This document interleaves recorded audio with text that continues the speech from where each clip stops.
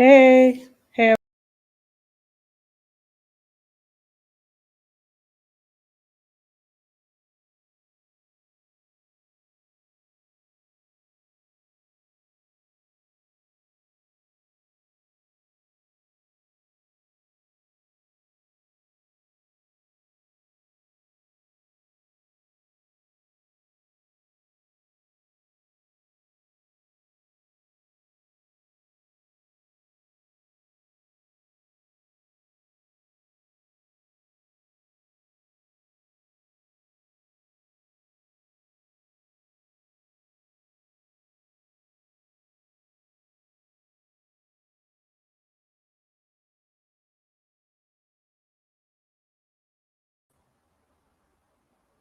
hey everyone.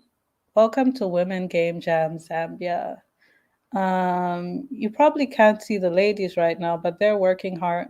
They're working hard at Bongo Hive. They're working on their games, and they're going to share them pretty soon. But oh yes, I forgot to introduce myself. My name is Sita, and I am here. I'm one of the participants at Women Game Jam Zambia, but I'm also one of the organizers. We have Lombe in the background who's working with the girls. She is also an organizer, and you'll get to see her pretty soon. So, what have we been working on for Women Game Jam Zambia? I don't know what the ladies are working on in the background, but I'm excited to see that. But what I've been working on personally is I've been working with Shamis, who isn't here right now, but when you see her, oh, wait, I don't know if you're going to see her today, but what we've been working on is it's a it's a confusing game, a game about confusing patterns. And so far, the patterns have actually been more confusing than playing the game. Making the patterns has actually been more confusing than playing the game. So I'm going to share my screen. And our game actually doesn't have a name, but I'll talk to you. Okay, it has a name, but I'll talk to you about why I named it what it is. So I'm going to share my screen right. Oh wait, I'm going to share my screen right now. Yes. Um, Hold on. All right. So this is my screen, and I'll show you what we've been working on. So like I said, we've been working on game weird patterns. What the game is, it's about weird patterns, and honestly, the patterns have been more confusing than actually playing the game. As you can see, if I press play, um, it's goes right on. The game says it's called Imaginarium, and you can kind of move through rooms if you want. Not if you want, like you kind of have to move through rooms, and you're a little ghost. So the game is actually it's being made in Bitsy, and if you want to make a game in Bitsy, making Bitsy games is really easy. You can go to this address at the top left here. Bitsy was made by Adam Ledoux. I believe that's how you pronounce his name, and it's a little editor for little games or worlds. The goal is to make it easy to make games where you can walk around and talk to people and be somewhere. Have fun making things in Bitsy. That's what it says up here. And yes, that is exactly what has happened. I've had fun working with Shamus on these patterns. So the first pattern that was made, it's kind of like a carpet. It's kind of like a carpet, but it's moving. And you can't tell which direction it's moving, if it's in or if it's out. I hope that registers. I hope people can see that you can't tell if it's moving in or out. Uh, I, I can't tell either. Um, I say it's moving. It's not. I say it's moving out, but it's kind of more like it's moving back and forth. The next pattern is pretty easy. All right, no, it's not. So it's supposed to be like it's bigger on one side and smaller on one side. So it's a bit like a water, either a waterfall or whatever can move. A waterfall or an escalator. Maybe those are the two things. But an escalator, it wouldn't be like an escalator. I'm thinking a waterfall. I'm thinking it's more like a waterfall going down. So this pattern would be going down. And our next pattern is a diamond. Now, this one is kind of similar to the first one, except it's a bit more confusing. You really, really can't tell if it's moving in or if it's moving out. And oh, by the way, how you make games in Bitsy? Let me actually show you.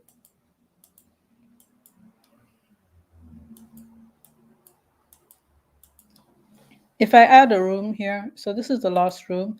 I'll show you how I'm working on this room. This room is it's still in progress, but the when you make a game in Bitsy, you have a little box here where you can add your peeps. So let's say I add, okay, I don't want to add an avatar because I already made this avatar. You can only have one avatar, and my avatar is this little ghost. So if I move this ghost here and press play, it'll actually start from where the ghost is. Yeah, it always starts from where your avatar is because you only have one avatar. So I can put my avatar here, and if I press play, ah, that's interesting. Anyway, if I press play, the avatar is here. What I was saying is interesting is that I have different color palettes. So down here, I made different color palettes and I can use them for different rooms here. So this is the color scheme for this room. And what I didn't know is that depending on which room you are, the the avatar takes on that color palette. So I'm learning as we go along, by the way. This is like it's kind of more fun working on the game, honestly. Like I've had more fun working on this game probably than playing it because if you play it, you just have to go across the screen. So yeah, if the avatar is here, it starts here in this room. Let's put him back, him or her, them back in the first room. And yeah, when we press play, you really can't figure out where we are. Um, yeah. And I made a goal for one of the levels here.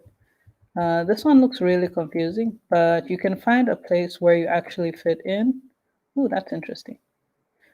You can find one place, I believe, except maybe these places.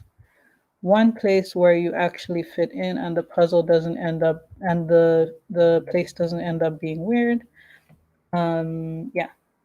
And let me show you how you can add more stuff to Bitsy. Um, okay, in the example room, I'm gonna add a tile. Add a regular old tile. So this is a regular old tile or regular new tile that you can have in your game. And when you move around, I mean, when you apply it, um, you can decide what you want to do with the tile, but this is just a regular tile that you can walk on. So if I bring my avatar back into this room and press play, um, you can move around here. You can move around and touch the tiles. But something you can do with tiles that makes it something optional that you can do with tiles is that you can make them walls. So if you just select wall down here, you won't be able to get past the tile. So as I move around, mm, yeah, I can't go through the walls here. So um, Oh, another thing which you can do with things in Bitsy, you can actually do this with everything in Bitsy, the avatars, the tiles, the sprites, and the items. So, something else you can do. Okay, I don't want these to be walls anymore. Or maybe I do. Something you can do is add animations. Like, as you can see my ghost moving, I can add an animation to it. Uh, okay, so this tile, we want the tiles to take on an animation. Now, with the animations in Bitsy, you can only have 2 frames. Bitsy is really, really simple, and it's it might be unappealing to some people, but the limitations make it really fun. So I'm going to edit frame 2, and I'm going to take away that center block, and immediately you see the block change. And I can also edit here,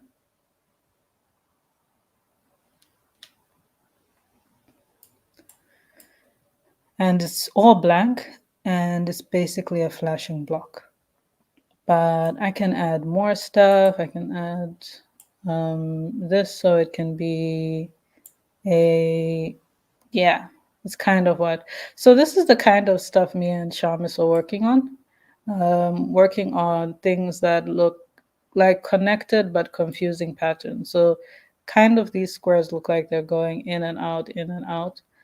But if you add different stuff to it, so this is a block. I'll make another tile called block 2.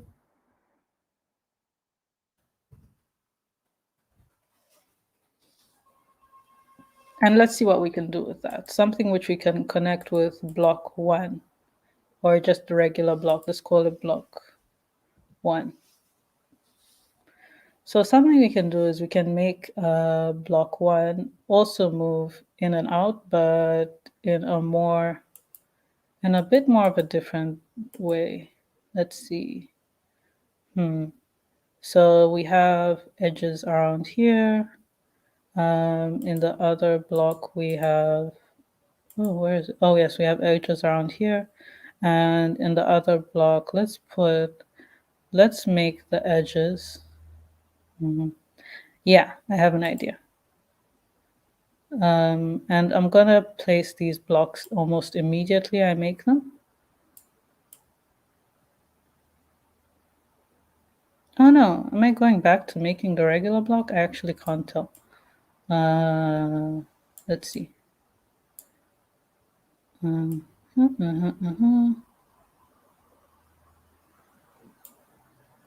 And let me place some of these blocks here. Okay, add an animation to them. Frame 2. I want it to, I want frame 2 to be it moving it in the middle like this. So you can see the pattern changes, but I actually want it to be a different way. Um, I actually want it to be negative to that pattern. So painting in Bitsy is simply clicking on the squares. Yeah. And after I do a little bit of this, I'm going to show you some of the other rooms I've been working on. Um, yeah, so this is kind of how I wanted the block. And if I put it in a few different places, I'm hoping it makes a pattern. I'm hoping it makes a weirder pattern. If it doesn't, it's fine. I'll go back to my other rooms and I'll show you a challenge which me and Shamus are working on.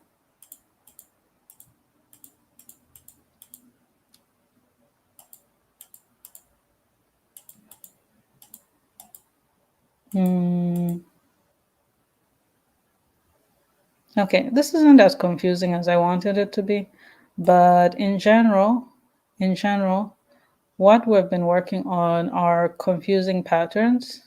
Um, and if you if we go back to the other ones, you can kind of see If we go back to the other ones, uh, you can kind of see what we meant by confusing patterns. And actually, like I said, working on the confusing patterns is more difficult.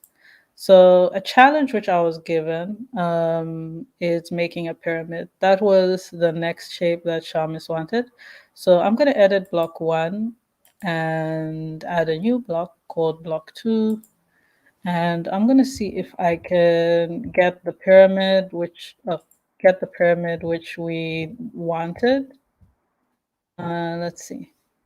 So we have these flashing blocks here that aren't a pyramid so far, but we can get them to be a pyramid. I think we can get them to be a pyramid. So that's what a pyramid looks like. Hmm. If I put these squares here, uh, let's see. Yeah. So this is kind of the cubing or the order which I'm hoping it to be. And the next thing I want to do is make the pyramid the other way. The pyramid, make it inverted so that I can have a moving pyramid. So that's what I want to do in the next animation. And a nice thing about the animations is if you exit them, I mean, if you go completely, what can I say? If you completely blank it out, you can actually see the shadow of the other pattern here. So it can help us when we try to make our other pattern. So let's see if this will work. I wonder if this will work in terms of making a confusing pattern.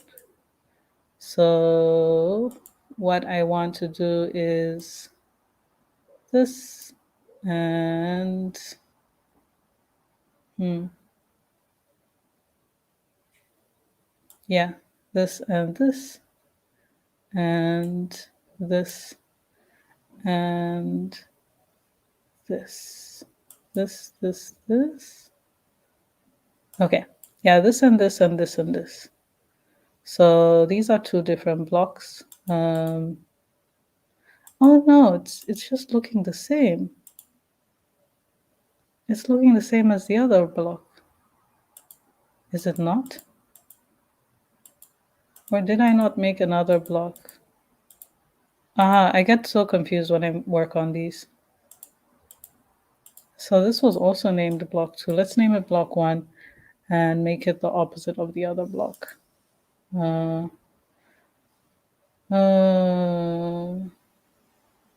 okay. So what I said I want to do is invert the blocks. Because right now, if you put them like this, they look like they're moving side to side. By the way, what I have here are sprites. So what a sprite is, I'll go to the last room and I'll show you what a sprite is. Oh God, this pattern, need to get rid of it.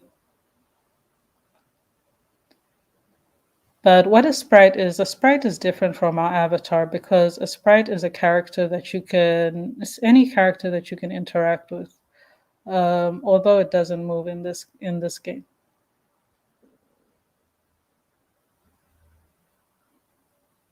Hmm. Or in this game engine. So I actually made a ghost sprite just to confuse me, but I will add another sprite which will be pretty much the original sprite. In there's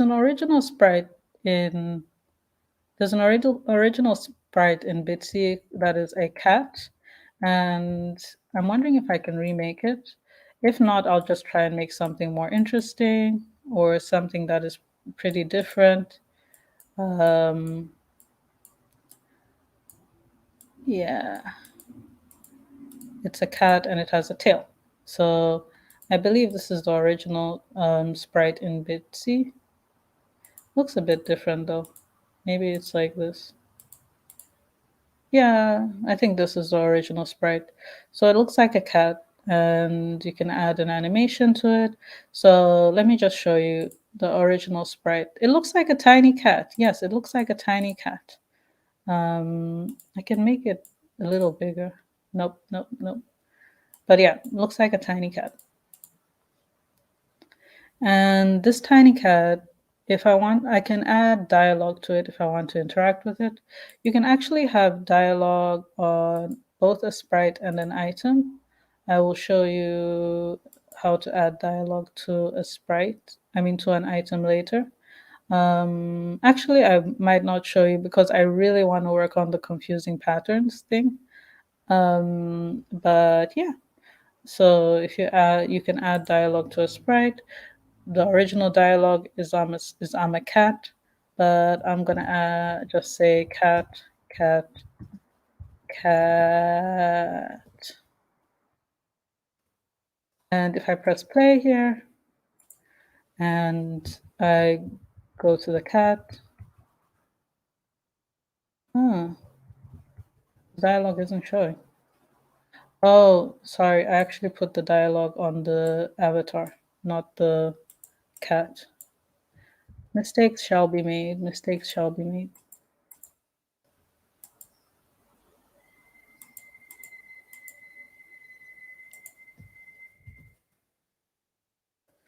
So I don't know how it's what's going on with what's going on back at Bongo Hive, but the ladies will show you their game at some point, or they'll show you their game later. And I'm really excited to see it because I have no idea. I have no idea what's being worked on, so that's exciting for me. Uh, so that's a tail wagging cat. Um, yeah, that's a tail wagging cat. A tail wagging cat. Yeah, a tail wagging cat. And yeah, if we press play, we can actually interact with the cat here. And the cat says cat, cat, cat. Um, let's see, let's see, let's see. So back to the room, which I'm trying to work on with confusing patterns. Um, uh, let's see, let's see, let's see. Oh, we had these tiles, this tile, and I'm gonna duplicate this tile um, and call it block 3 because I actually want these to be blocks, like pyramid blocks. That's the challenge which we're trying to make right here. And I'm just gonna invert the pattern here. Let's see, are there any comments? Yes, there are 2 comments. Hey, oh, hey Chachiwa, how are you? Thank you for watching. Um, yeah, thank you for watching, Chachiwa. Yeah, so what I'm gonna try and do is I'm gonna try and invert this pattern. Um, block 3. I hope I am working on the right block. Yeah, I'm gonna try and invert this pattern.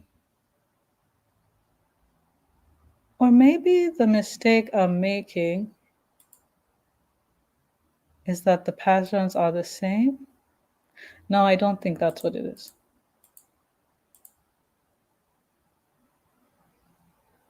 Hmm.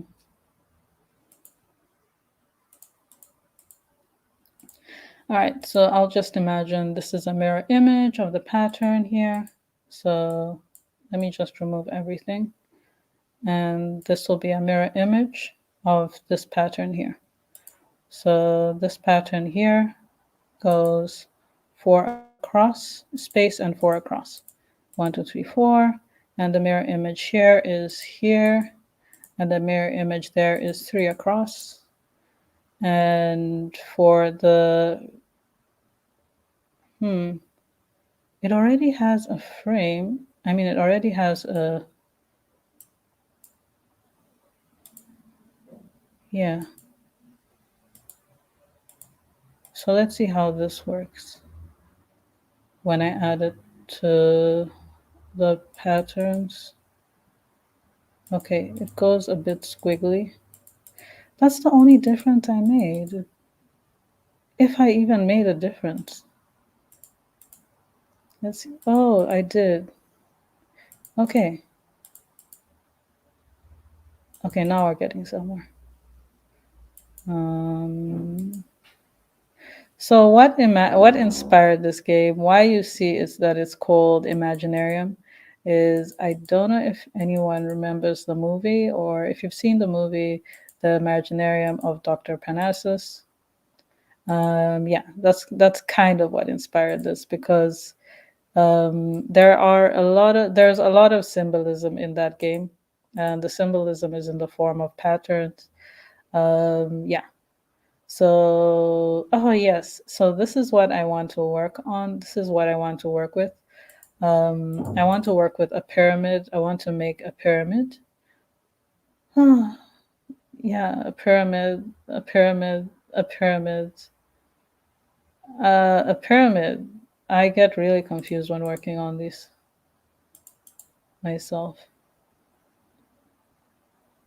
All right, let me get rid of everything here. And um, let's see, one, two. I find the easiest way to actually get the patterns working is to work diagonally and then put the other ones on diagonally. So that looks like what it looks like. And if I go back, if I go to block 3, then that looks like what it looks like. Um, and yes, I was given the challenge to make a pyramid. I don't know if this would work out well to make a pyramid. Let me see something.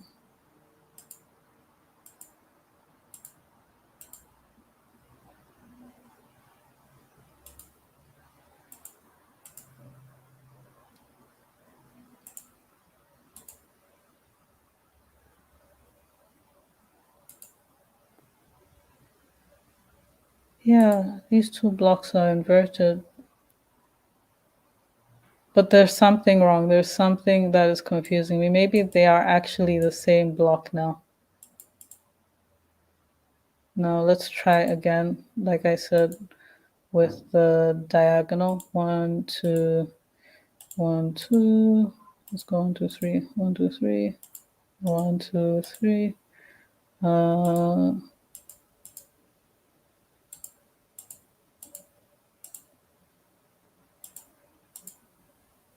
uh, it is confusing me. It's got me. It's got me. It's got me. And this is really different from the other patterns we're working on. But yeah, it's supposed to be, it's gonna be like a pyramid. Um, oops. Whoa. Um,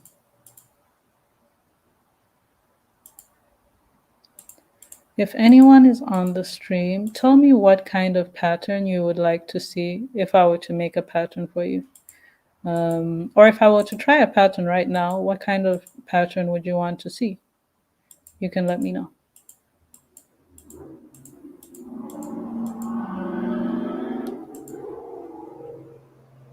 And I will definitely try to make it.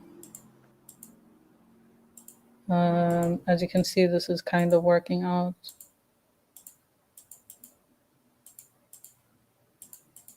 Let's see what peeps are talking about. Hey Dennis, how are you? Hey Dejan Marshall, how are you? I'm just making confusing patterns if you want to know what I'm doing. So let me know, like I said before, let me know what kind of pattern you would like me to try out.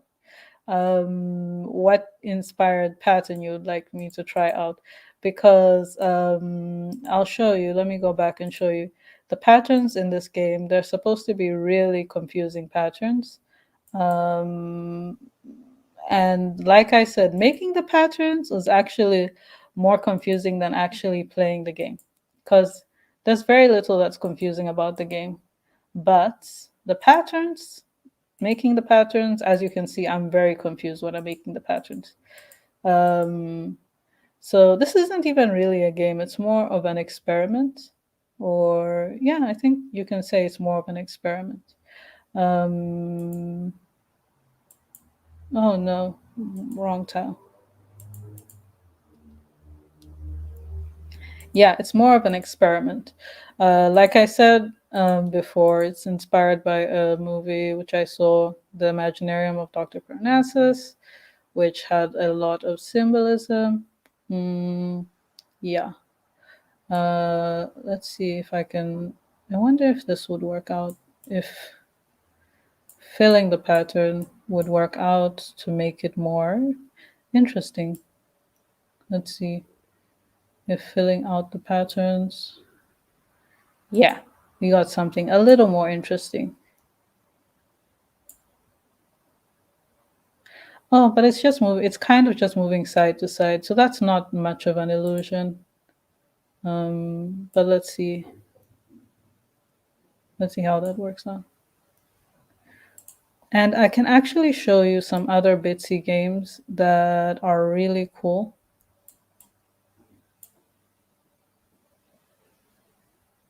Hmm. It looks like one of the patterns is different, is not ideal. This is the kind of stuff I'm talking about. Making this is more confusing than actually working on it. Um, yeah. So let's see. Careful not to make that symbol. We are working on that symbol actually, because I was told to make a pyramid, but it might not be the type of pyramid. I guess we can make a different type of pyramid. Um, hmm.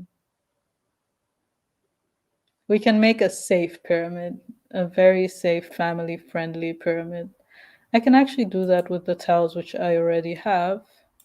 Um, yeah, these are the tiles which were already made. Um, yeah, no, this isn't very interesting. Honestly, I like the confusion. I enjoy the confusion. So, gosh, where are we? These are a lot of tiles I made. I made some sparkles too.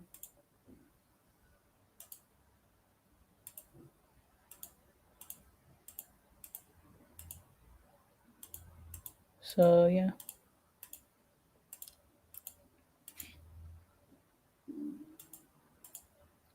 So, let's see. You know what? It's not that symbol if it's the side of a pyramid. If it's one side of a pyramid, it's not that symbol. So again, if you guys want me to make a specific pattern, just let me know. Um, okay. I also have this right here. Um,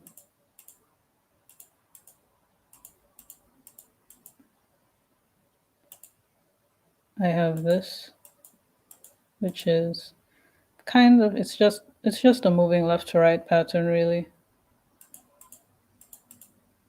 But it might look different if we use a diagonal. I mean, if we put it on a diagonal. Not really, actually. Not really. Not really. Not much. Not much. If you're from Zambia, you'll know what I mean when I say not much. Not much. So yeah.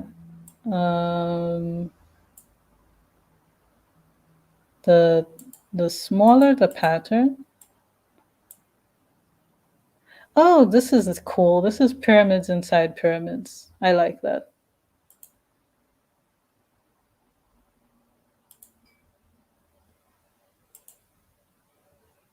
Mm, all right. So if anyone in the background is ready, I would really like to see your face, just if anyone's ready in the background. It would be nice to see. It would be nice to see the people who are working in the background. Oh no, I confused myself. No, I didn't. Yes, I did.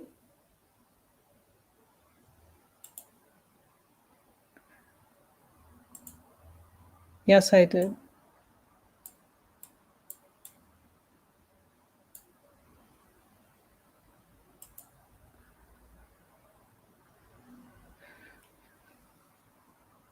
Hmm.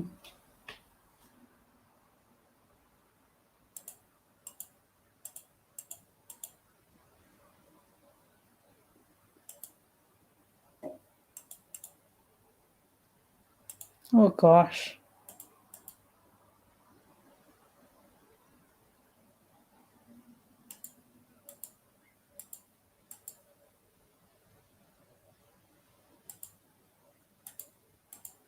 I lost my blocks. Oh no, they're right over here. Uh, frame two. Instead, frame two is not a top left inversion. Frame two is a left right inversion. Um,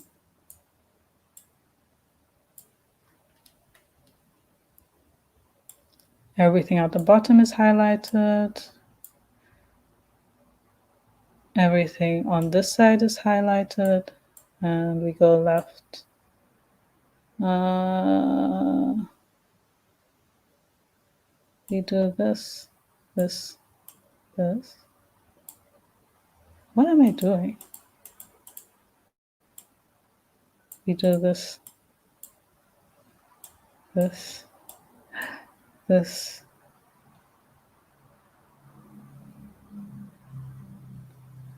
And you know what? Let me actually fill up the whole screen because I enjoy the confusion. Though at this point, it's not really confusion.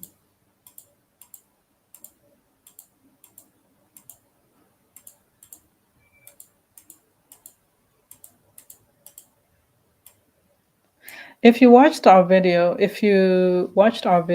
of us working on our pattern yesterday, there was a part where we made a mistake that took us so long to figure out. But this time, it's really hard for me to make a mistake because the pattern which I'm working on is going diagonal, is one big diagonal. But something which I can do to make it more interesting is, like I said, since this is supposed to be a pyramid, maybe give it a boundary. I can do that. I can give it a boundary. Add another block and just put a diagonal. Um,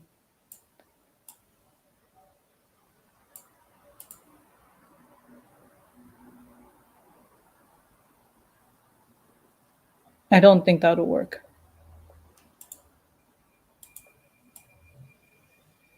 Yeah, it kind of works.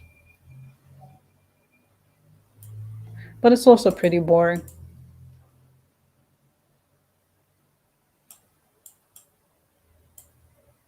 Hmm. Let's try and work with something else. Side one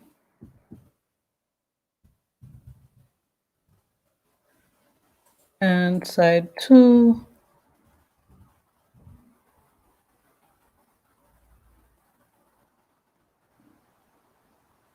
Actually, I'm gonna try and recycle a pattern for this. Oh, not there. Here on the diagonal. Oh man, I'm confused now. Okay, yeah, I'm gonna try and recycle this pattern so it looks like a pyramid moving in and out. And maybe I'll end up doing that for the whole thing. Um,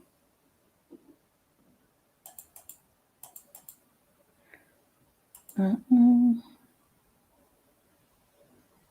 No.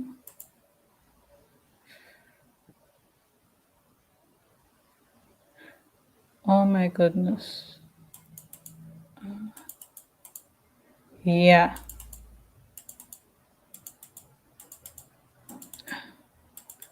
some lines that move in and out. This one isn't that confusing though. If I leave it like this, it's not that confusing. So I'm gonna stop sharing my screen for a bit. After I do some significant stuff, and I'm gonna interact with the audience. If you guys want to hear more about, um, I guess the history of game jams in Zambia, because I think that would actually be interesting to hear, because I guess Zambia isn't a place that you would expect to have a game jam type community. It's not the place where we'd expect to have a game jam community, but we're growing, and I like that we're growing. I like that we're growing. One of the things, oh, I'm hypnotized. I really like that we're growing as a community. And what made us grow is Global Game Jam, because that was the first game jam event we had in Zambia. Um, I know what to do. I know what to do to make it work. I think I know what to do. Um, First, let me black out these tiles.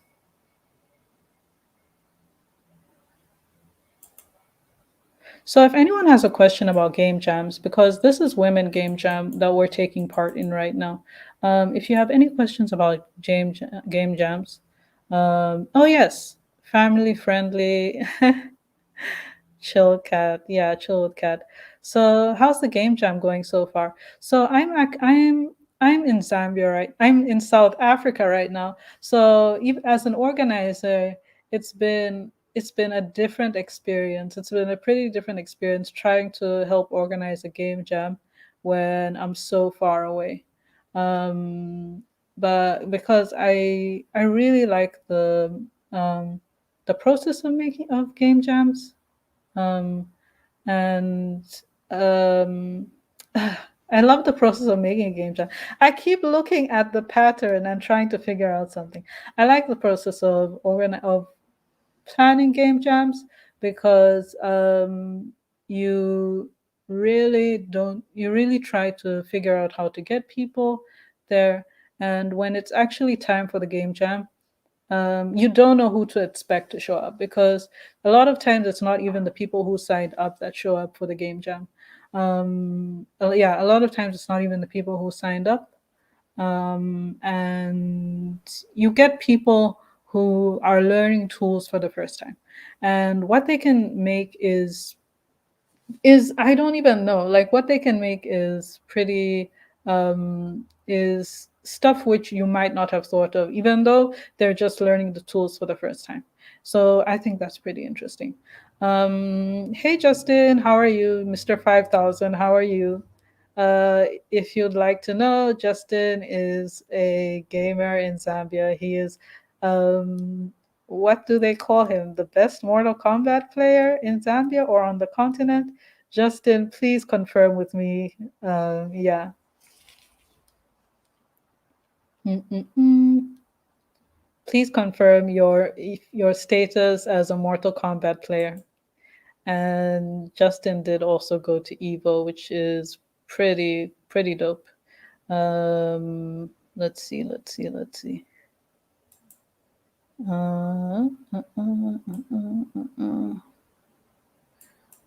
This is what I'm working on.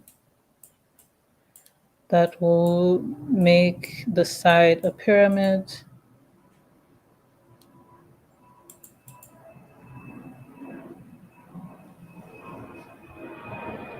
And it doesn't stay a pyramid. I don't want that. I want it to change. Um, let's see.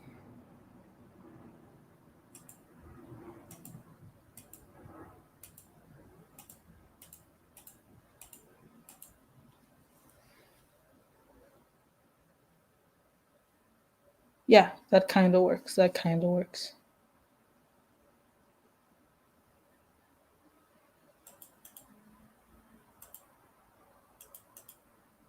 Oof. I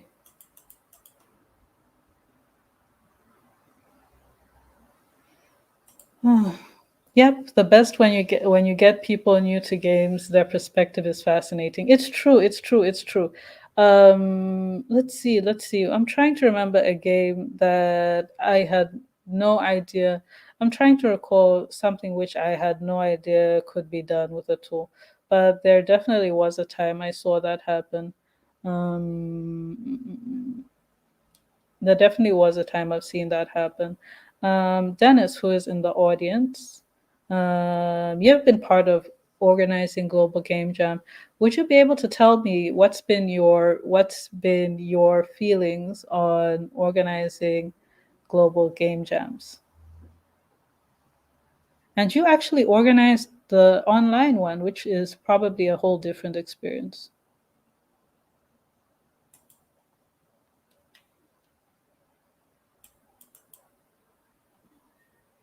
Mm.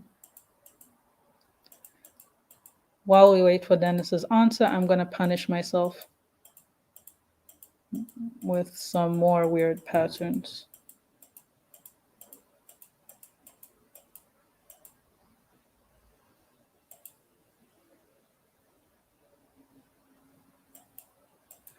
The first online game jam in Zambia. Exciting title to have.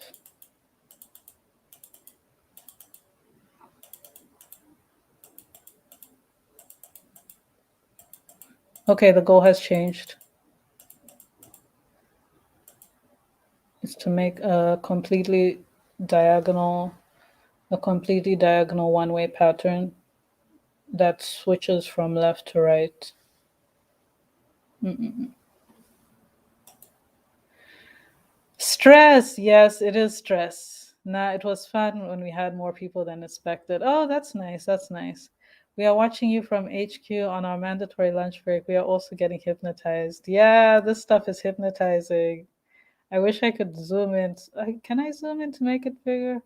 Yeah, Elle's Love is Lombe, who is the other organizer together with Cynthia and Regina. They are, I don't know if all of them are at HQ. Tell us how things are going. Like, by the way, you can join me on the screen um, if you'd like to just show your face. Even if you're muted, we would love to see you. Um, it was, yes, Dennis. It was fun when we had more people than expected. That's cool. And yes, it is stressful. It is stressful. It's really stressful organizing a game jam. But the like I said, when I said it was fun, the fun part is the idea is the idea that you're going to get people making games and you're trying to accommodate them. The hardest part for me, because I'm a noob, was getting people to upload stuff. I had to learn about GitHub. You had to learn about GitHub? Why did you have to learn about GitHub? You can upload your games to itch.io. Oh wait. You had to learn GitHub for other reasons? Tell me about that. Lombe said she'll come on after they eat just to wave, which is going to be nice. Um, yes, yes, yes. So I'm going to recycle this pattern. No, I'm not going to recycle it. I'm not going to recycle it. No.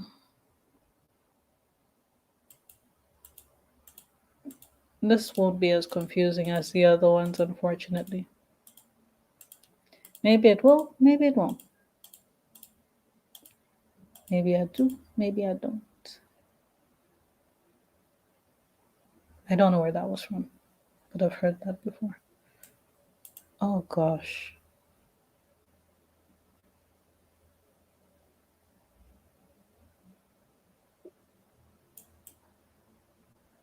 It looks a bit like a houndstooth pattern, just a little bit.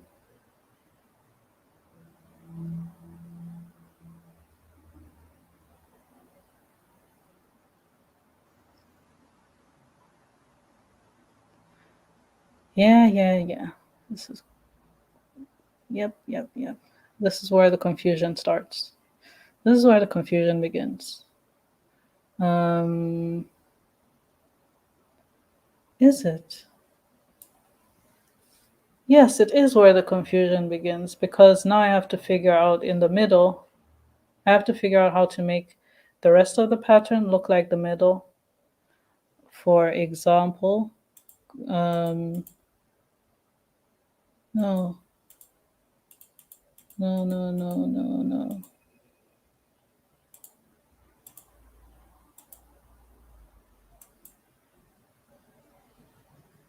We definitely have the block which I'm looking for because I can see this. So this diagonal is kind of what I want here. This diagonal we have in the middle. And I'm looking for the block which complements that, the block which allows me to make that. I'm pretty sure we have it. I'm pretty sure we have it. I am pretty sure we have this block. Is it one of these? Is it? Is it one of these? Oh my goodness. No, it's not. It's not. It's not. Is it this?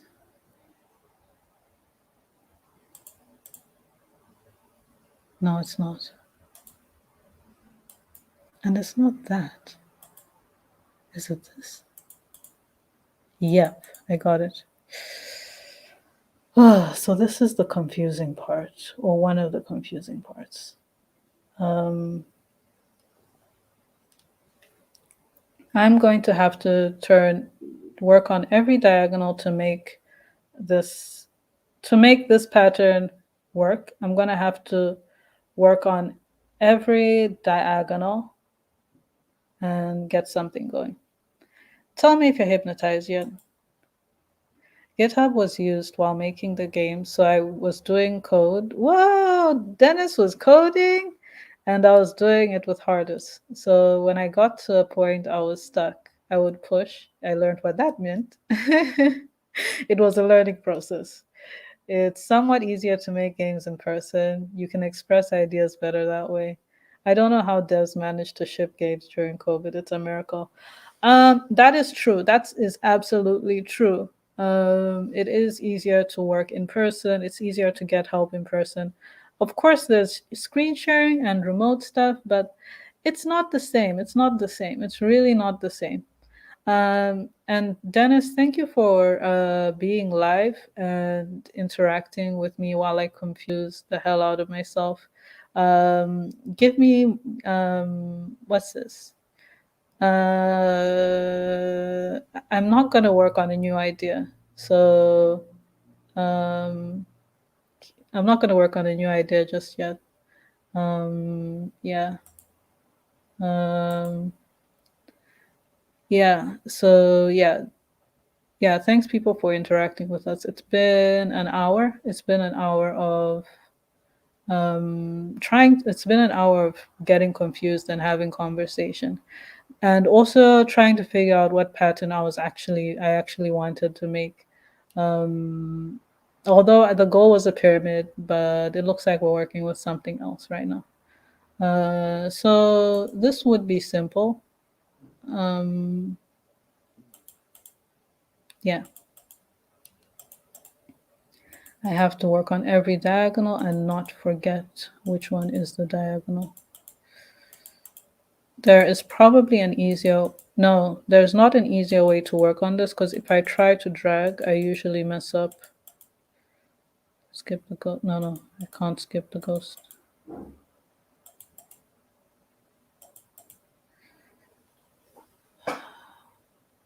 Hmm.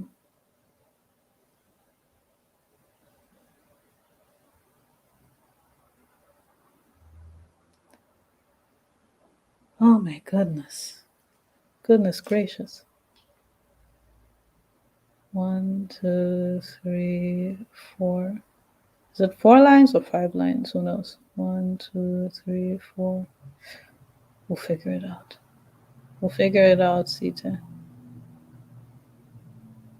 It almost feels like some of these aren't even moving, to be honest. But I know they are because I don't have blocks that aren't moving. Uh, no, that was a mistake. That was a mistake.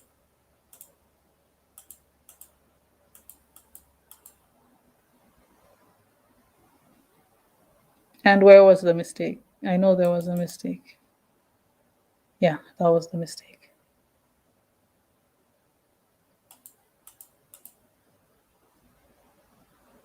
Yeah. Um,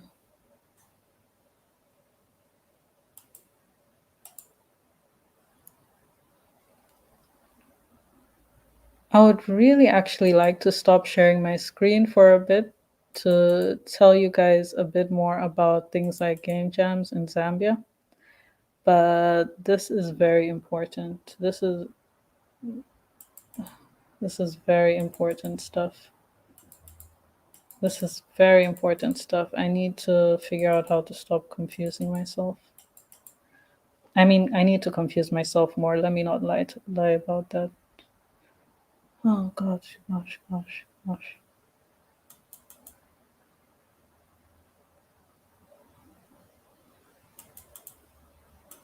Yeah, I think we got it. I think we got it.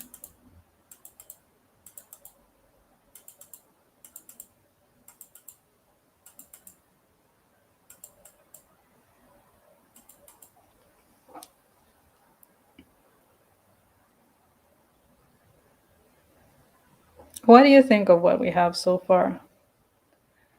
Like I said, the goal is to make confusing patterns, and I'm going to remove these sprites. Okay, let's remove that sprite. Uh, oh, these are ghosts. I don't know what's real and what's not. Okay. What games are teams making? What games are the teams making? Any new devs? Yes, there are actually new peeps in the background, and I have no idea what game they're making, and that's what we're gonna see later on. Um, it's definitely psychedelic. It is definitely psychedelic. Yeah, that's the goal. That's the goal, though. And if I let me actually see how it looks if I go back to the other patterns and change the color palette because the color palette is a bit easy on the eye right now. But if you change it, oh gosh, yeah. If you change the color palette, it does um, hurt a little. It hurts the eyes. It looks like lines are bent, and it looks like some lines are bent and some lines are straight. And this was actually supposed to be the end room. I can't think straight. I really can't think straight. This is actually was actually supposed to be the end room because there's only one place in all these patterns. There's only one place where the avatar actually fits in.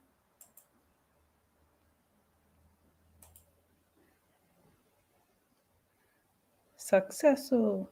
Sorry. Who is that? I can't pronounce your name. Ute Angelic Angelka. I'm sorry if I'm not pronouncing your name right. Um, yeah. So, thank you for being on the stream, by the way. I don't know how many people are watching. It's almost been an hour. It's almost been an hour of this, and time goes really fast. Time goes really fast when we're working on this. Because yesterday, when me and Shamis made a mistake, we really thought that we worked for like 30 minutes, and it was only 10 minutes when we made the mistake. Um, the video will actually be queued up um, a little later. Um, it can be queued up now too, or after lunch. After we have a lunch break, the video will be queued up. just let me know in the background. The team who is listening, let me know in the background if you are able to share the video of me and Shamus working yesterday and getting hella confused.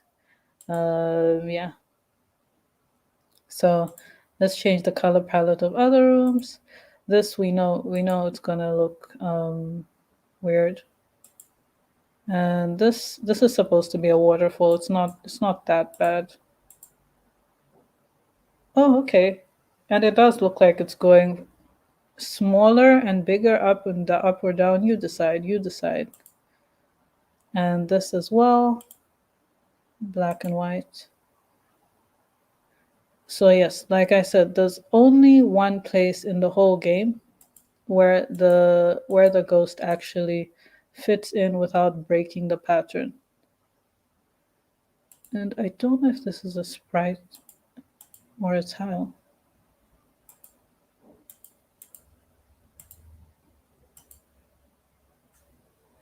I'm trying to get rid of that item, but I can't.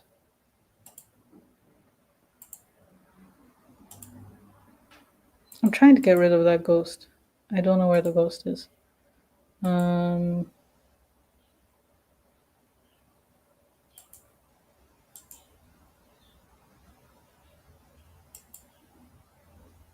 I hear new comments, but I can't see them.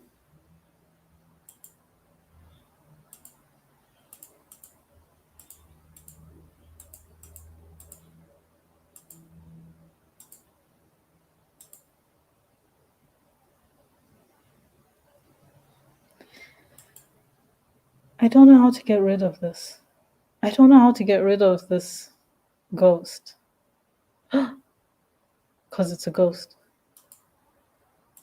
But let's get back to these confusing tiles.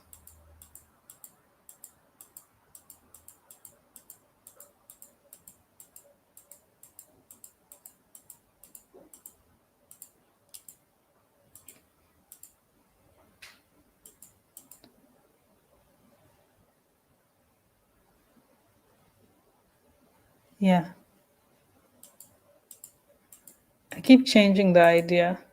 If women game jam was for another day, was lasted another day, or if we were working on it for another day, I would definitely show you something. I'll definitely show you where I think this pattern is going, because for this pattern, um, I would like it to move a bit left and right as or maybe it does. Maybe it is moving left and right now. Let's see. Hmm. I would definitely like this pattern to move in a slightly different way. Um,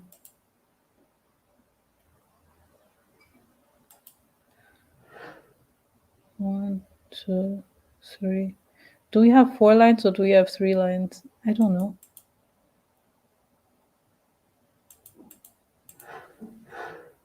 We had four. We had 3 lines. We're making the fourth line now.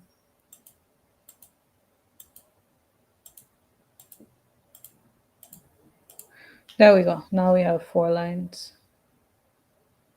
Is it 4 lines? Is it 4 lines on each part? Someone help me out here. Yeah. Mm-mm, mm-mm, mm-mm.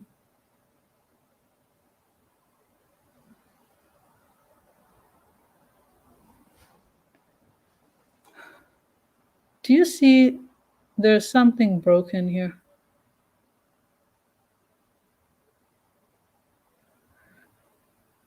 And also in general, there is something.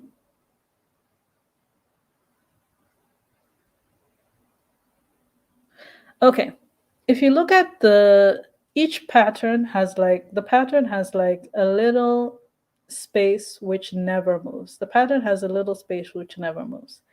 Now, if you try and focus on those spaces, you can't tell which direction the pattern is moving. This one is actually moving left, right, even though it's lines which are diagonal. It can be moving left or right or up or down. Left or right or up or down.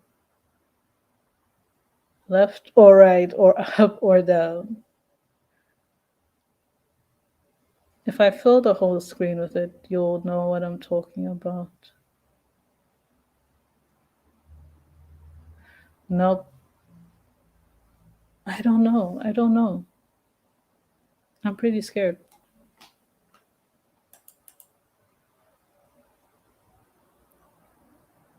Mm, mm.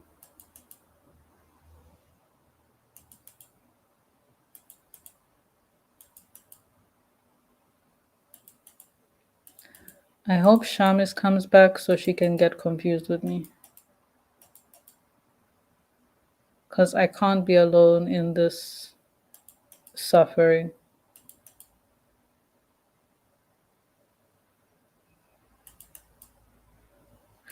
Yeah, you know what? Making the game is actually the puzzle itself. Making this game is actually the puzzle itself. Oh.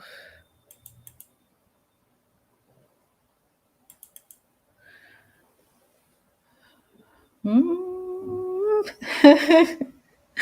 Making the game is a puzzle itself. So let's say the game is actually making the game is actually what's the puzzle. Making the game is the game. Making the game is a game. If anyone's online and would like to hear me talk about the history of game jams in Zambia, please let me know. Yeah. And while I'm waiting for that, I will be, like I said, confusing myself. Um, yeah. Mm, I'm scared of breaking it.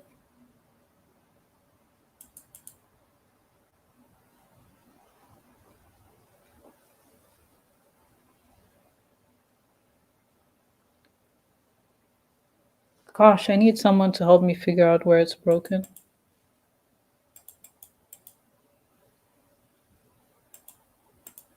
Okay, I can't click that block because it's an exit.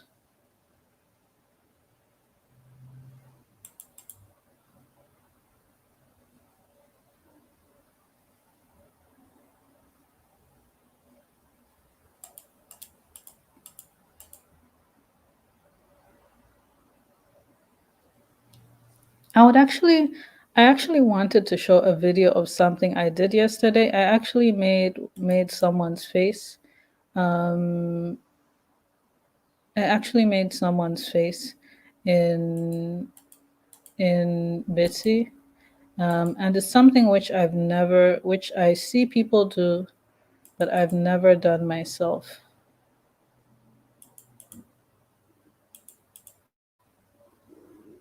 I think this is wrong. Yeah, like I said, it's something I've seen people do, but I've never done myself. Making actual faces or something in Bitsy or something or the other. Goodness, goodness, goodness. What if the whole middle is wrong?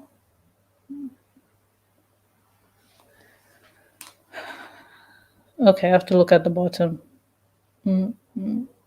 Correct, correct, correct, correct. Wrong. Ah,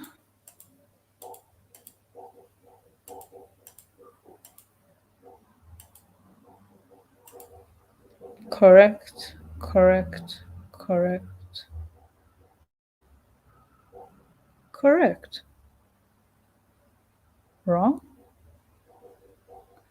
correct, wrong,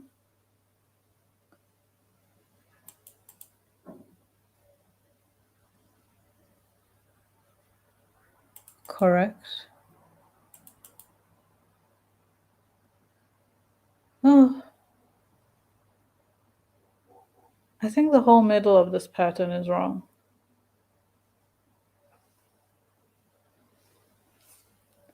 Okay, I'm gonna give my eyes a break. Break it? That's the only way to truly know. Yeah, you know what? I'm gonna break it. I'm gonna break it. I'm gonna confidently break this pattern. I'm gonna confidently break this pattern. Uh,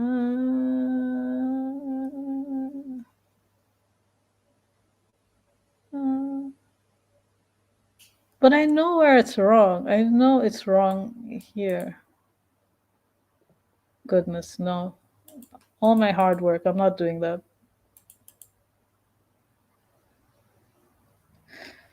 Oh my goodness. You know what I think is wrong? I think it's offset. I think I offset the pattern accidentally in a way.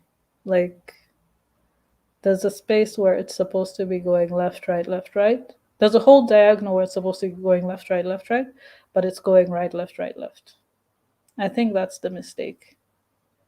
I think that's the mistake, and I would kind of rather keep it that way because I it might be too much work to fix. Let's see. Um,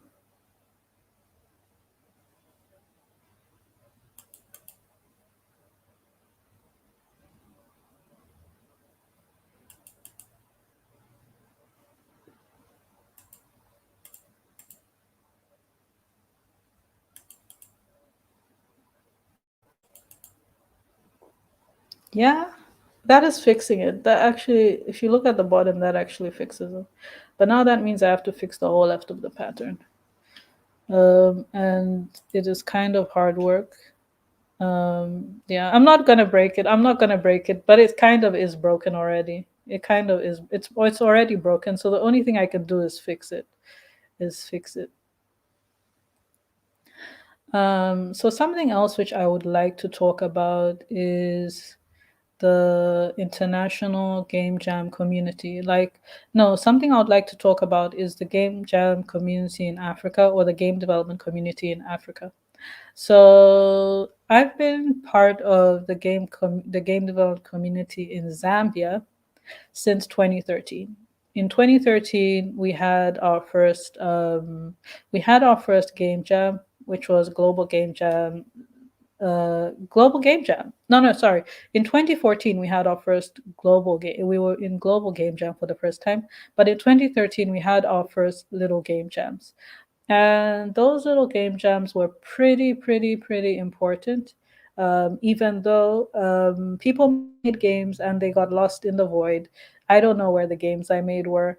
But it was pretty important in knowing how to organize game jams, in knowing what to expect from people. So that's how about 2013 went. In 2014, we took part in the first global game jam, and by that time I believe there was only Nigeria. Yes, Nigeria and South Africa were the only other places that were had game jams. Um, they Sorry, I keep looking at the pattern and it's confusing me. Let me stop sharing for a bit. So in 2013 and 20, I mean in 2014, we took part in Global Game Jam for the first time. So Global Game Jam Zambia happened for the first time. And after that, and that year, like I said, only Nigeria and South Africa took part. And afterwards, the year since then, I was a regional organizer for Global Game Jam in Sub-Saharan Africa. And my I actually had a goal. Like I really wanted every country in Sub-Saharan Africa to take part in Global Game Jam. But that at the moment it hasn't happened. But there are a lot more countries taking part in Global Game Jam than there were before. A lot of countries that have taken part in Global Game Jam than before. And it's not just because I was reaching out to them, but it's also because the game development community in Africa has been growing slowly, but it has been growing. um, I think my eyes are I think my eyes are pretty confused from staring at that pattern for a while. But yes, the game development community in Africa has been growing by itself since then, and the growth is quite organic. The growth is quite organic because a lot of people just realize that they want to make games. A lot of people just see gaming becoming more popular, and it kind of gives the idea that of course it gives people the idea that they would want to they would want to make more games. So I think that is definitely I think that's definitely the main I think definitely that's the main catalyst for the growth of game development. The fact that people see games becoming more popular, especially on Android, and I mean, especially on mobile, because mobile is the main platform for games on the continent. So a lot of people see games becoming more popular on mobile, and that's what yeah, that's and it leads people to want to make their own games because you have games like Subway Surfers and these hyper casual games. So I guess a hyper casual game is like a mobile game that can be played real quickly. So games like what can I think of? Back in the day, we had Flappy Bird, and then we had Doodle Jump. We had what else did we have? Right now there's music tiles or something like that, but the games we've had hyper casual games for a long time, but now there seems to be an explosion, or there seems to be way more hyper casual games around. And if you look at hyper casual games, it's something that a lot of people would believe that they can make too. A lot of developers would believe that they can make too. So I think that is something which is encouraging game development on the continent. Um, yeah, besides also how you can get money from getting into game development. But something which I would love to see more of is people making games on platforms like PlayStation and Xbox consoles, basically, and PC consoles and PC, because one of the few games that there are two games that can be recognized. There are two games that can be recognized. I think over on the continent, there's Orion, the Legend of the Coriodan, that's from Cameroon, and Semblance from South Africa. So those are two games that I can say um, are pretty are good cases for for game development on different platforms. Lombe has told me that the team in the background is ready to wave, or I hope you guys are ready to say something too. So if you're ready, please just like join the camera and join the stream. Click the button and join me side by side, or you can take over the whole screen. Yay! Women Game Jam Zambia is here. Hey guys! Oh my gosh! So, oh, your mic isn't working. Anyone know sign language? I don't. So a little bit. I can hear people a little bit.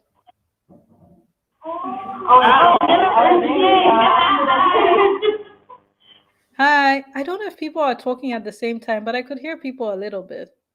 Um, so oh, I can hear you guys. I can hear you guys. If one person talks at a time, I can hear you guys. So waves. Dennis is waving at you guys. Yeah. So let me see. What question can I ask? How's it going? How's it going? Just do a gesture or facial expression, or yes, with your body express how the global game jam has been going. Oh my gosh! Yay! I'm glad you're good. We have only one thumbs up there from yes. So I believe one thumbs up on the left, on my left. So I believe it's going great, great. kind of great, and great. Um, so, oh yes, two thumbs up. Let's see. Um, so. Um, so are you having fun at least? Are you guys having fun? Yeah. Yeah. Oh my gosh. Yeah, that sounds great. And I'm gonna ask questions, and you guys can nod. If you guys don't want to speak with the mic, I'm gonna ask questions, and you guys can nod. Um, will you be ready to show your game in 30 minutes? An hour? An hour? 2 hours? 2 hours. Okay. Um, if you guys will be ready to show your game in 2 hours, that's gonna be great. Uh, what other questions can I ask? Does anyone have any questions to ask in the audience besides Dennis, who is waving? Um, at We will show you 3 games in 3 hours. That's awesome. That's awesome. That's a lot for our first game jam. That's a lot for our first game jam. Um, oh my gosh, we can actually communicate by text. We can actually communicate by text here. So do you have actually ask me a question? Ask me a question from your text. Oh my gosh, guys, it's the future. This is 2020. Look at how we're communicating. Well, it's via text and video. I think we could do that a couple of years ago. Um, so who's an artist there? Who's the artist there? Hand raise. Who's the artist? Who's the writer? What will I do about my broken pattern? I'm gonna try and fix it. I'm gonna spend maybe a few minutes fixing it, and then we can break the stream. Hello from Argentina. Hey, hey guys. Yeah. So if you're wait, actually, do you have any questions for us from Argentina? We are all writing. Oh, you're all writing the script. So this is it a twine game? Are you making twine games? Uh, nod or shake your head. Not twine. Oh my gosh, what are you guys working on? What are you guys working on? I'm too excited. I'm too excited to hear. All the games are in Bitsy? That's exciting. That's so exciting because mine's in Bitsy too. This is so cool. This is basically a Bitsy jam. They have Bitsy jams. So, oh my gosh, you know what we can do? You know what we can do? We can put all our game. We can actually put all our games together and make it a collection like the Women Game Jam Zambia Bitsy collection. I think that'll be fun.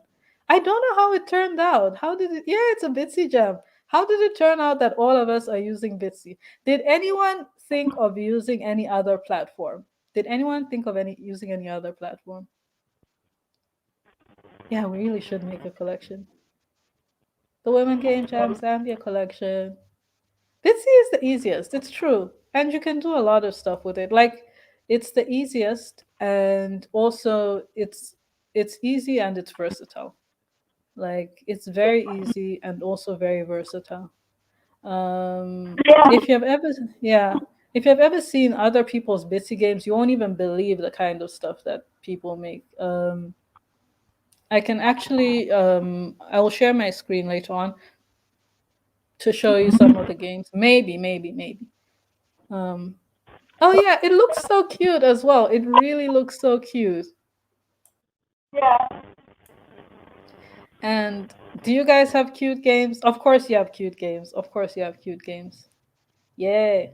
So how different are the stories in the games? You can like do this or that. How different are your stories in your games? I wanted to make three different color palettes. That's cool. That's really cool.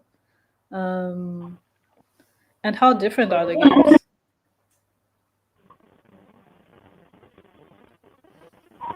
Very different games. I'm so excited. I am so excited to see. I'm so excited to get our collection going. Um, How many people are working on the game? But they all tie into the theme. Yes, remember the theme was sailing into unknown waters. Is that right? Sailing into unknown waters. Yeah. So um, I I decided to use the theme of kind of getting lost in your head, or the afterlife or whatever is it's kind of unknown. That's unknown. The afterlife is unknown. So sailing into unknown waters, and of course, what is it? Of course, like I said, it was inspired by the Imaginarium of Dr. Parnassus, which is a bit of a confusing movie. Yeah. So, game Women in Games Argentina is asking, was it hard to decide the main aesthetic? So I'll answer that first, and um, yeah, it's a very confusing movie. It is. And there are a lot of themes about death, so that's why I made a ghost. So yeah, Women in Games Argentina is asking, was it hard to decide the main aesthetic? Um, I don't even remember how I came up with the idea. I don't even remember how I came up with the idea, honestly. What about, yeah, the four ladies say, no, it wasn't hard for us to decide the main aesthetic. We were very much on the same page. That's so cool. That's so cool. I like how it's coming together for you four. And I'm really, like I said, I'm really excited to see the games you're all making. Um, let's see, what else can we talk about? Uh, I'm still very confused. Like my mind is shaken up from the broken pattern. And Bibiana was the artist, or is the artist. Is so good with drawing sprites and the backgrounds. I'm excited. I'm seriously so excited to see what you all are working on. Um, let's see. Uh, 1 second. Um, I see Bibiana lifted her finger, so I'm saying 1 second. We hope you like our games. Of course, we'll like your games. Of course, because this is the first Women Game Jam Zambia, and it looks like we have four games being made, which is actually more than the first global game jam in Zambia, and possibly the second global game jam in Zambia. So as women coming together and making four games, yes, as women coming together and making four games, I think that's great. I think that's great. Women from Zambia coming together and making four games. Yeah. Um, Oh my gosh, you got so overwhelmed with how cool one of the stages Bibiana has drawn. Oh my gosh, you keep getting me more and more hyped to see the game. I'm not gonna overhype. Yes, yes, yes. I'm hyped. I'm hyped, but I'm not overhyped. I'm hyped. I'm hyped. I'm not. Yeah, Women in Games Argentina is excited to see them. Yeah, yeah, yeah, yeah, yeah, yeah. Hyper, hyper, hype, hype, hype. I'm so excited. Um, let me see, let me see, let me see. Oh, so I asked, yes, you said it's very much a collective effort. So but you have Bibiana as the artist, and you're all writing it. What other parts? Let me see. What other aspects of the game jam came into play? Was there any other difference? Were there any other roles that someone had to take on during the game jam? Oh my gosh, no. Yeah, whatever. Don't be shy. Don't be shy. You're saying we are beginners. We are doing basic things. No, you're not doing basic things. You're making games. Damn it. That's not basic. Making games isn't a basic thing. Making games in general isn't a basic thing. Let me see. Is anyone Let me see. In terms of your energy levels, is anyone exhausted? Is anyone exhausted? Okay, that's good to see. No one is super exhausted because during game jams, you really need to take care of yourself. So, Women in Games Argentina says, we are so used in the gaming industry to see games from Europe, Asia, or the USA that we want a new perspective. Yes, we want a new perspective, the perspective of African women in games. So, yeah, you're going to get a new perspective. Zambian women working in Bitsy, and a collection of the same theme, but a collection of the same theme, but interpreted in different ways. So Lombe is exhausted as an organizer, but this is so fun. Yeah, organizing game jams. It's exciting, but it is exhausting. It is exhausting, especially on the day. Especially on the day, you have to run around so much. I think we need to give a round of applause to Lombe. I think we need to give a round of applause to Lombe because she has been running around and doing so much stuff. Yeah, and she's still making a game. She is still making a game, and she's running around doing all the organizer work. I could never. I could never. I tried that, and I could never. I could never. So that is awesome work. Um, oh, by the way, oh yes, a round of applause from Women in Games Argentina. Um, so something else is that okay, a fun fact is that Lombe has her own YouTube channel and it's really cool. Should I tell them about your YouTube channel? Can I tell them about your YouTube? Yes, okay. So in her YouTube channel, she posts weekly videos on Thursday and they're weekly vlogs on Thursday. And if you want to get more of a perspective of on someone living in Zambia, in fact, a nerd living in Zambia, because Lombe is pretty much a nerd. She loves anime, she loves video games and all that stuff. So and but yes, she's a Zambian, so you'll get the perspective of a nerd living in Zambia. Yes, her page is Low the Stand. So you can go and go and subscribe to her channel and go watch a few videos.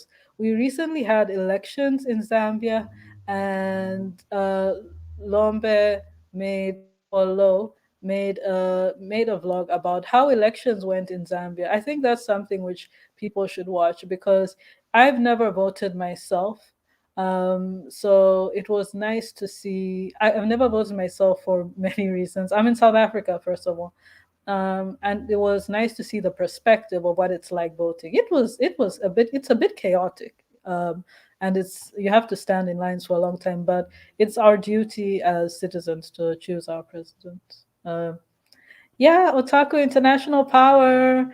I know a lot of people in South America or Latin America are also otaku. One of the keynote speakers, Leia, she is a cosplayer and loves anime as well. So it's exciting that we have that combination of people. Um, Oh yes, you can also watch a game that Lombe made in Twine a few years back.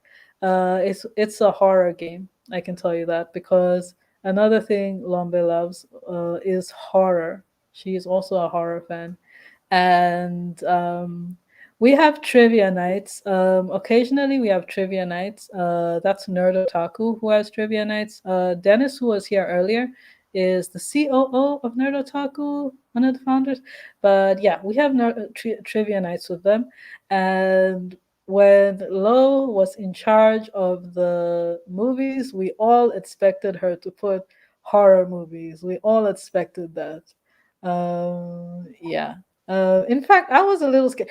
There was a movie she put that the movie about cannibals. Can you tell me the name about it? Because I remember, yes, I remember I think I've heard about that movie.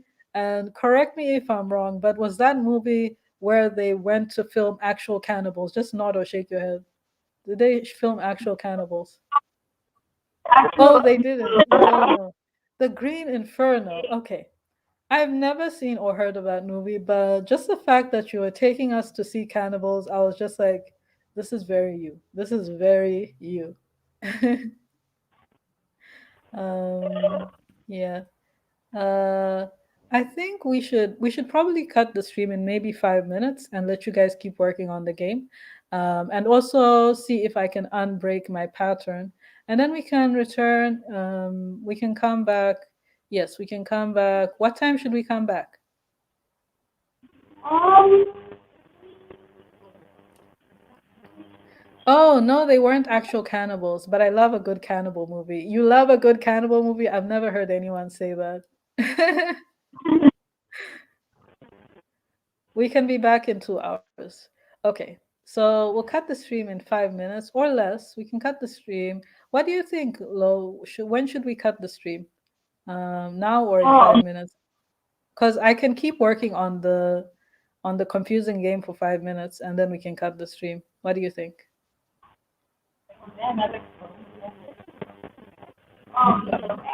Oh, we'll run yesterday's videos. Okay, so let's cut the stream now and run the videos from yesterday, so you can see a bit more about Women Game Jam Zambia, while we're on a 2 hour break. Okay, so bye. You can share it full screen, but we'll let them load. We'll let the videos load, and then you will get them shared full screen.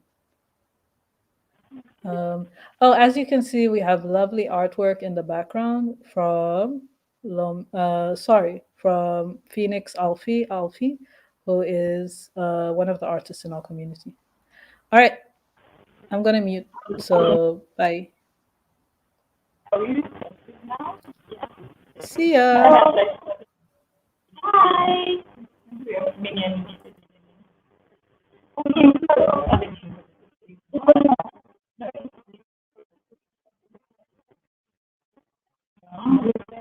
Yes.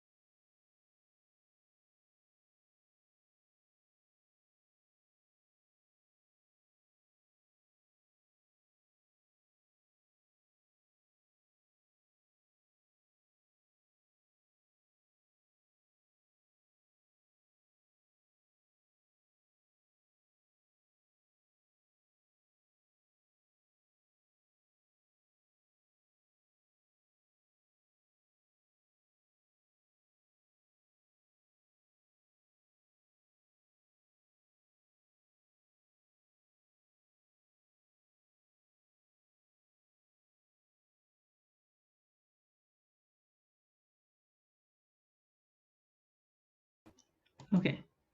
Oops. Accidentally opened Slack. Please don't open. Please don't open. Close. Oof, that was good. Did it so fast. Anyway, so let me before I continue with the tutorial that I was showing you, let me just show you what kind of stuff we're working with right now. So this is a game yeah, me and Shamis are working on. So let's see. So the first pattern we have is this kind of pattern. It's a diamond either going out or in, depending on how you see it. Then the second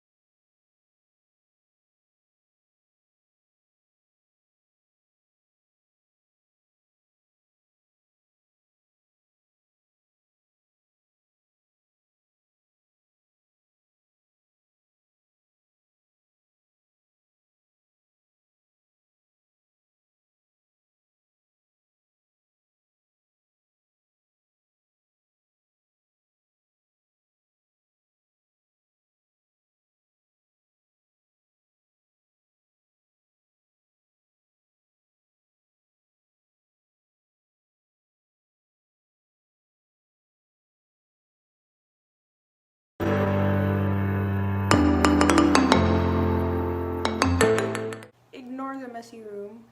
I don't have time to clean it. Also, I did the makeup look just to get your attention.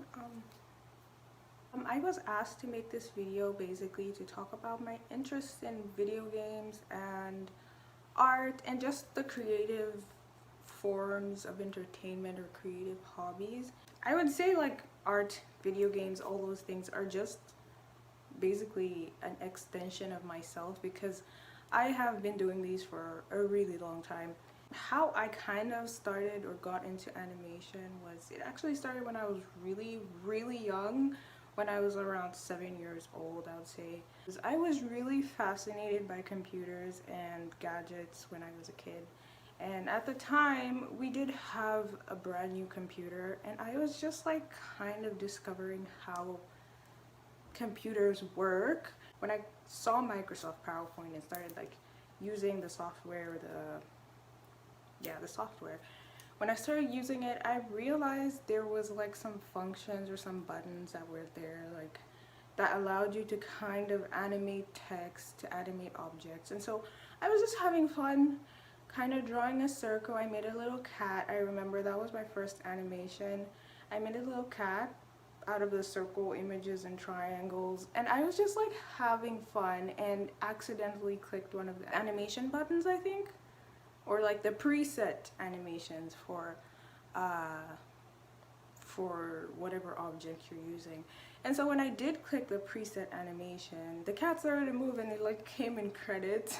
That's so dumb, but like I was fascinated at the time, okay? So the cat came in credits and went over and under the screen, and I was so amazed. My mind was blown. I was like, wow, I actually made that happen. I am the one who actually made this cat image scroll up and down the screen, and that genuinely fascinated me so much that I just kept trying new things.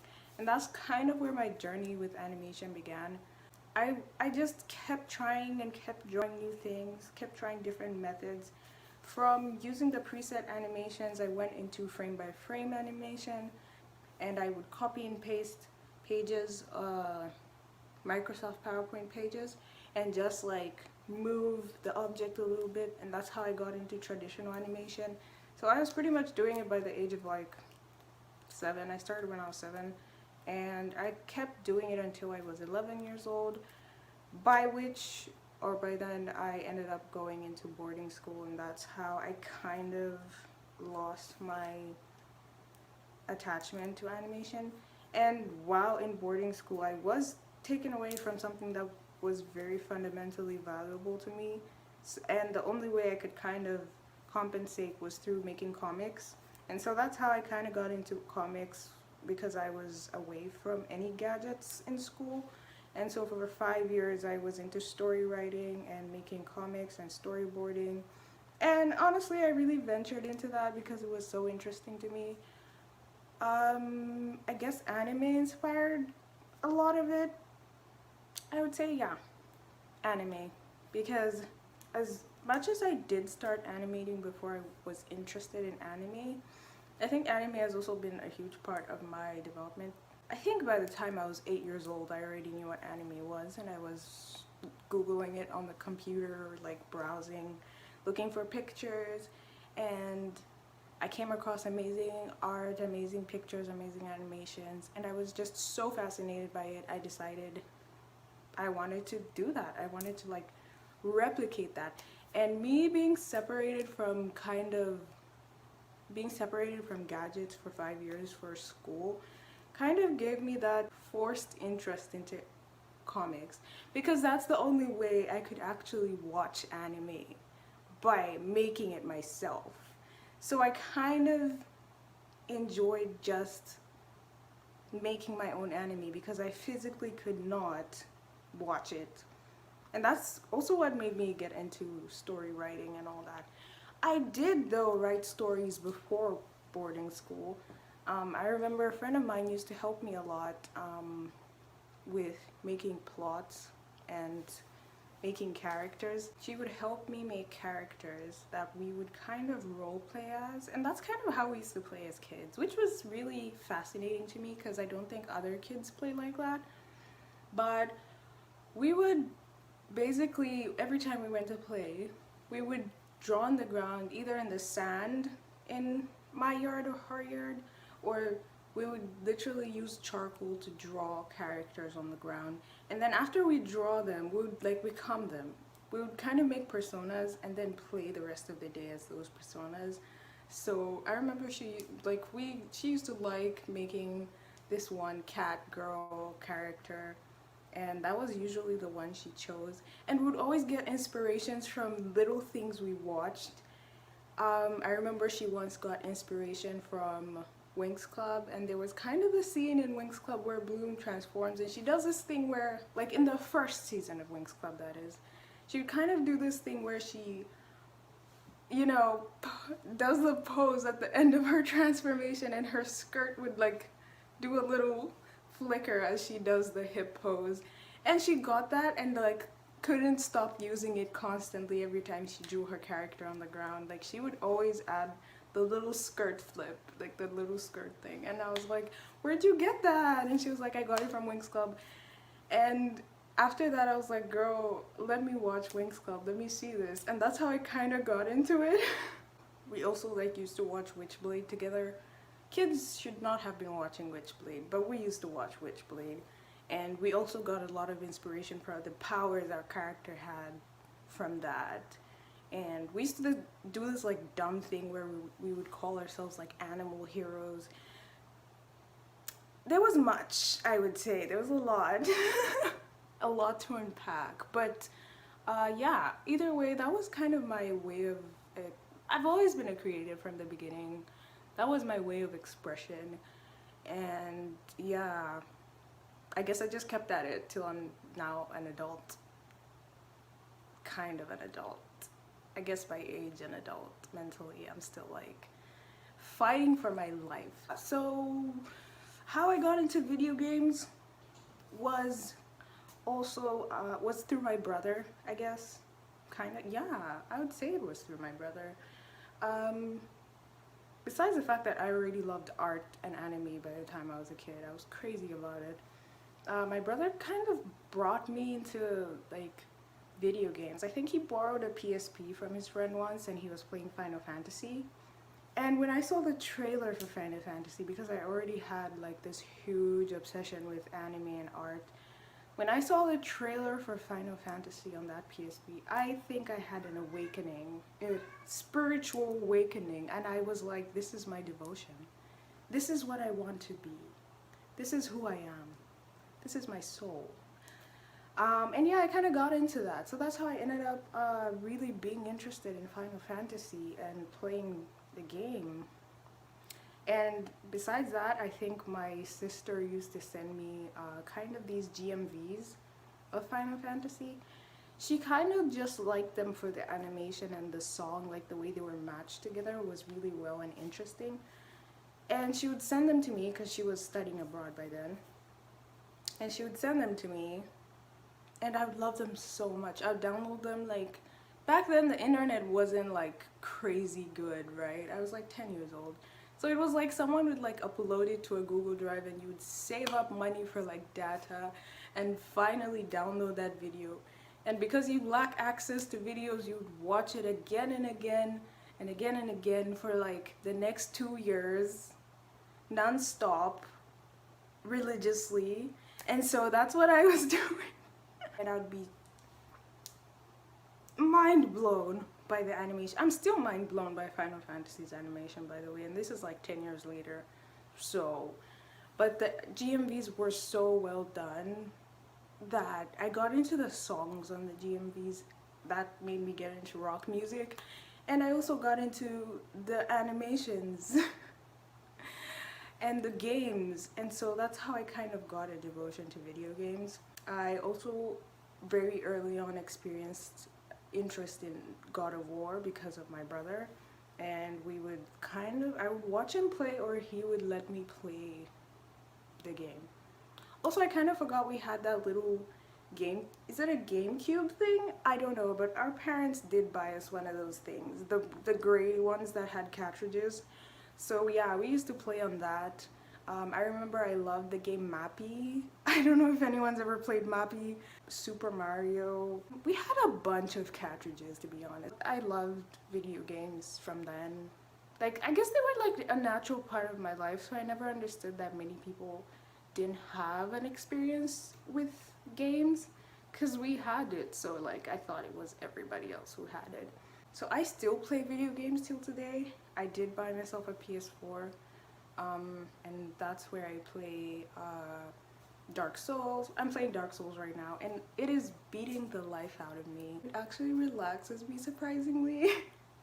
I know it's funny to say Dark Souls relaxes me, but it's a very relaxing game because I use my problem solving skills, and I like using my brain at something that doesn't involve my life, that involves something else's life.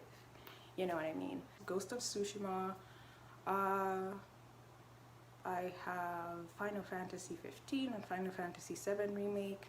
Either way, I like RPGs and anything that does with logical thinking. For animation, I still do animation and I'm hoping to get better. I have not animated recently, but I have been hoping that I can get back into it and get back into kind of improving my animation, my frames. I still do art, illustration, and hopefully I'm trying to do better projects in the future and like larger projects.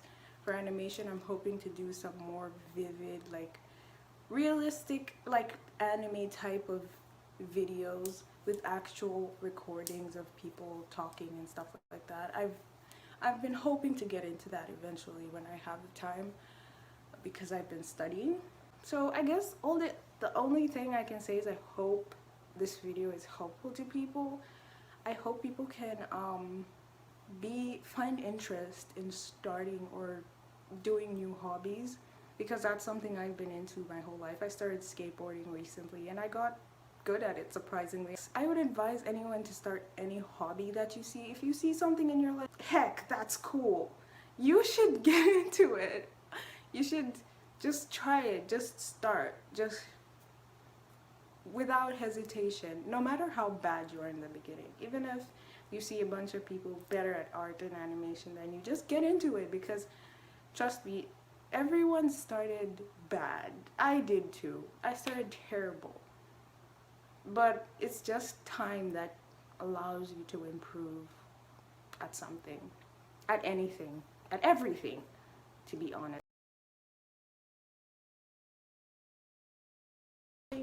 You can ask them how long they've been doing it, and it's extremely rare that someone says they've been doing it for 2 weeks. It takes time to improve at things. I hope this can help you understand my mental direction when I'm drawing and gaming and everything, and where it started from for me. Yeah, that's kind of what led me into my interests and led me to meet the people that have the same interests, which I'm super grateful for, because I think I've made the best of partnerships and friendships through my interest in this, like, throughout my life. And I don't know, am I supposed to say bye? Have a great day. Enjoy your game job. Thank you.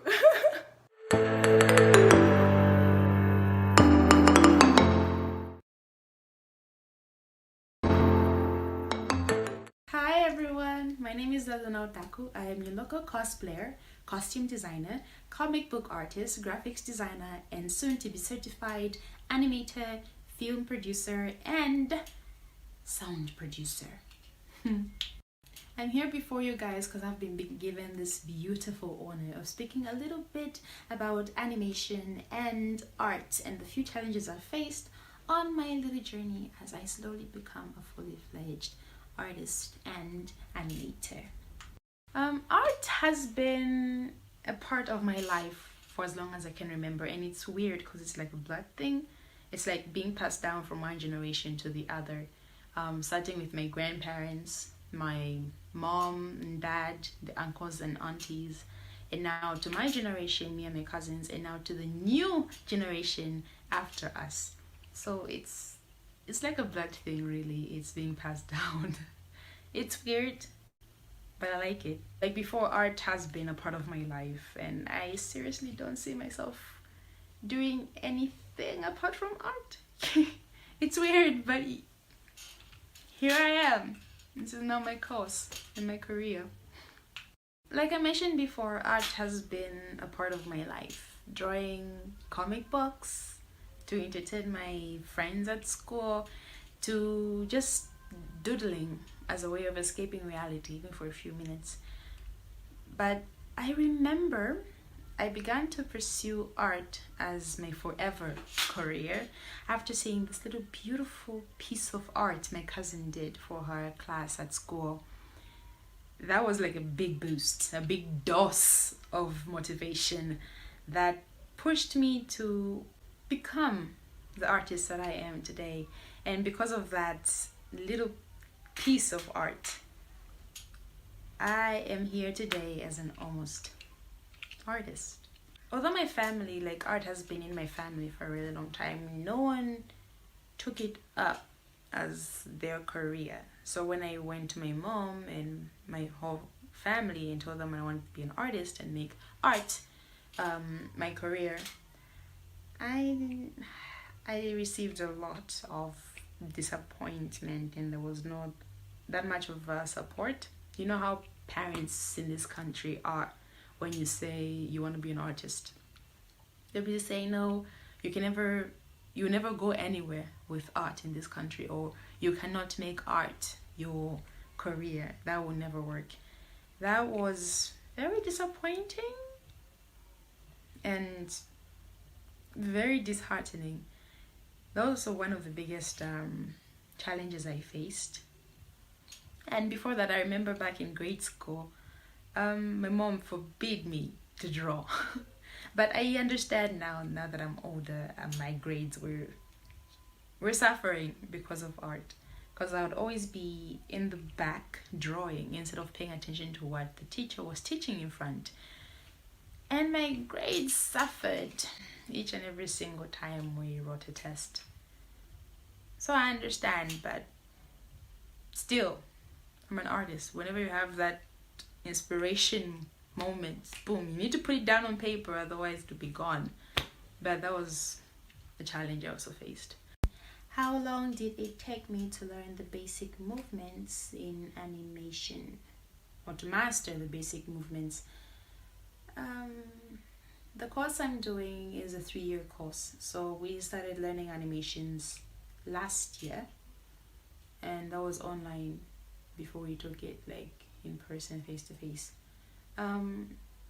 So we were taught the interface of the software in a week. And then we were taught the other week how to design your character, then the other week how to move the character and all. So I think, yeah, it was just like 3 weeks.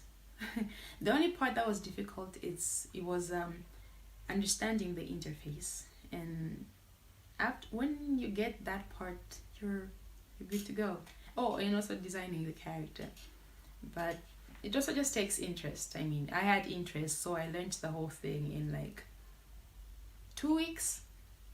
I learned the whole thing in 2 weeks, while others it took them like almost a month or so. It's just interest, because like I said, I basically went for this course because of animation. Animation has helped me to be able to communicate, to tell a story and communicate emotions in a unique and easy to perceive way for small children and adults. It's given me a platform where I can tell my stories without having to go through the stress of illustrating. I hate illustrating. It has given me that opportunity to just tell my stories in a more entertaining way. Why is animation a great tool for game development? In games, one needs to create an animation that responds to gameplay, storytelling, mix the two, and deal with other things. Most animations are short, but when combined together, they make the character move with conviction and attitude. And okay, to make things a bit more simple to understand, the animation created helps translate what the player would like to do in the given world, and also help support the story being told in that game. So personally, I feel that's why animation is a great tool for game development. That's all I had for you today, you guys, and I hope you can enjoy yourselves there, and I really hope you've learned one or two things and can also pursue the lovely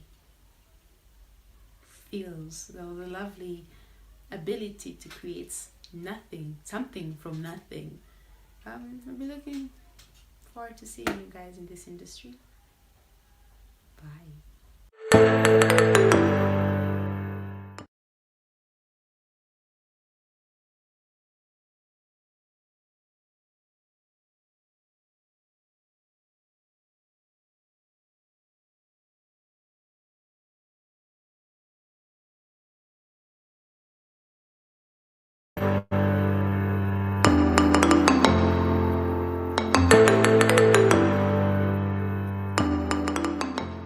Hi, my name is Alfie, and I am an artist.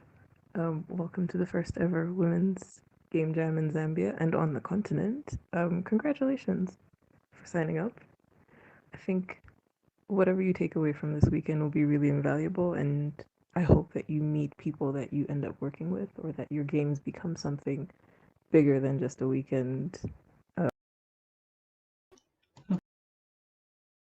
project. So I really got started in art in primary school. I think this was grade 3 is my earliest memory of drawing, and it was because my best friend drew at the time, and some other friends drew, and they were absolutely brilliant. So I tried to emulate that, and I think it just kind of stuck. I became the person who was doodling in the back of class. Anywhere I am, there's doodles of mine on the wall or by my desk. So um, I think sometimes it's very easy as an artist to get very bogged down by the idea that you need tool X, Y, and Z.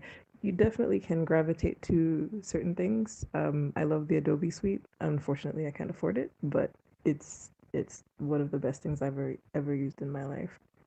But if you're a beginner, I think there's no harm in just starting out with pencil or pen or even crayons.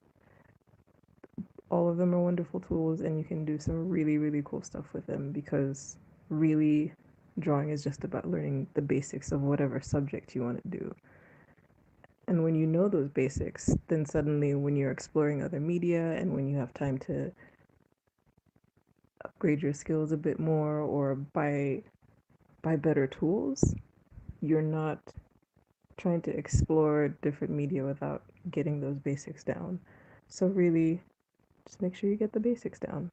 If you're a person who likes to draw people, make sure your anatomy is strong so that you can manipulate it really well and then create these wonderful characters that everyone wants to play with and enjoy. I think we're in an interesting space when it comes to video games, because for any interest, there is a game out there. Everything from Candy Crush to Mario reboots to things like Skyrim, there's something that caters to all sorts of different backgrounds. And the wonderful thing about a lot of these genres is that you have people with very different art styles working in them. You can tell when something is made by like a big budget studio and something is made by an indie. And usually, when you have people who aren't beholden to a certain look or a certain aesthetic, they get to experiment a lot more, which is what I hope you will do this weekend, is challenge yourself to do something a little different, um, something that might be a little bit bolder than what you're used to, but also to remember that there is no linear progress when it comes to making art. There's no way that you'll draw today and then you'll suddenly make the greatest masterpiece you've ever thought of in your life. It won't happen. But what you can do over this weekend is enjoy yourself, push yourself to do the best work that you possibly can, and that will become your stepping stone to being a bigger and better artist.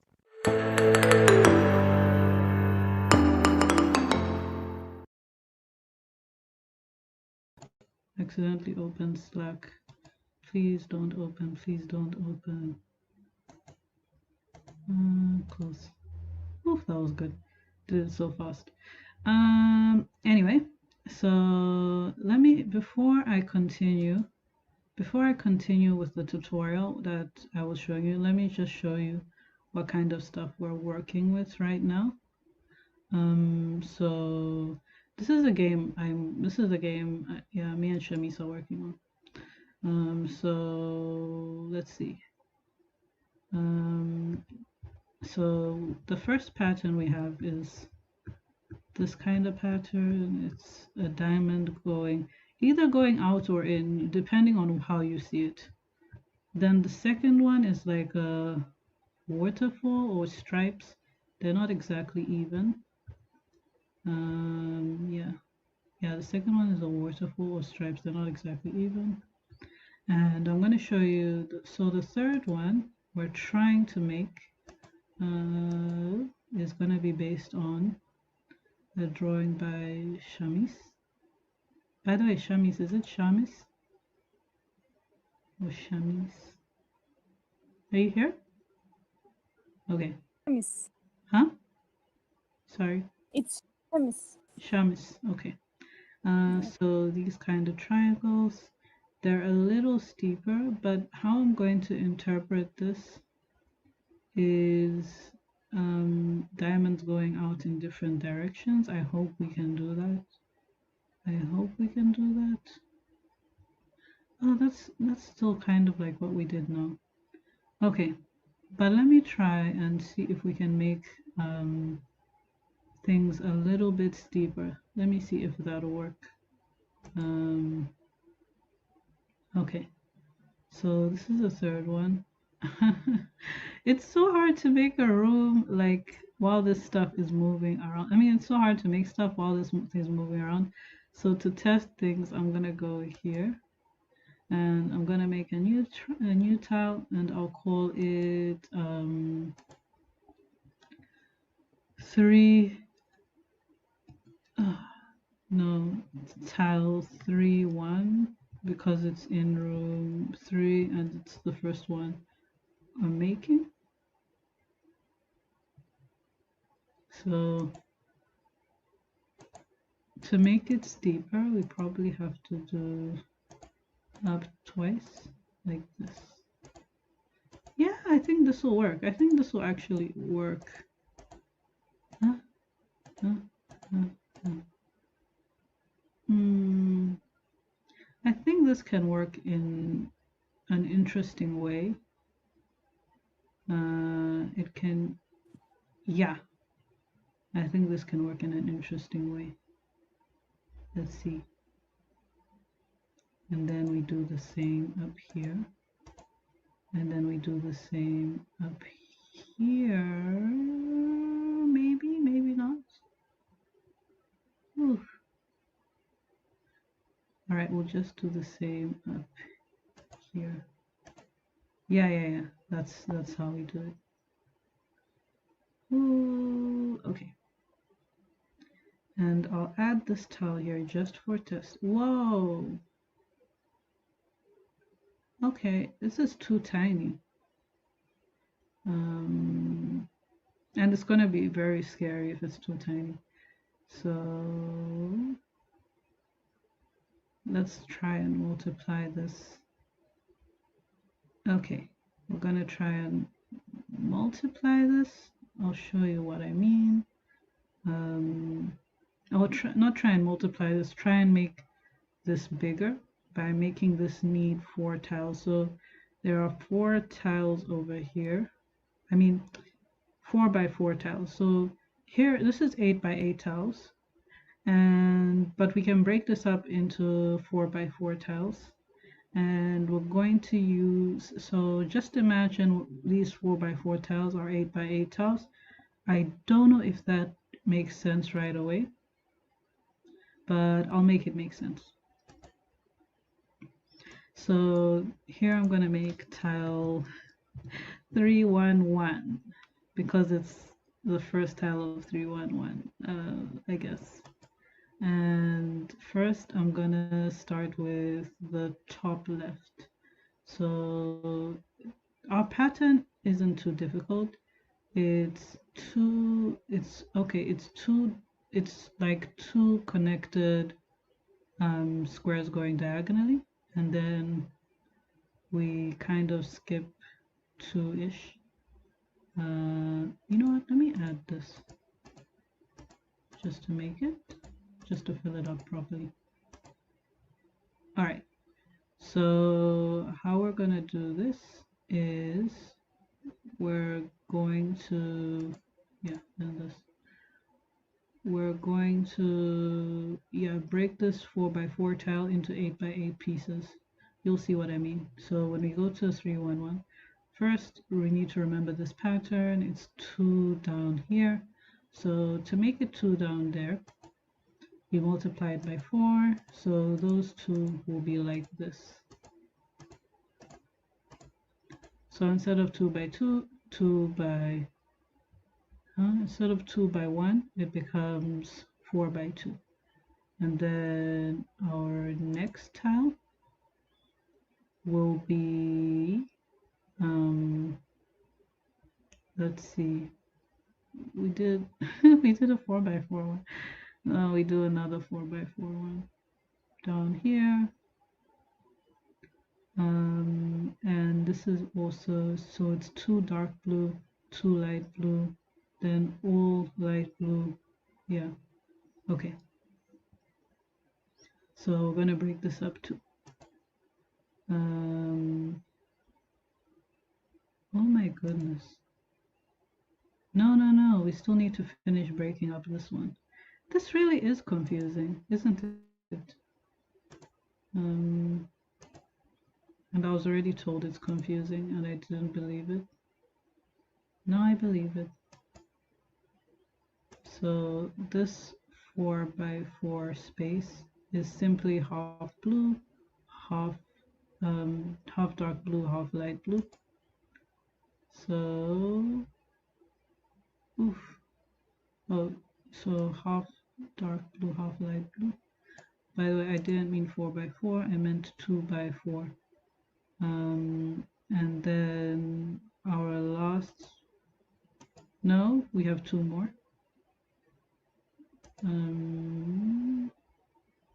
Oh my goodness, this is really confusing. This is really confusing. So this 4x4 square is actually, this 2x2 square is going to be 4x4, and it's actually fully, it's fully light blue. So let's go back here.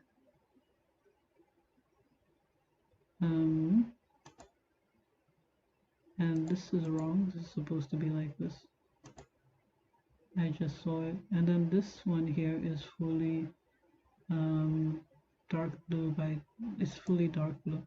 So we're correct with this. This is actually correct for that first part. And now we're going to go to the next square. Yes, this is quite confusing. This is quite confusing. But just for the sake of it, I'm going to add an animation. Just for the sake of it, I'm going to add an animation that makes this move up and down.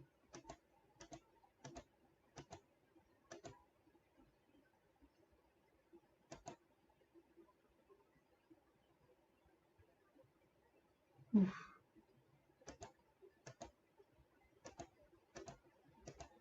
I'm really making things difficult, aren't I? But hey, check it out. It actually doesn't move up and down, it moves left and right. If I want to move it side to side. Oh my goodness, this is really confusing. This is really confusing.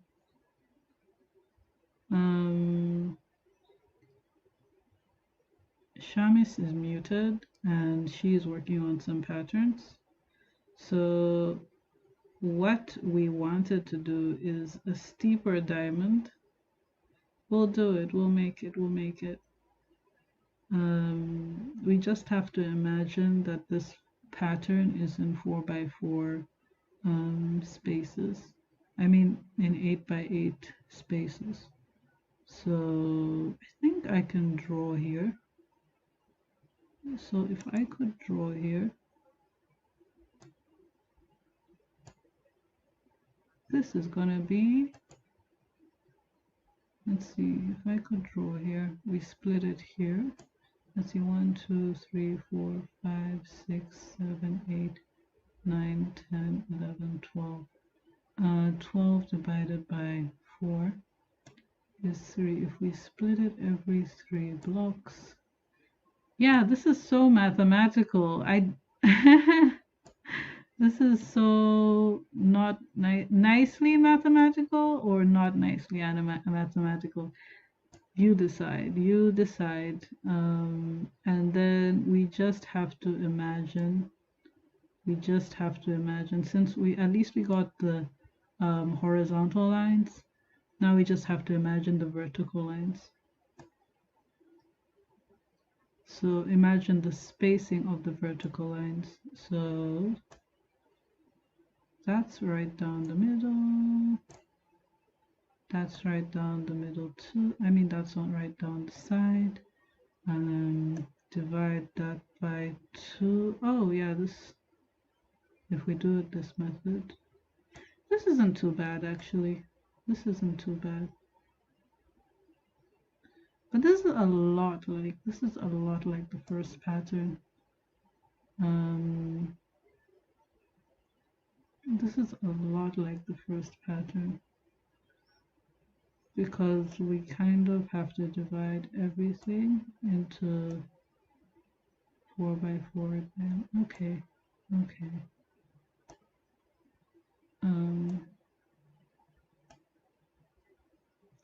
Perhaps we could just reuse our previous pattern, but try to make things diverge from up to down. All right, I think that's the idea we'll go with. That is the idea we'll go with.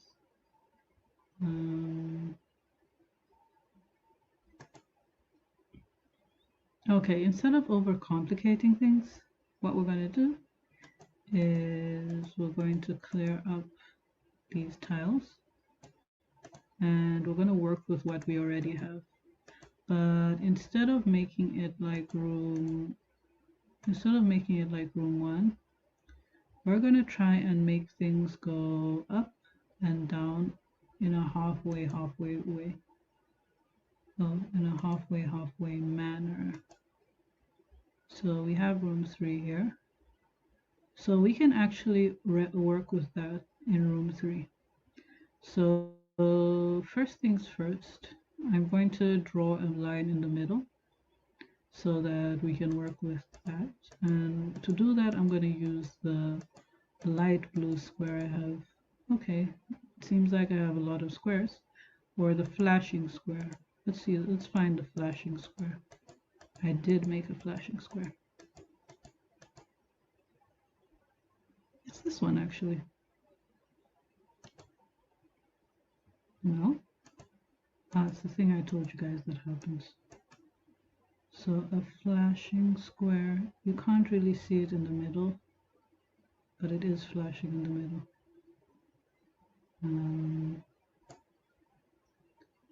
And then let's see, let's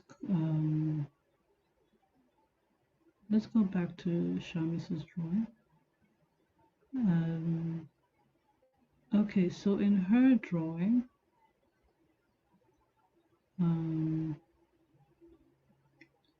let's see what's different.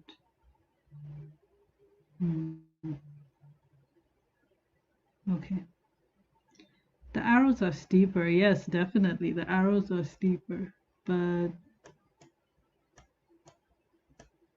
I need to figure out how we can make this work in a way similar to what was drawn. So I'm drawing a 4 by 4 pattern first.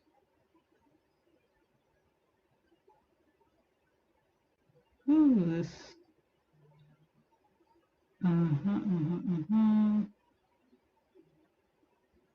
Can I possibly make a half and half? No, it's not possible for me to make a half and half diagonal. Let's see, maybe it is. If I do this, I'm gonna name this HH1.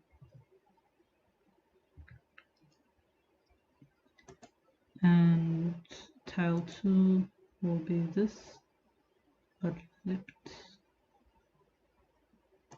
So exactly there, but flipped around, and the middle will stay the middle.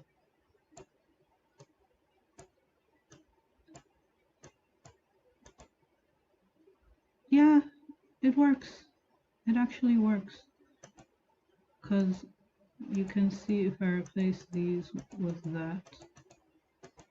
I know it's just a kind of like a less fancy version of this, but we need to make a half and half that goes the other way. So HH2, or a half and half that has different colors.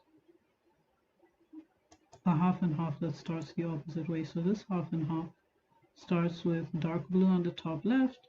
We're going to start with light blue on the top left, and then dark blue on the bottom left, and the next one.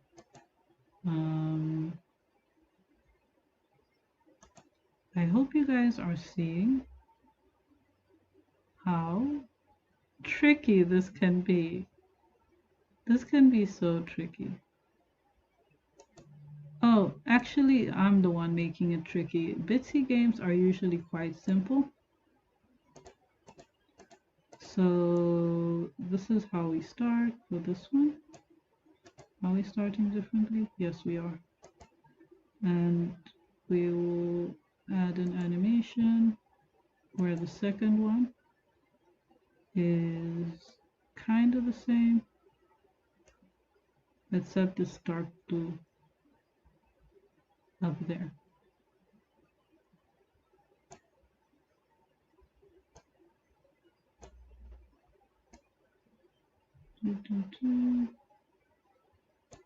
All right, so what I hope I'm doing is actually showing you how I'm making the patterns I'm making. I think that is kind of worth what I'm showing you. So if you see this, we might be able to just make it a thing going up and then down, but it's coming from the middle of something. It's coming from the middle of this line. So actually I'll have to flip this. Will I? Will I? Goodness. Yeah, no, I don't. Yes, I do. Yes, I do. I do need to flip it. Because I need it to flash like at the same time as the middle line. So yeah, this is how we work it. And then I'll put the other ones in the middle. I'll put HH1. Oh my gosh, in the middle. What's the middle? That is the middle.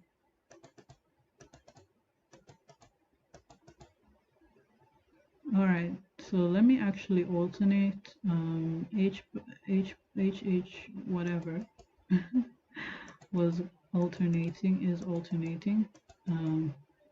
So I should probably explain this game. I will explain it in a bit. So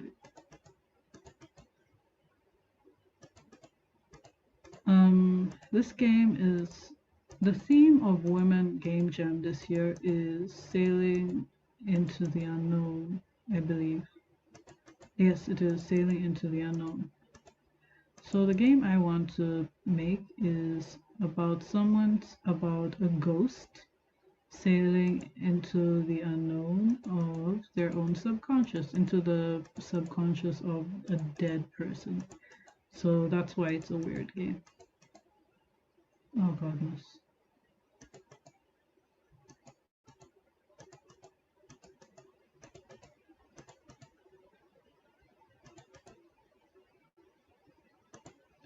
So if that makes sense, yes, there we go.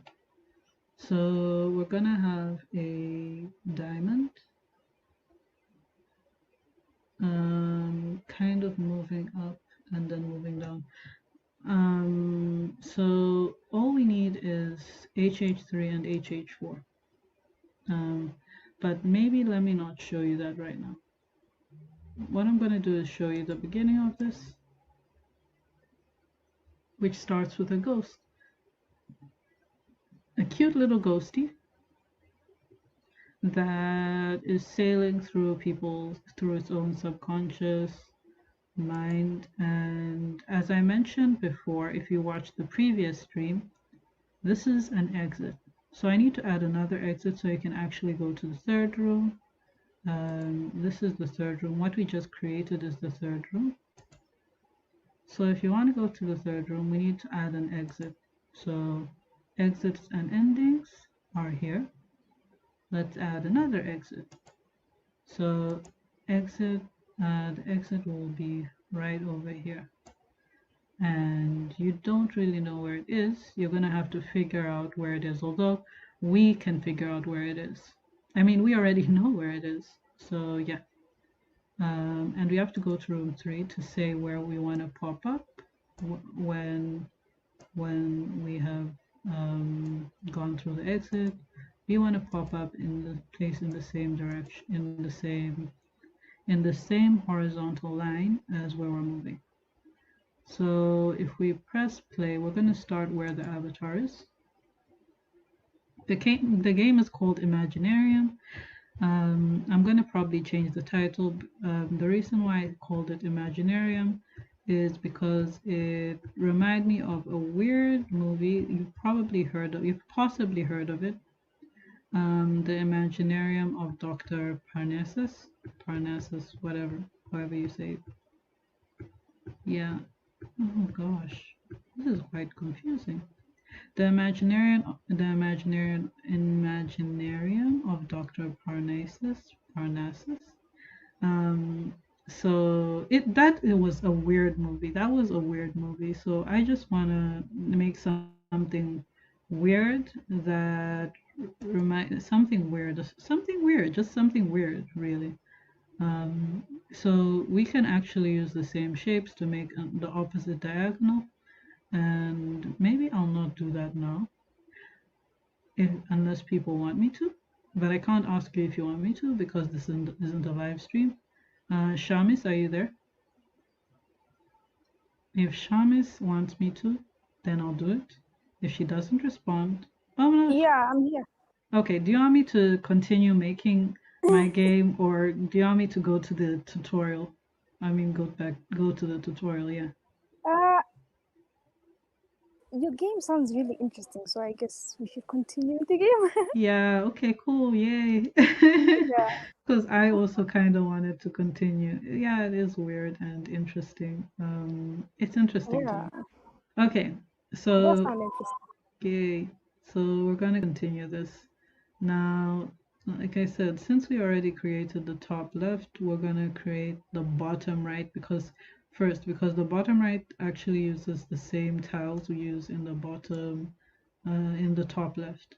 So all we need to do first, remember that this middle part, okay, I need to add the blocks again. This middle part, oh wow, I forgot about these tiles, but I'm not going to use them. So this middle part down here, as you can see, it's a flashing thingy. This middle part, I want it to be a flashing road.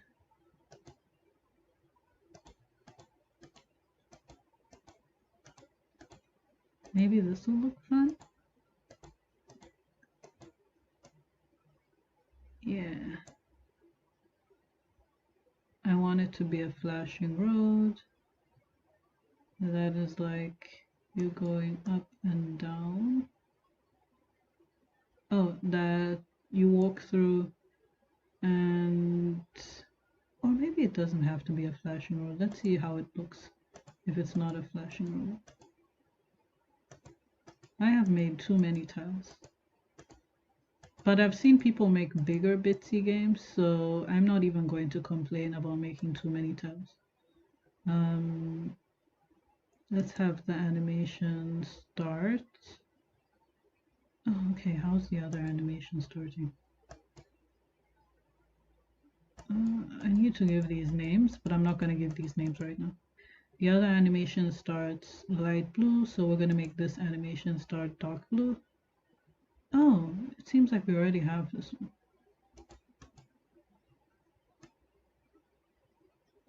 So yeah, we made it dark blue.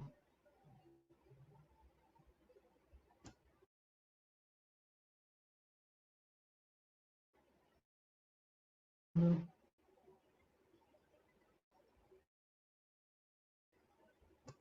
now it's flashing.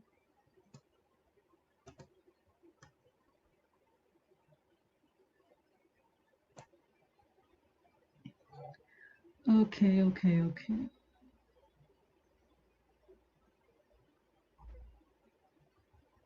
I really think I can make this more interesting, but I'm scared to, like, I really think I can make this pattern more weird, but I'm a bit scared to try. Oh my goodness. I know what to do. I know what to do. I know what to do. This is actually wrong. What I'm doing is wrong. But the right thing to do is hard.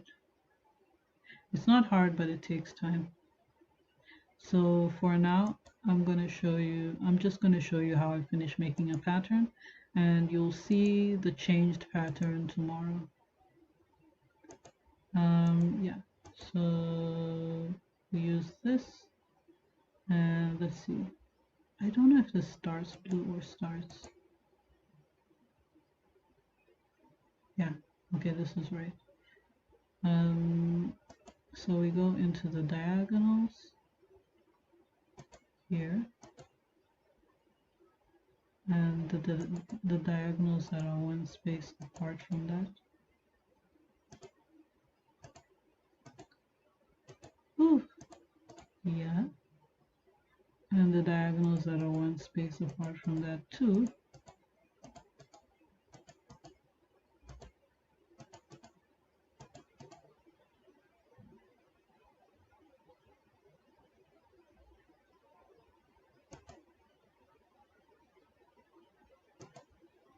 Okay, let's ignore that. No, we can't ignore that one. Is it the halfway point? It is. Philosophically, what is the halfway point? We can ask ourselves that.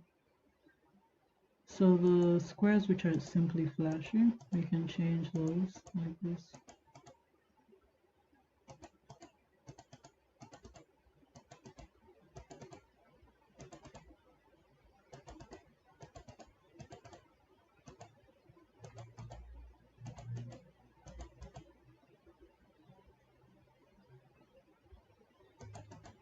If you see me stopping, it's because I'm not even because I'm trying to figure stuff out. It's because I'm like,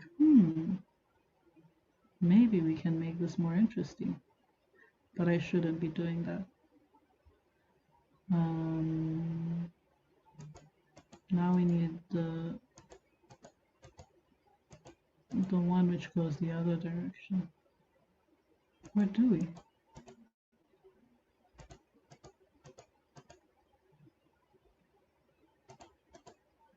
Yes, we do. Sometimes I can't tell if I'm using the same tile or a different tile. That's how weird this is.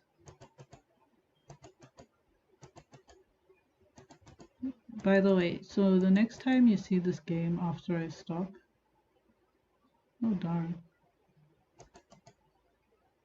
The next time you see this game after I stop, it's going to be, how do I say it? Well, not how do I say it. It's going to be, darn, this is actually weird. This is very weird. The next time you see this game, it's going to be moving up and down, like kind of like the diamond, which it's kind of like what I'm getting, the idea I'm getting from. Oh wait, by the way, so this is a combination of the two diamonds which Shamis made. So I'm using this diamond, and the idea which I got from this diamond is things moving up and down, and there being a road in the middle. Yeah. Let's see.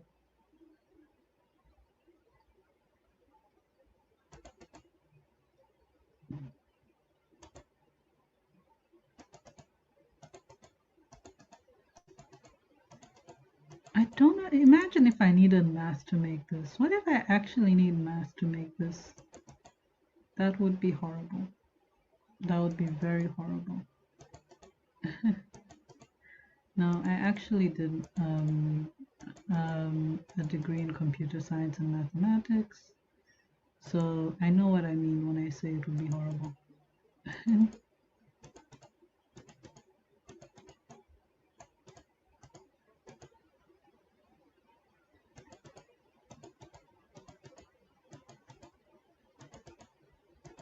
Pure mathematics specifically.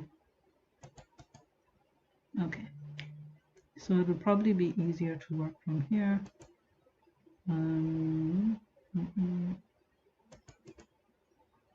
No, go back, make it back to the original tile. I think we need to start from here.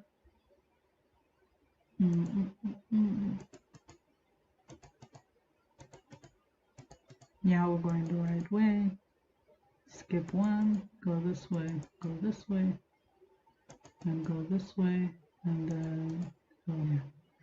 And there we go. I can't tell if it's moving in or out. But we can probably figure that out if we... Yeah, no. We'll know if it is, if we make some diamonds going if we make some diagonal shapes going the other way. So what did I say? What does HH stand for? Oh, by the way, we just had elections in Zambia, and congratulations to HH for winning the seat of president. Yeah. So, oops. Where are we? HH1, HH2, tile P. Did I make that? HH3 is going to be the other diagonal, and it's going to have blue, dark blue at the bottom, and in the middle, let's not forget that, dark blue at the bottom and in the middle, and it's going to flash the opposite way. So dark blue at the bottom and in the middle.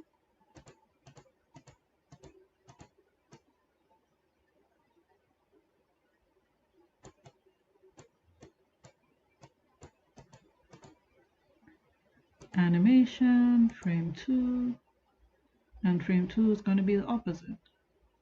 Light blue at the bottom right and in the middle.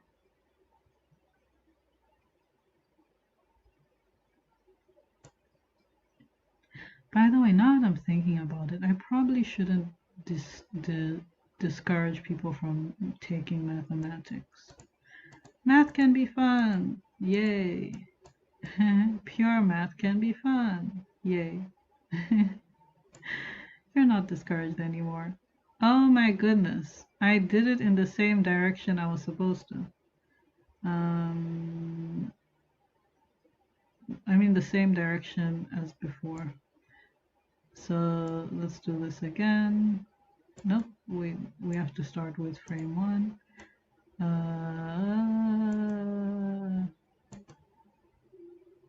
Oh my goodness.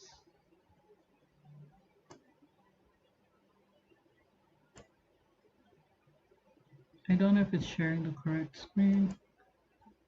We have to start with frame 1 here.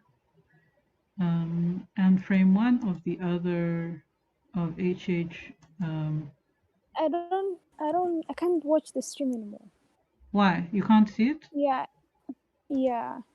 Okay. Like you stopped sharing your screen on Discord. Oh, on Discord. Yeah. Let's see. And right before you stopped sharing your screen, it went black. Okay. So I could see your screen, but it was all black. So I don't know if the stream is recording as well. I think I know what happened. I don't know why, but it accidentally went to my other tab where I had Uber Eats open, which issue, which I didn't want to show. Okay. Yeah, I actually don't even know why and how it happened. So yeah, HH1, the bottom is light blue. So let's make the bottom light blue for HH3. Or let's just use this regular tile as HH. Let's first change this to HH4. Because I don't want to have too many tiles. And then this one to HH3. So HH1 had blue at the bottom left, and HH2 had blue at the top left. So HH3 is going to have blue at the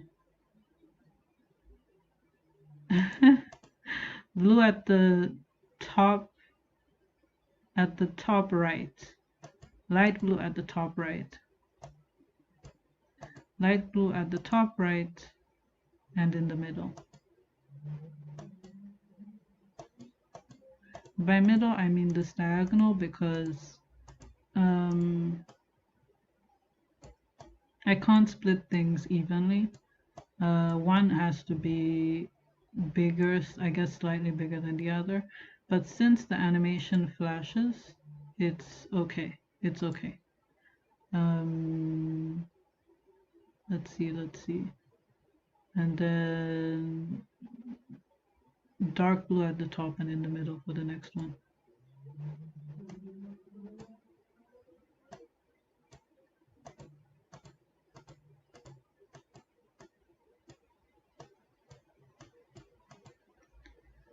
All right, there we go. Now we're ready. Oh, we're not ready. We have to make HH4. HH4, dark blue at the bottom. I mean HH4 light blue at the bottom and not in the middle. Okay.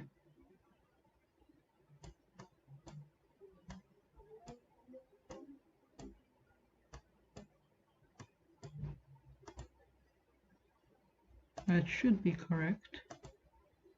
Yeah. So let's start with HH3 if that works. Yes, it seems like we're correct with HH3. And what I'm going to do is, I think I've figured it out going through with diagonals. I mean going through with diagonals and skipping one space at a time. That makes the work easier.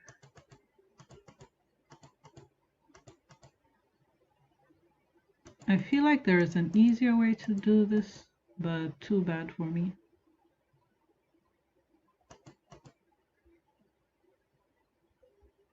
All right, now we're going to work with the other diagonals we made. No, HH4. It's going to go on these flashing squares, these simple flashing squares.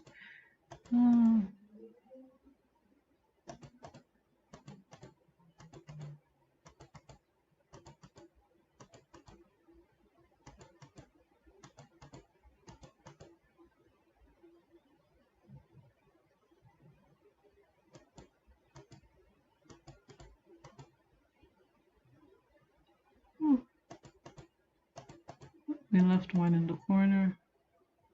Oh no, it's not even.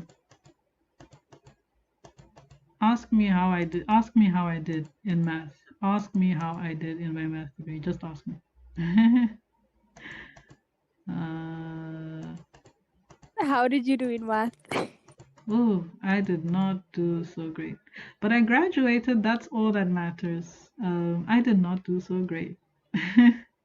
But I graduated.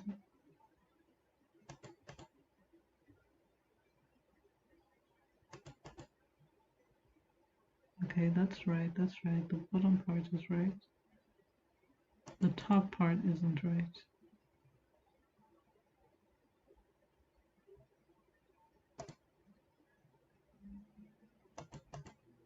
No. It's here where it isn't right.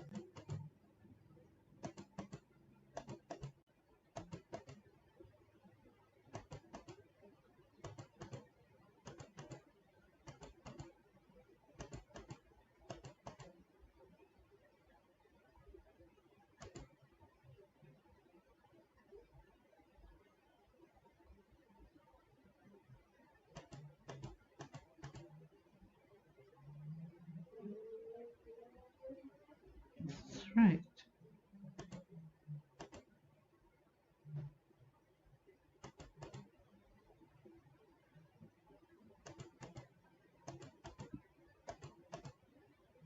See, kids, if you graduate, you can make weird games.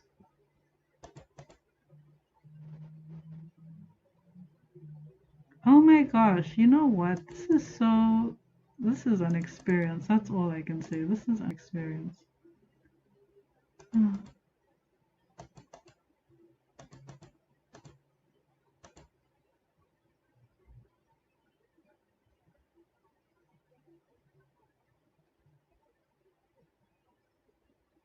It's all flashing in the wrong direction. Darn it.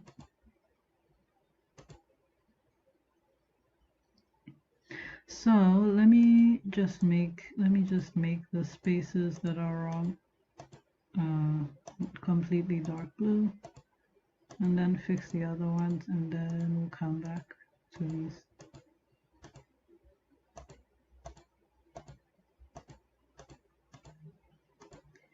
Yes, I know I can drag in Bitsy, but I will not because I don't want to make mistakes.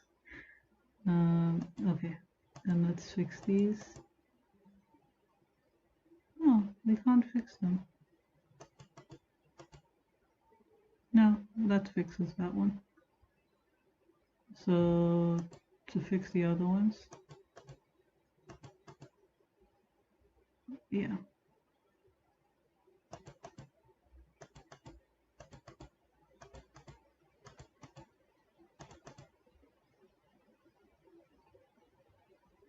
Wait a second, these are already fixed.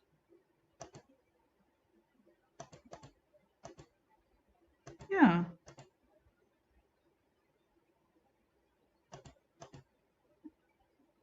Oh my goodness. This is a puzzle. Making this is actually a puzzle in itself.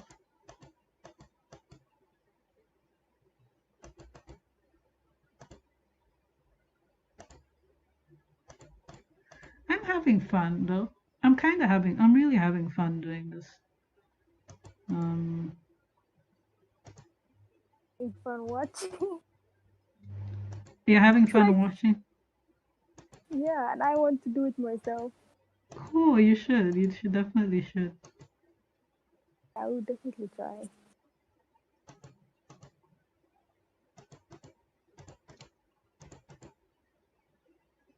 Making a pattern-based game.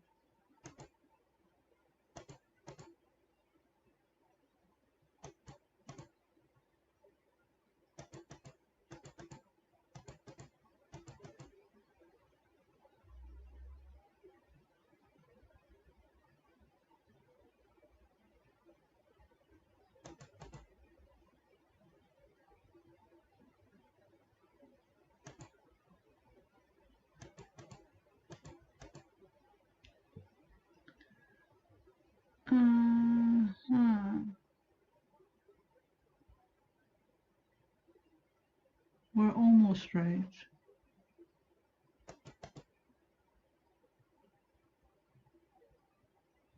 We almost have it. We almost have it. Like, it's right up to here. Then this one is wrong. And now it's right. And it's right the whole way. And then this one's wrong. This one's wrong. And we have to use tile 3 for this one. We're getting there, we're getting there.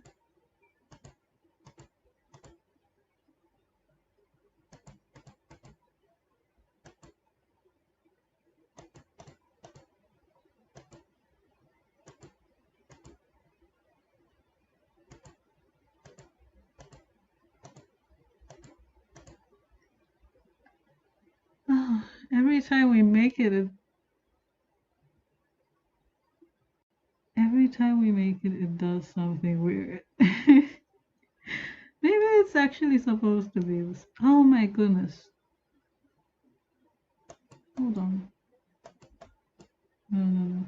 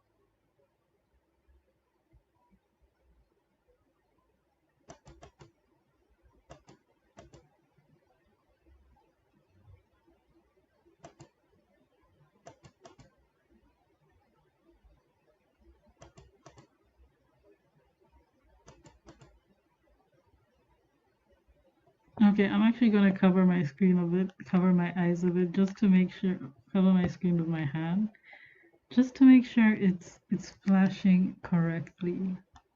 Yes, that's flashing correctly. No, the second one is not flashing correctly.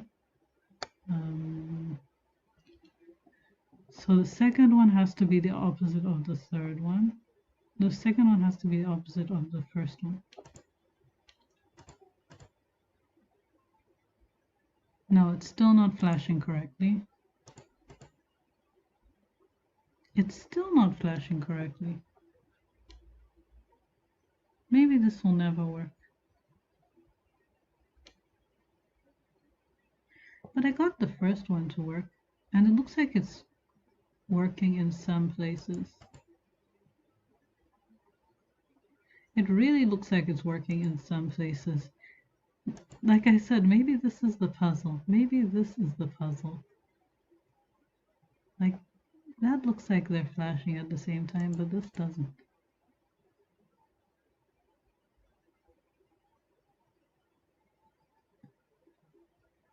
Yeah, that looks like it's flashing at the same time. I mean, it looks wrong too.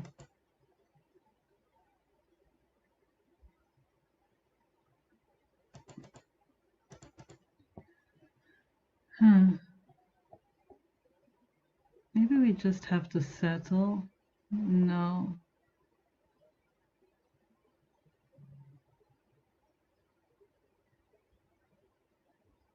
But we got these ones right. We have to be able to get the other ones right.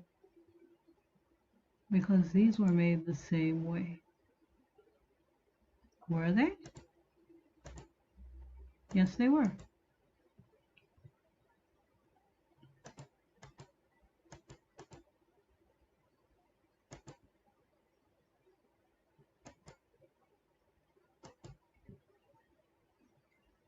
Okay, so this is what we'll do this time. We'll check if the bottom one is right, and then we'll skip the right one, and then we'll skip the wrong one. We'll skip the next one, and then put the right one, because we know it's going to be right. Or is it?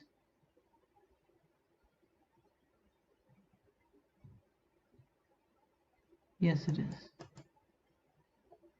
Yep, and then we skip the next one and put the right one. Then we skip the next one and put the right one. Yes, that seems to be working. Maybe the question is, which direction are our tiles supposed to move?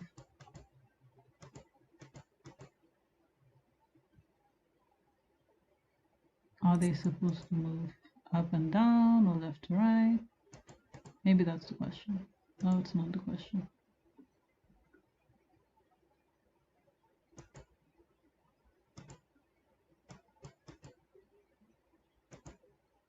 A little preview tile there could help us. Maybe what? Preview. The animated preview down there. It could help us. Yeah. What if the, yeah.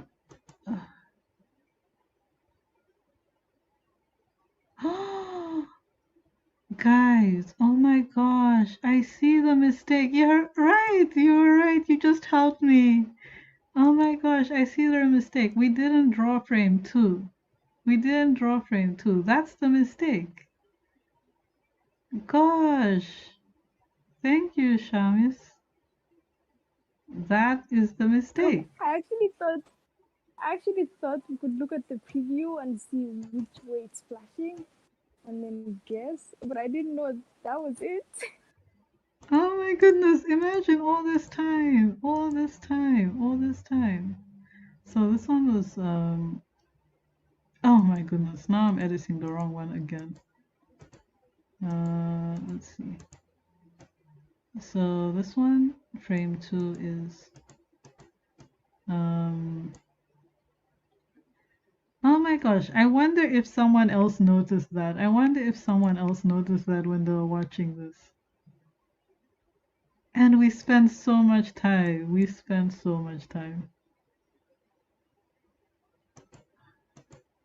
Let's see. Let's see if this will fix it. I will laugh if this fixes it. No, it doesn't. I mean, it does in a way. We just have to swap the tiles now. You know, I noticed something was strange, as in, I noticed that it sometimes looked like there was square tiles, but I thought that was just the illusion. I thought that was part of the illusion I was doing. Oh my gosh, and here I am talking about math. Oh my gosh. Well, math helps you think logically. So as you can see, I was not thinking logically, or I missed the logic, or I just overlooked something. It can be as simple as that.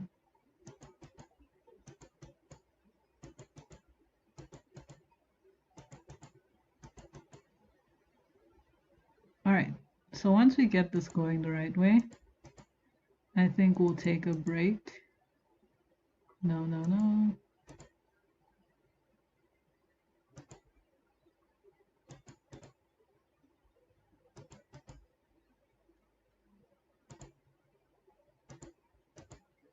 I did it again. I made another mistake. Let's see. Top. No, I didn't make a mistake.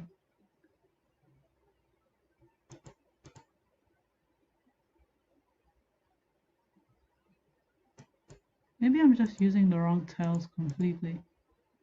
No, that's right, that's right, that's right, that's right, that's right, that's right. In a way, that's right. No, that's wrong.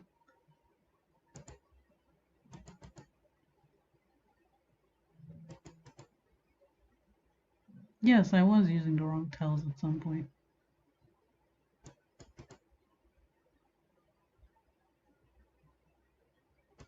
I'm moving up and down. Yeah. I think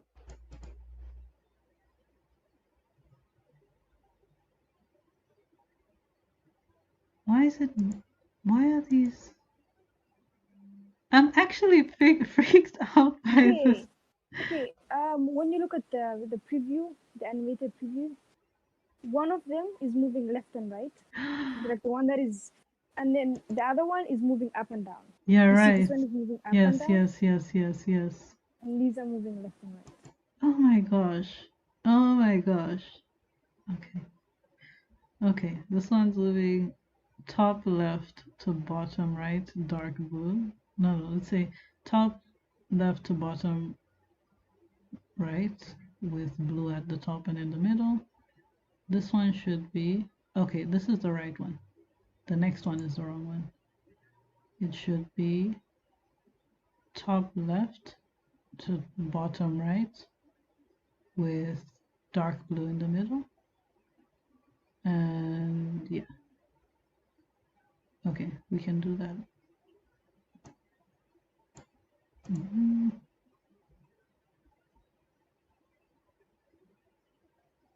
Let's see, did we say dark blue in the middle? Okay, yeah, the next one, yeah, this one, when you look at frame 1 and frame 2, both the dark blue at the top, and then this one, dark blue is at the bottom, and then on frame 2, dark blue is at the top. So this one is moving up and down. Okay. And then on the left, on the other one? Yeah. I see. Oops, what did I do? Oops, I accidentally clicked my download. Let's see.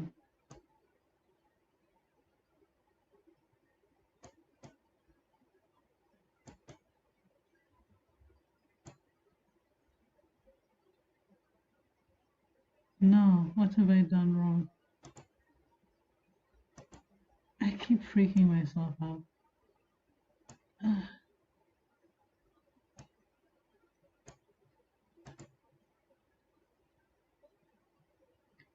Flash left, right, left. Dark blue has to be on top. And going in this direction. Yeah, okay. You're right. Dark blue has to be on top and going in this direction. And then light blue at the bottom. going in this direction, and it has to look like it's moving left to right. No! What am I doing? Am I... Oh yeah, I'm right this time. But for this one, it has to be dark blue in the middle. But I have to make sure for all of them it's dark blue in the middle. Let's see. Yeah, it's dark blue in the middle. No, light blue in the middle for the other one.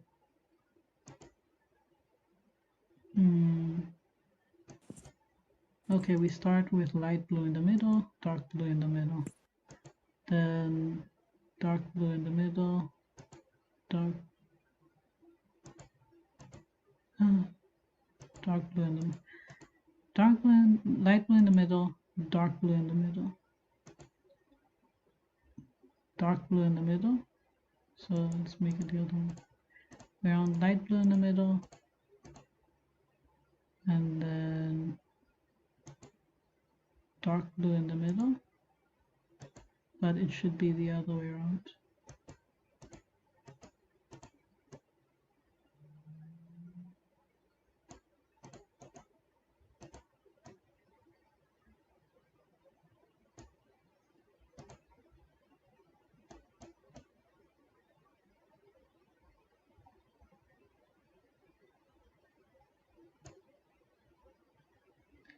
Oh my goodness.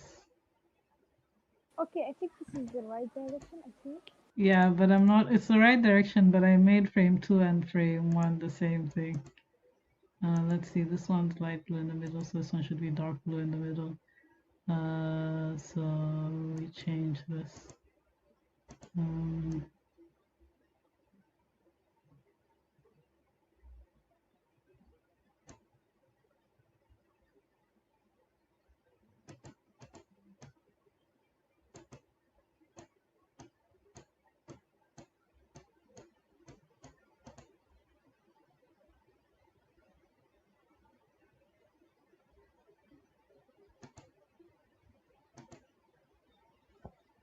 I keep ending up making the same thing.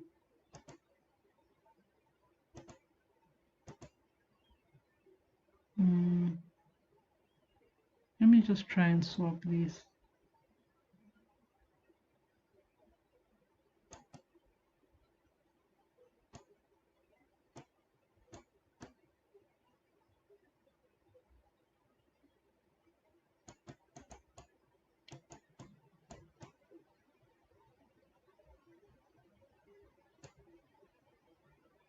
And then for the next one, light blue in the middle. And it has to be light blue all the way down.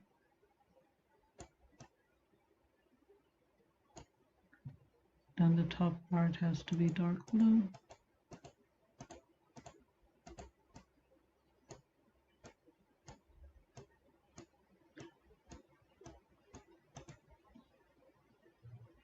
Why do I keep making them the same? Is it because I haven't replaced them?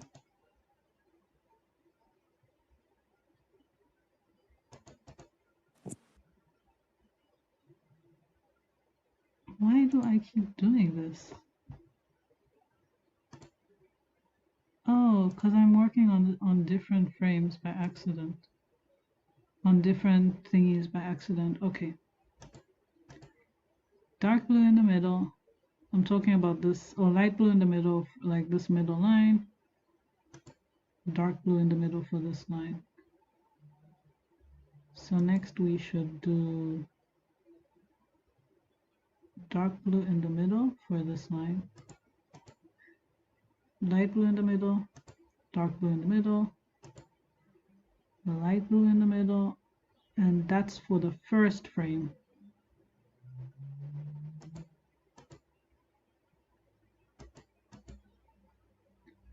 Light blue in the middle, and that's for the first frame.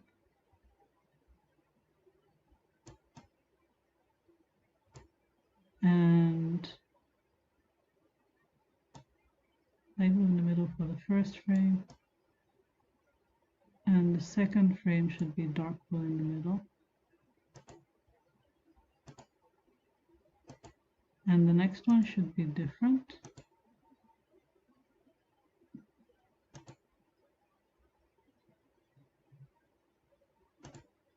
The next one should be dark blue in the middle. And then we switch the second frame. So the second frame hasn't changed, so this time we change the second frame. Oh, if we've solved this, I'll be so happy.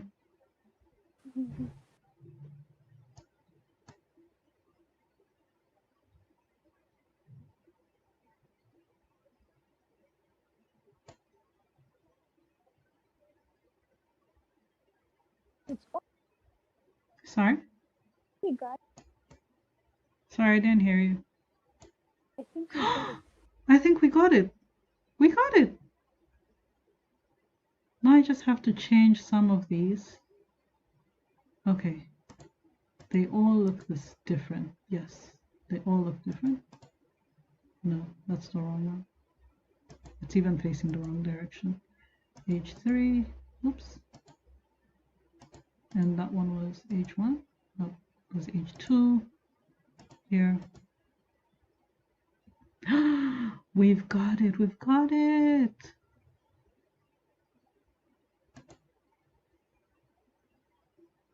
Okay. Okay. This is supposed to be H4 here. And then this last one is H3, and we got it. Oh my gosh, this was finally, this was such a puzzle. And we can do the other part real quick. Yeah, we can do the other part real quick, honestly. It's not much of a puzzle once you've figured out one side. So we start with this one, skip, let's do this. Oh, skip, do these.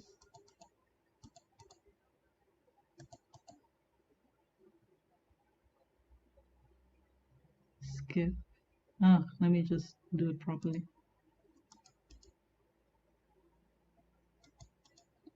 Do this, and then I skip, do this, do this, do this, do this. I can try skipping, do this, do this, do this, do this, do this, do this. Then let's just move to the right ones.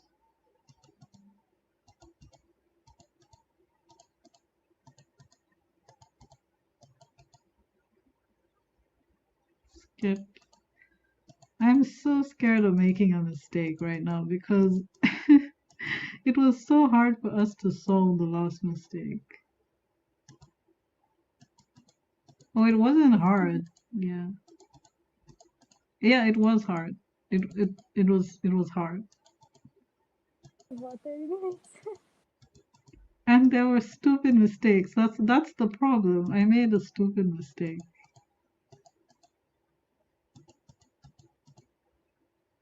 Okay, H4.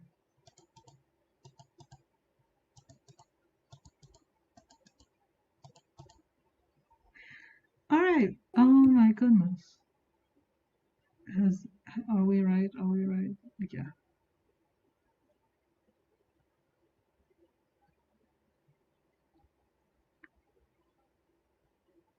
All right. So is this moving up or is this moving down? That is for the person who is playing to decide. Moving down. It's moving down from the. Or let me say, is it moving outwards or is it moving inwards? Like, I guess you have to. It looks outwards. Looks like it's moving but up. It also looks like it's moving inwards when you concentrate. Yeah, that's supposed to be the puzzle of it.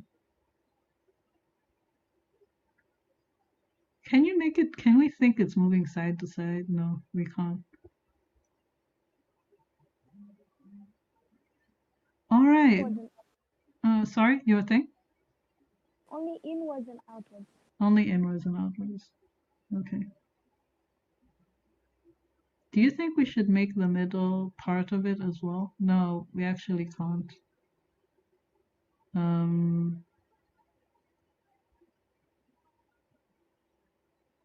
don't know. I think we can try. Okay, let's try. Give it a try. No, wrong one. Skip. Skip. Skip that. Mm-hmm. Mm-hmm. Mm-hmm.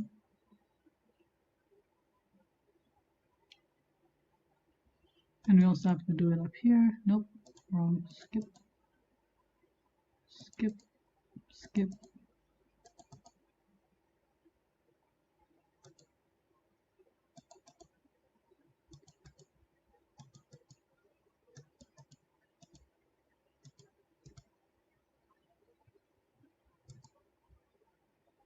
Oh, I think the middles have to be. I think the middles have to be flashing blocks. Let's see.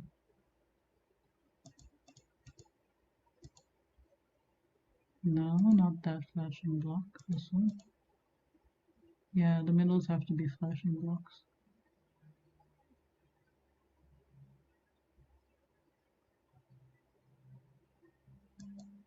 Okay.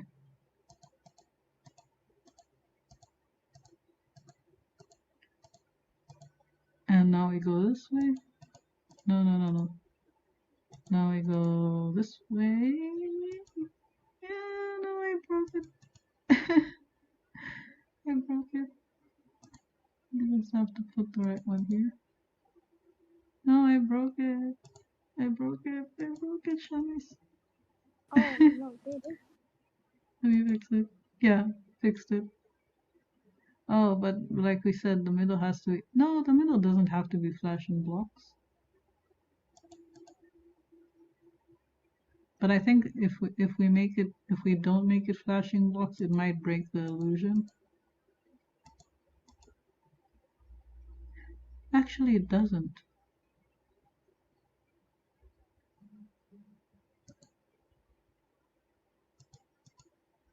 Nope, that's the wrong one. That's the right one. Skip. That's the right one. 2. Ah.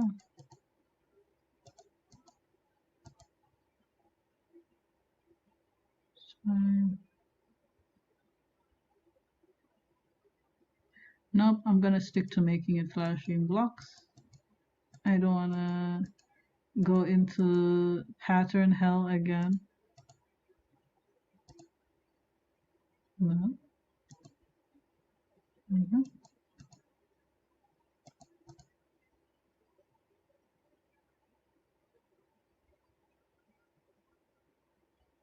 Yeah, okay.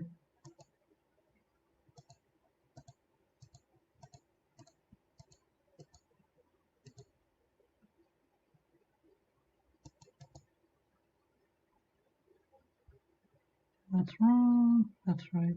That's Only block is wrong. right. Sorry? No, that block. Wrong. That. Let's see. Not that one. The next one? No, not this one. Next one? This one, yeah. That's the one that's wrong, yeah. Okay. Then I skip this one and then it's this one, right? Yeah. Okay, then skip this one and do this one. Whew. Alright, then the other direction. No. Is it the same direction? No, it's the other direction. Is it? No, it's this direction. And we ignore the middle one? Yeah, wrong one. We start with 1. Skip this. Skip this. Skip this. Then 2 goes skip this. Skip this. Okay, we're done. Okay. We're done with this weird puzzle we did. So the puzzle was actually making the game. Now let's play. Let's see if we can get to this room. I called it the Imaginarium. I should probably call it something else. So things get more and more confusing. This is like a waterfall.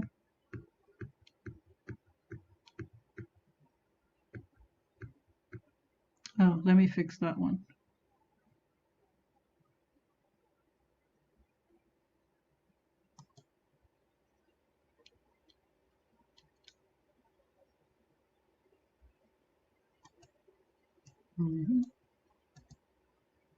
Yeah. All right.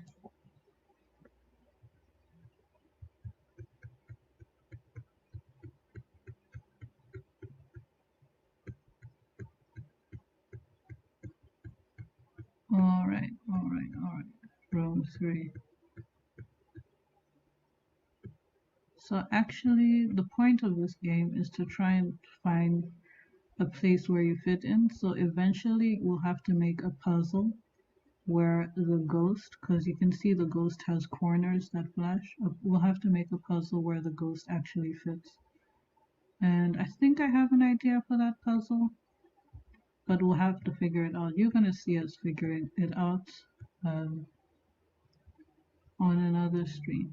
So that's it for today, for now. Thank you for watching this weird and confusing attempt at making this puzzle. We will see you next time. Yeah.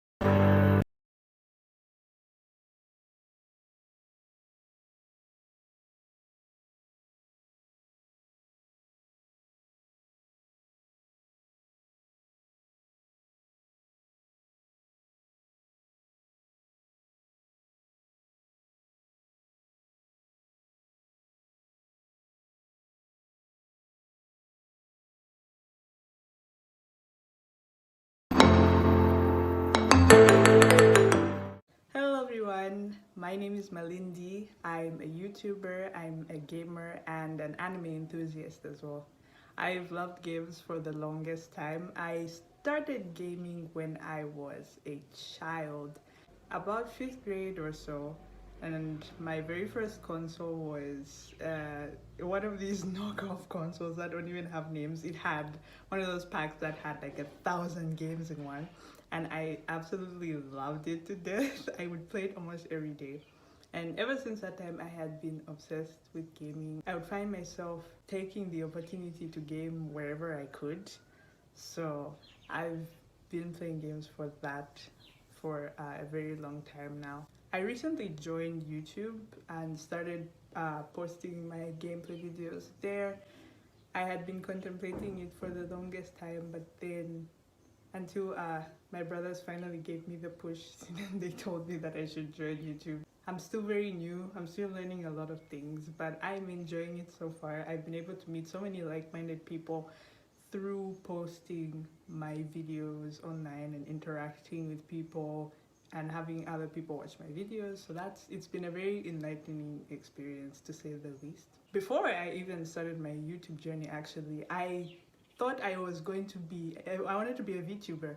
So I don't know if anyone has heard of VTubers. So VTubers are basically, it's basically becoming a YouTuber, but not with your own face. Instead, you appear through the use of an animated avatar.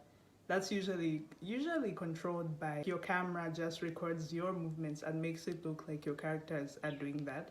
And I thought that was a really cool idea. I didn't want to show my face at first.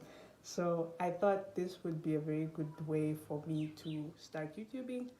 So because of that, I discovered an app called V-Raid Studio. So V-Raid Studio is free. That was the best part. V-Raid Studio is free. And with V-Raid Studio, it enables you to make these avatars that you can use in any apps that support those type of 3D avatars. So I got onto the app and it was very, very daunting at first because there is so much so many tabs, there's so many things that you can mess with. And I was, I was a bit scared by that. And also, as somebody that doesn't really draw, a lot of the things looked pretty daunting to me because there was a lot of things to do with like where you could retexture certain items by yourself by drawing them on. And I was like, I've never touched digital art tools in my life, So I was really, I was at a loss. So I ended up going onto YouTube as usual, and I started looking for tutorials and stuff. And the tutorials were lengthy to say the least. Like just to learn the basics, I think the first tutorial I watched was about 40 minutes or so, and that was just for the basics.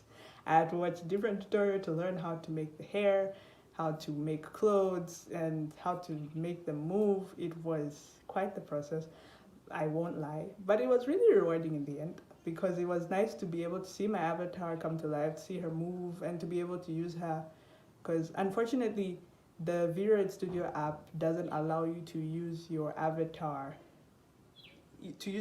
from there because essentially the app is just for making it, and then it allows you to put your avatar into a file that can be read by certain apps that make use of avatars like that.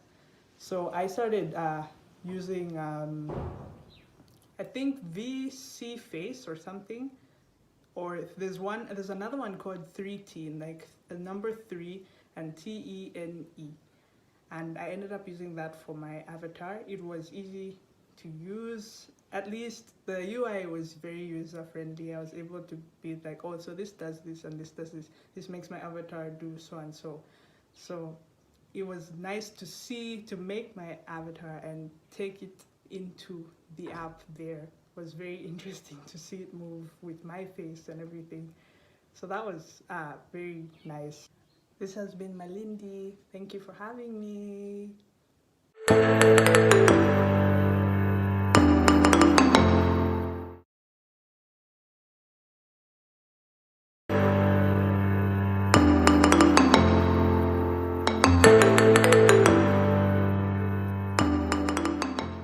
Hi, my name is Esna Lavanda, and I am a writer, poet, author, and all-around Afro-creative. Today I'm going to be talking about the importance of storytelling and mapping out your plot in game development. So the first thing I think we need to tackle is the fact that everybody loves a good story. So you need to understand your audience and kind of just jot down. It doesn't have to be like a full-fledged plan per se, like you don't need pages and pages, but you do need to write out who is your audience, who are you writing this game for, and what is the storyline. Any basic game should have a good storyline. So for example, I'm big into mobile games, and so you'll find that I am definitely one of those people who gets suckered into downloading games while I'm in the middle of playing a game because of all the little kind of ads and things, and you're like, oh, this is a cool story, I should download this. And that is how I now have wordscapes and all these funny styler games, because I'm just like, oh my gosh, I want to be a stylist so bad. Like, they make it seem really cool. And so that's how you kind of get your audience, even if it's somebody who has no prior interest in the particular game that you have. But also, for example, like all the games that you remember from your childhood, it's because they had generally a good storyline. I mean, there's a reason why everybody always raves about Mortal Kombat. You know, when you're thinking about Sub-Zero and Raiden and Liu Kang and all of these people, it's because there's a good backstory, and you always remember that. If you don't remember the fight scenes, at the very least, you will remember that there's a good storyline. And a good storyline can get you to a point where you actually have your own movie based on your game. So it's really important to do that. And so when you're working on a storyline, you know, it's important to work on your characters and character development. How does the character start? How does the character level up in the next levels if that's the type of game that you have? and what is the ultimate end of the game. Because first of all, like, you want to be able to play a game from start to finish, so your game should have ideally a finish. Like every good story, you have the beginning, you have the middle, and you have the end. Even if the end might be like might have different options, at the very least you should have a concrete start, middle, and end of the game. And so you have to look at your characters, like I said, how do they develop, but also how do they interact with other characters? What happens when this character says this or this character says that? And if you're developing a game that doesn't have characters, it's what's the next step in the journey of the game. So for example, I play again this mobile game called Two Dots, and it has like a number of different quests and things like that, but generally all you're doing is playing connect the dots, you know. But that is the main aspect of the game, and on the side you have quests. There's stuff where you have to do like a sort of like a Where's Waldo sort of search, where you have to pick out different things and find this many mushrooms and this many this. But also that's an integral part of the general game, but it also has a story because there's different sections. There's like the beach, there is there's the sea, there's all sorts of different aspects to that. So those are things that you have to look out for. Okay. So basically, at the end of the day, when it comes to storytelling, it's very, very and very important aspect of game development, because the story is what will keep people playing the game. Honestly, I mean, it's great if it's like got great functionality and your characters can do this and that. That's all well and good. But what makes your game memorable is the fact that there's a story behind it. So do think about that very carefully when you're doing your game development. What is the overarching story? What is the character story? Don't forget to throw in a little bit of emotion here and there if you can, because that is why we remember some of the best games of our lives. Like, I mean, come on. Who doesn't remember Super Mario? So thank you so much to everybody for taking part in this Women's Game Jam. I'm really excited to see what games you guys come up with and what stories you have for us. Absolutely looking forward to it. Enjoy yourselves and have fun.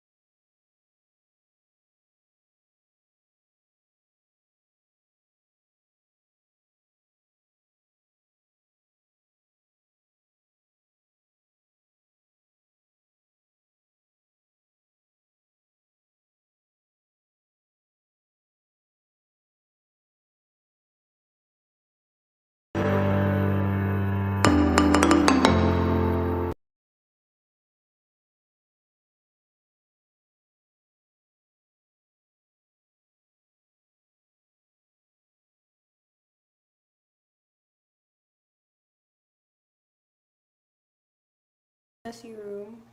I don't have time to clean it. Also, I did the makeup look just to get your attention.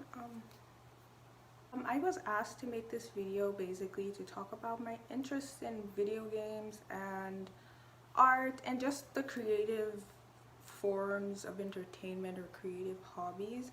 I would say like art, video games, all those things are just basically an extension of myself, because I have been doing these for a really long time.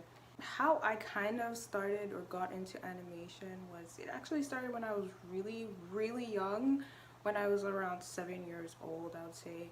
I was really fascinated by computers and gadgets when I was a kid. And at the time, we did have a brand new computer, and I was just like kind of discovering how computers work. When I saw Microsoft PowerPoint and started like using the software, the software, when I started using it, I realized there was like some functions or some buttons that were there, like that allowed you to kind of animate text, to animate objects. And so I was just having fun kind of drawing a circle. I made a little cat. I remember that was my first animation. I made a little cat out of the circle images and triangles, and I was just like having fun and accidentally clicked one of the animation buttons, I think, or like the preset animations for whatever object you're using. And so when I did click the preset animation, the cat started to move and it like came in credits.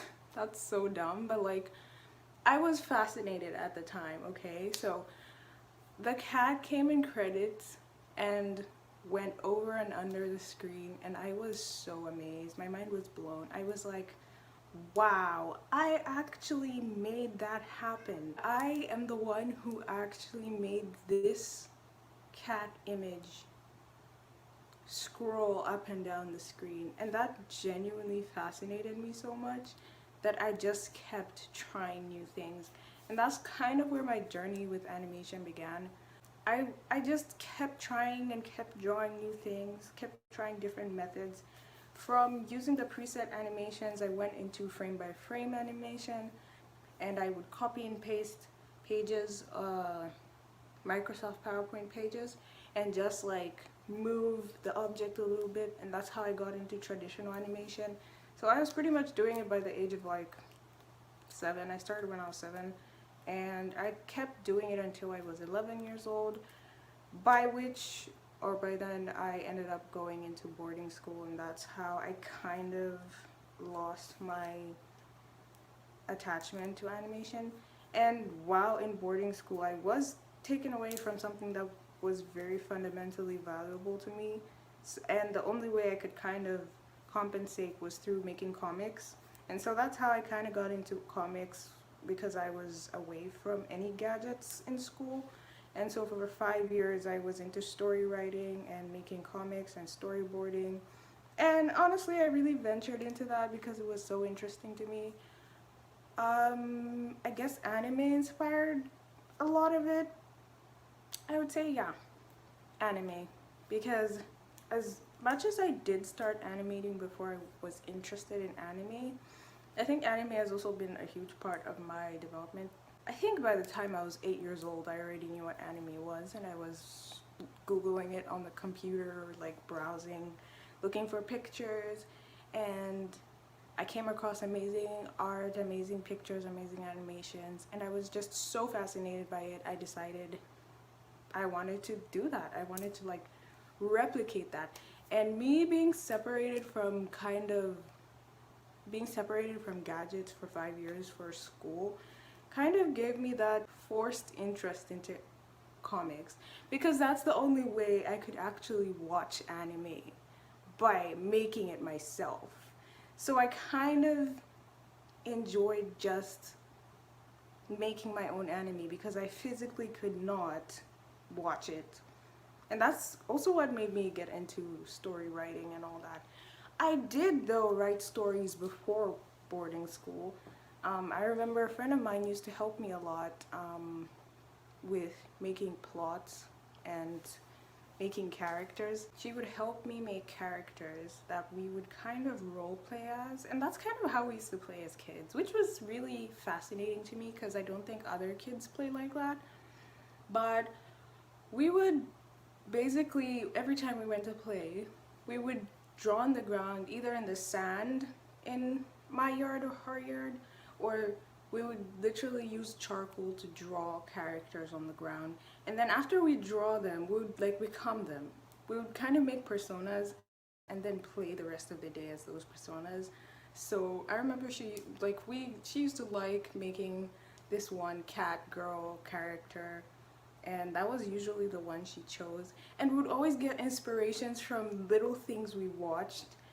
I remember she once got inspiration from Winx Club, and there was kind of a scene in Winx Club where Bloom transforms, and she does this thing where, like in the first season of Winx Club that is, she would kind of do this thing where she, you know, does the pose at the end of her transformation, and her skirt would like do a little flicker as she does the hip pose.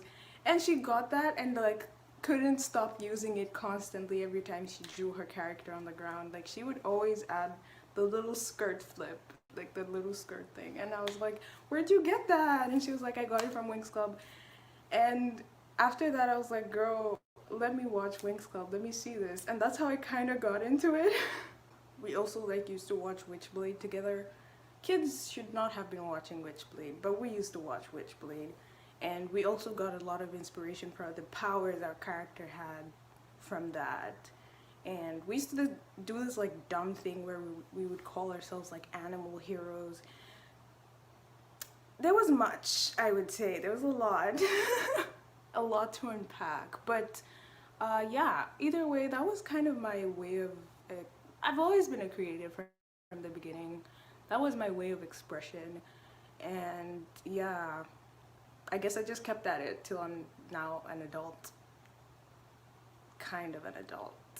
I guess by age an adult. Mentally, I'm still like fighting for my life. So how I got into video games was also was through my brother, I guess. Kind of, yeah, I would say it was through my brother. Besides the fact that I already loved art and anime by the time I was a kid, I was crazy about it. My brother kind of brought me into like video games. I think he borrowed a PSP from his friend once and he was playing Final Fantasy. And when I saw the trailer for Final Fantasy, because I already had like this huge obsession with anime and art, when I saw the trailer for Final Fantasy on that PSP, I think I had an awakening, a spiritual awakening, and I was like, this is my devotion. This is what I want to be. This is who I am. This is my soul.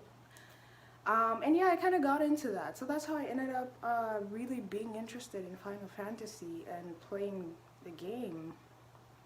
And besides that, I think my sister used to send me kind of these GMVs of Final Fantasy. She kind of just liked them for the animation and the song, like the way they were matched together was really well and interesting. And she would send them to me because she was studying abroad by then. And she would send them to me, and I would love them so much. I would download them. Like back then the internet wasn't like crazy good, right? I was like 10 years old. So it was like someone would like upload it to a Google Drive and you would save up money for like data and finally download that video. And because you lack access to videos, you would watch it again and again and again and again for like the next 2 years, non-stop, religiously. And so that's what I was doing. And I'd be mind blown by the animation. I'm still mind blown by Final Fantasy's animation, by the way, and this is like 10 years later. So, but the GMVs were so well done that I got into the songs on the GMVs.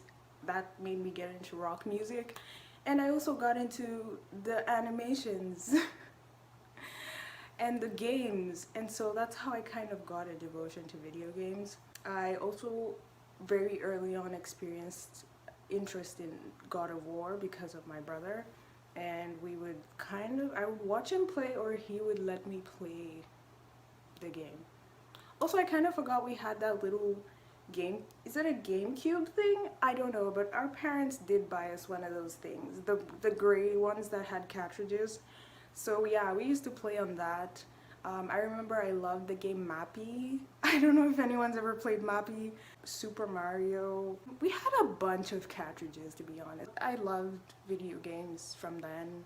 Like, I guess they were like a natural part of my life, so I never understood that many people didn't have an experience with games, because we had it, so like I thought it was everybody else who had it. So I still play video games till today. I did buy myself a PS4. And that's where I play Dark Souls. I'm playing Dark Souls right now, and it is beating the life out of me. It actually relaxes me, surprisingly. I know it's funny to say Dark Souls relaxes me, but it's a very relaxing game because I use my problem solving skills, and I like using my brain at something that doesn't involve my life, that involves something else's life. You know what I mean? Ghost of Tsushima, I have Final Fantasy 15 and Final Fantasy 7 Remake. Either way, I like RPGs and anything that does with logical thinking.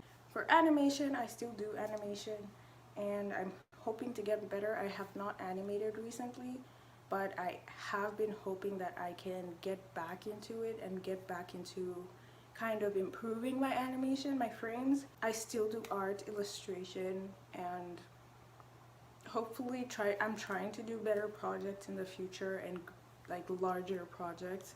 For animation, I'm hoping to do some more vivid, like realistic, like anime type of videos with actual recordings of people talking and stuff like that.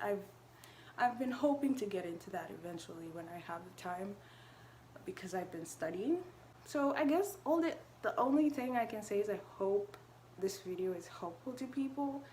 I hope people can find interest in starting or doing new hobbies, because that's something I've been into my whole life. I started skateboarding recently and I got good at it, surprisingly. I would advise anyone to start any hobby that you see. If you see something in your life, heck, that's cool, you should get into it.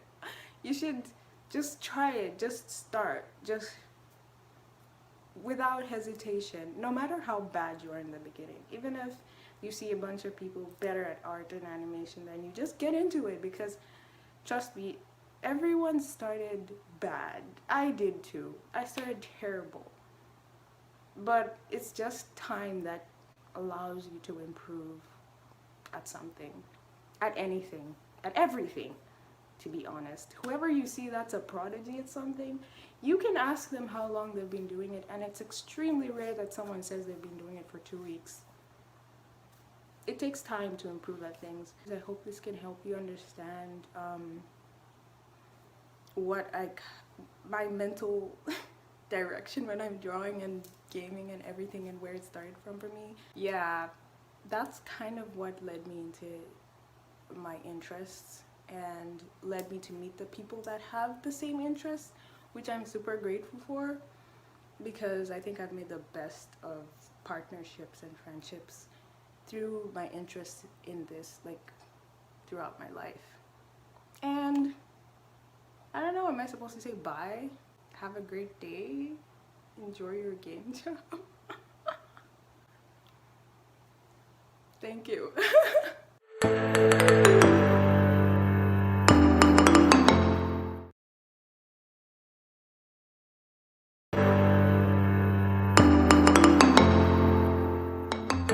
Hi everyone, my name is Zambia. I am your local cosplayer, costume designer, comic book artist, graphics designer, and soon to be certified animator, film producer, and sound producer. I'm here before you guys because I've been given this beautiful honor of speaking a little bit about animation and art and the few challenges I've faced on my little journey as I slowly become a fully fledged artist and animator. Art has been a part of my life for as long as I can remember, and it's weird because it's like a blood thing. It's like being passed down from one generation to the other, starting with my grandparents, my mom and dad, the uncles and aunties, and now to my generation, me and my cousins, and now to the new generation after us. So it's like a blood thing, really. It's being passed down. It's weird, but I like it. Like before, art has been a part of my life, and I seriously don't see myself doing anything apart from art. It's weird, but here I am. This is now my course and my career. Like I mentioned before, art has been a part of my life. Drawing comic books, to entertain my friends at school, to just doodling as a way of escaping reality, even for a few minutes. But I remember I began to pursue art as my forever career after seeing this little beautiful piece of art my cousin did for her class at school. That was like a big boost, a big dose of motivation that pushed me to become the artist that I am today. And because of that little piece of art, I am here today as an almost artist. Although my family, like art has been in my family for a really long time, no one took it up as their career. So when I went to my mom and my whole family and told them I wanted to be an artist and make art my career, I received a lot of disappointment, and there was not that much of support. You know how parents in this country are when you say you want to be an artist. They'll be saying, no, you can never you never go anywhere with art in this country, or you cannot make art your career. That will never work. That was very disappointing and very disheartening. That was also one of the biggest challenges I faced. And before that, I remember back in grade school, my mom forbade me to draw. But I understand now that I'm older, and my grades were suffering because of art. Because I would always be in the back drawing instead of paying attention to what the teacher was teaching in front. And my grades suffered each and every single time we wrote a test. So I understand, but still, I'm an artist. Whenever you have that inspiration moment, boom, you need to put it down on paper, otherwise it will be gone. But that was a challenge I also faced. How long did it take me to learn the basic movements in animation, or to master the basic movements? The course I'm doing is a 3-year course. So we started learning animations last year, and that was online before we took it like in person, face to face. So we were taught the interface of the software in a week. Then we were taught the other week how to design your character, then the other week how to move the character and all. So I think, yeah, it was just like 3 weeks. The only part that was difficult, it was understanding the interface, and when you get that part, you're good to go. Oh, and also designing the character. But it also just takes interest. I mean, I had interest, so I learned the whole thing in like 2 weeks. I learned the whole thing in 2 weeks, while others it took them like almost a month or so. It's just interest, because like I said, I basically went for this course because of animation. Animation has helped me to be able to communicate, to tell a story and communicate emotions in a unique and easy to perceive way for small children and adults. It's just giving me a platform where I can tell my stories without having to go through the stress of illustrating. I hate illustrating. It has given me that opportunity to just tell my stories in a more entertaining way. Why is animation a great tool for game development? In games, one needs to create an animation that responds to gameplay, storytelling, mix the two, and deal with other things. Most animations are short, but when combined together, they make the character move with conviction and attitude. And okay, to make things a bit more simple to understand, the animation created helps translate what the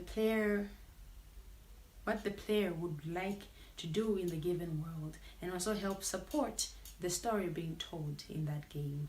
So personally, I feel that's why animation is a great tool for game development. That's all I had for you today, you guys, and I hope you can enjoy yourselves there, and I really hope you've learned one or two things and can also pursue the lovely feels, the lovely ability to create something from nothing. I'll be looking forward to seeing you guys in this industry. Bye.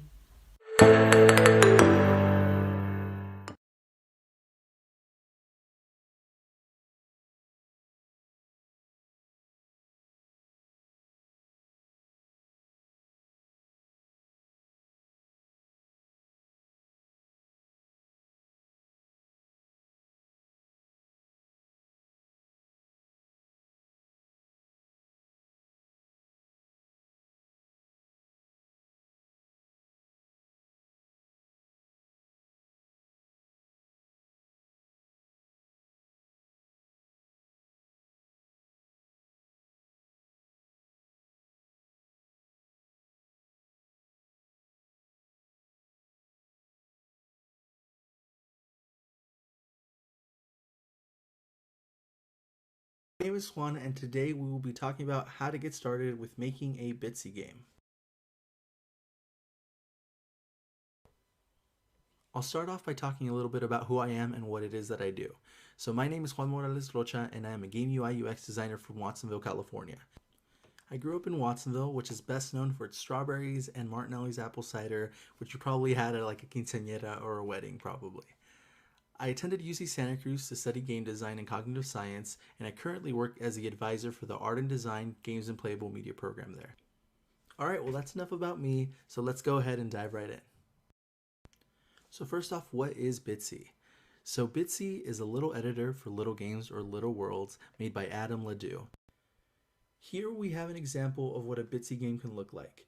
We have an avatar that can move around a room or space. We have a sprite of a cat that can give you some instructions when you talk to it, and then there's an item, which is the cup of tea that the avatar picks up and then returns to the cat. So in Bitsy, you can do things like move around a space, talk to different things, and pick up objects. This is a great tool for complete beginners, so don't worry if you've never made a game before. Alright, next up, I'll be talking a little bit about my own game design process in hopes of giving you a sneak peek behind the curtain and show you that you can totally make games too. I'll start off by breaking down my process into a few different phases so that it hopefully makes a little bit more sense. First off, we have phase 1, which is ideation and inspiration. Next up, we have phase 2, which is deciding which game engine or tools you will be using. And finally, for phase 3, we will be talking about asset gathering and creation. So for the ideation and inspiration phase, I'm really just going through life and absorbing a ton of different information that's around me in my environment. I try to recommend folks to look outside of games for inspiration, not because it's necessarily a bad thing, but because it can lead to kind of boring or repetitive designs if all of your inspiration just comes from other games. I recommend looking at things like books, movies, and music, also trying to look into ourselves with things like our culture, food, and family. And finally, exploring different types of artwork, nature, or simply your own imagination can likely lead you to come up with unique ideas, stories, and or mechanics. The idea for the game that I'll be demoing today came from a conversation about showcasing how easy Bitsy is to use for making a very short interactive story. The idea was that I would make a little game where you play as a chicken crossing a road, and the player would walk up to different objects and they would respond with a punchline for the classic, "Why did the chicken cross the road?" joke. We don't need to worry about picking an engine this time since we'll be using Bitsy, but I wanted to make sure to note that nowadays there are a ton of different tools you can use to get started as a game designer. Depending on how complex your idea is and how much experience you have, there might be a tool that is better suited for your specific needs. Again, we'll be using Bitsy today because it's very beginner friendly, but I definitely encourage you to check out some of the other tools in the future.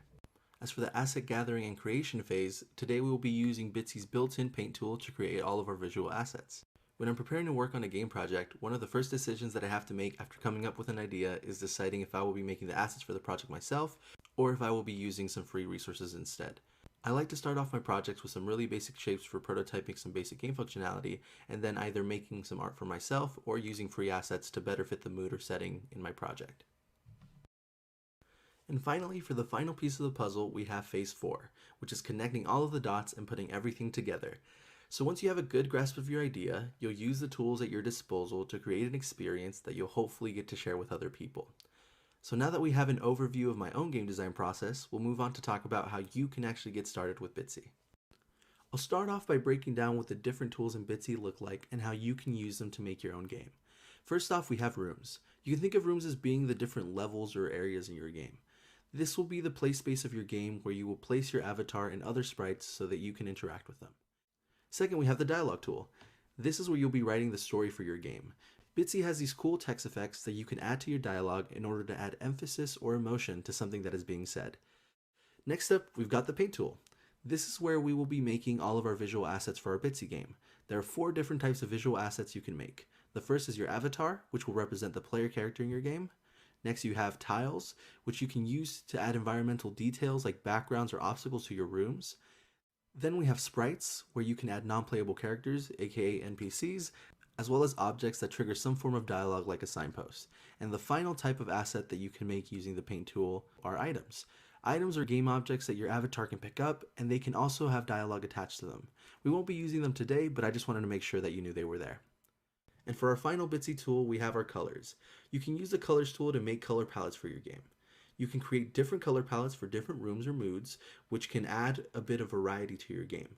An important thing to note is that each color palette that you make can only consist of 3 different colors: your background color, your tile color, and your sprite color. So you have to get creative with how you represent different things in your game. Alright, so now that we've covered the basics of Bitsy, I'll go ahead and show you how I went about starting my own little game project. So let's start off by going to bitsy.org.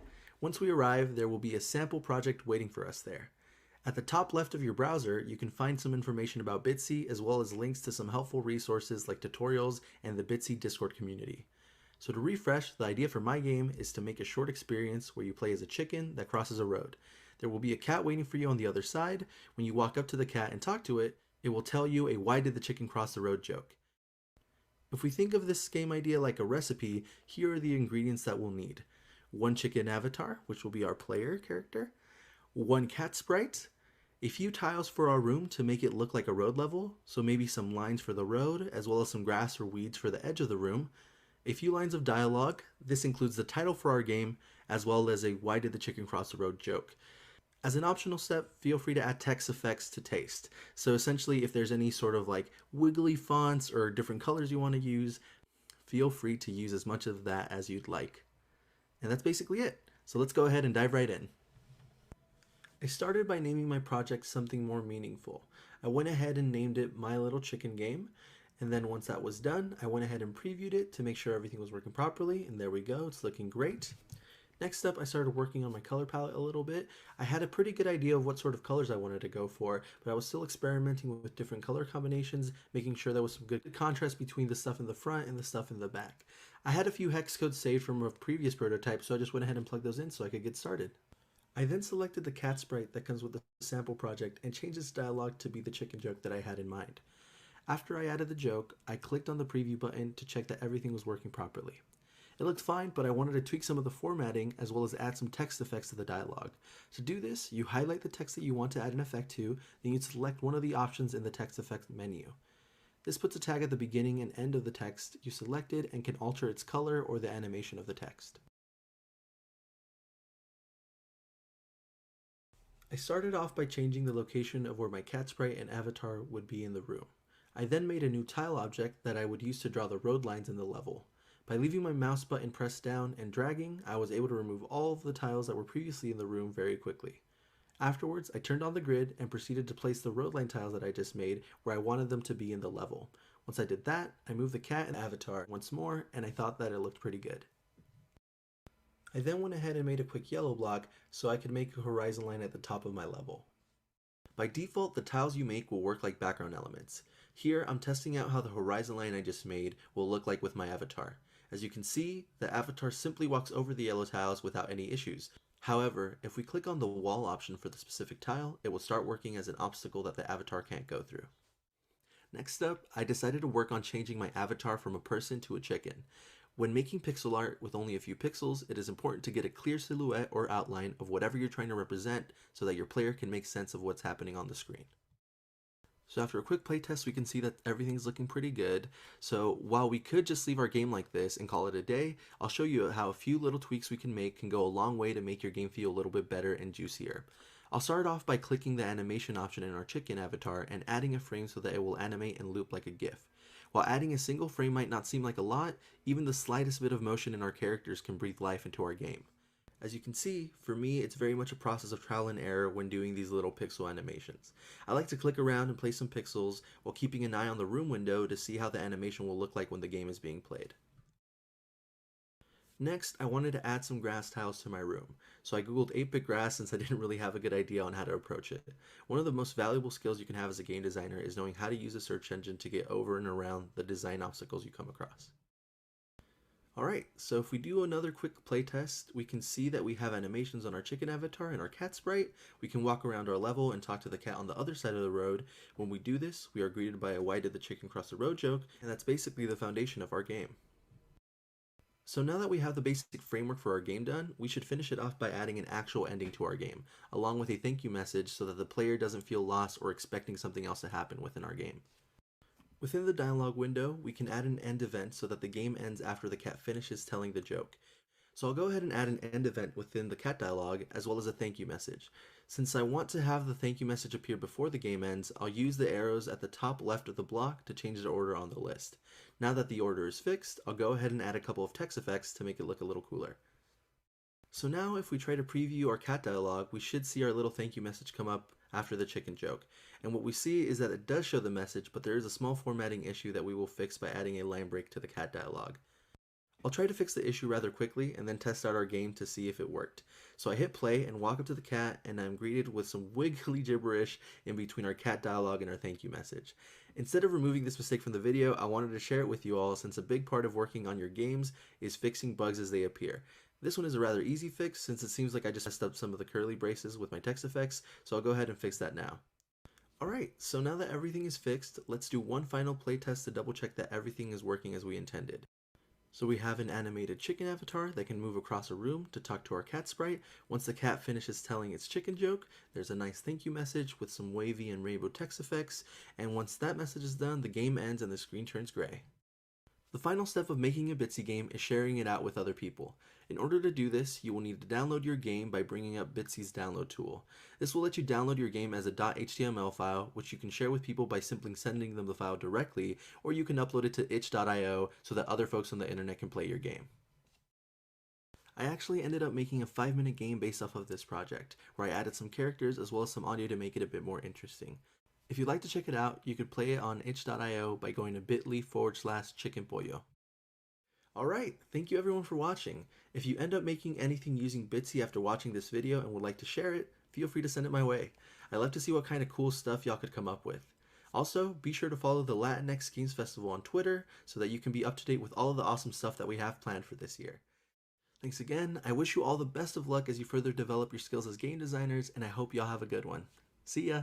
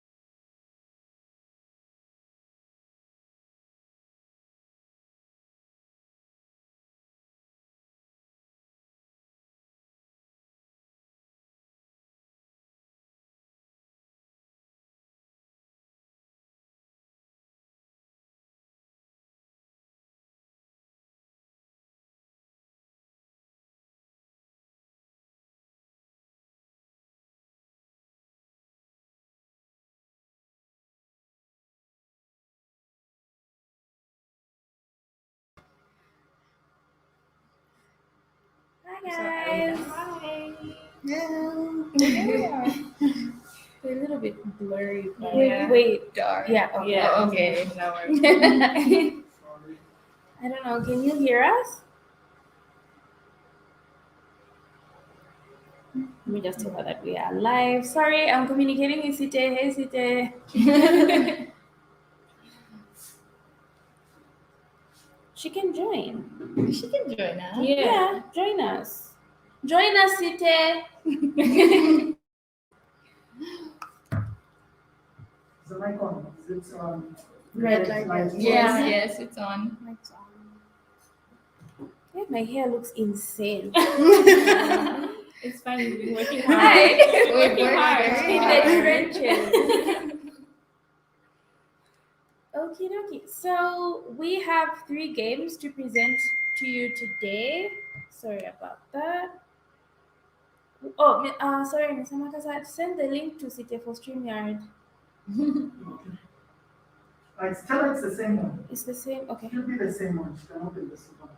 Sorry, you guys. You're watching our technical difficulties. Live technology. Live on camera. Yeah. Okay, so don't worry about the sound. I can hear you. Okay. Okay, that's good. Okay. Yeah. I think I can't hear you.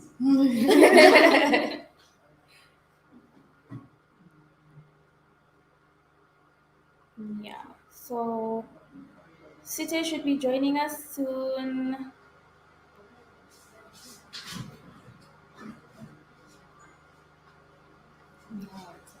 Now it's in real time. Now it's a Yeah. Yes. Like the Our day faces are before so was dark. We're backlit. So unfortunately, we don't have curtains. yeah, we don't have Okay. curtains. It's fine. It's Okay. fine. It's fine. We're fine. It's okay that you can't see our faces. Like that's perfectly alright with me. Oh, please send it to her again.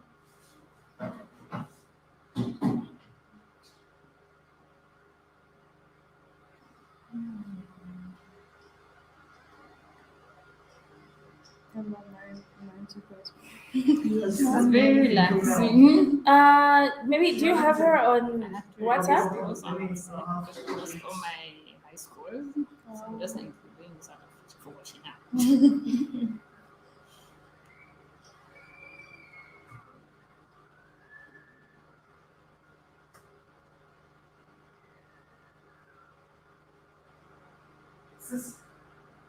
Sorry? Is that like a baby screaming? It's the same. Tell her it's the same link. that She said that sent me. it's It's on WhatsApp. She sent me. Oh, just forward it to her because I should send it yeah, back. she said I send it again, please. Yeah, But so it's in our WhatsApp as one of my messages she sent me. just send. I think there's so many people she's talking to right now, so maybe your chat is at the bottom. Yeah. So I don't know if you're able to see. Just click on the comments tab. Okay. Okay. Alright, so I think tell us how the jam was. Oh, okay. We are talking to Prosarium. So yeah, the jam was fun. I mean, we got a lot done. We learned. I think it's safe to say at least one of us, is a master at Bitsy. She's certified now. Yeah, she's certified. She can do workshops. Because I feel like you will see from like the progression of the games that we've made, how we managed to do things we couldn't do in the first game. Yeah. So yeah, so you'll see our growth throughout. Yeah, so it was fun. The jam was fun. She says it's not the same link. She says it's not okay. Hello.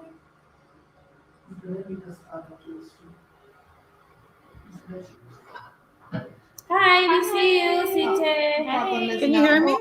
Now we're cutting Now out. we're cutting half. I don't know. Maybe. Ah, There we go. This is much better. Can you guys hear me, by the way? Oh, but we can't hear Site. So you have to talk to us in chat. Hmm.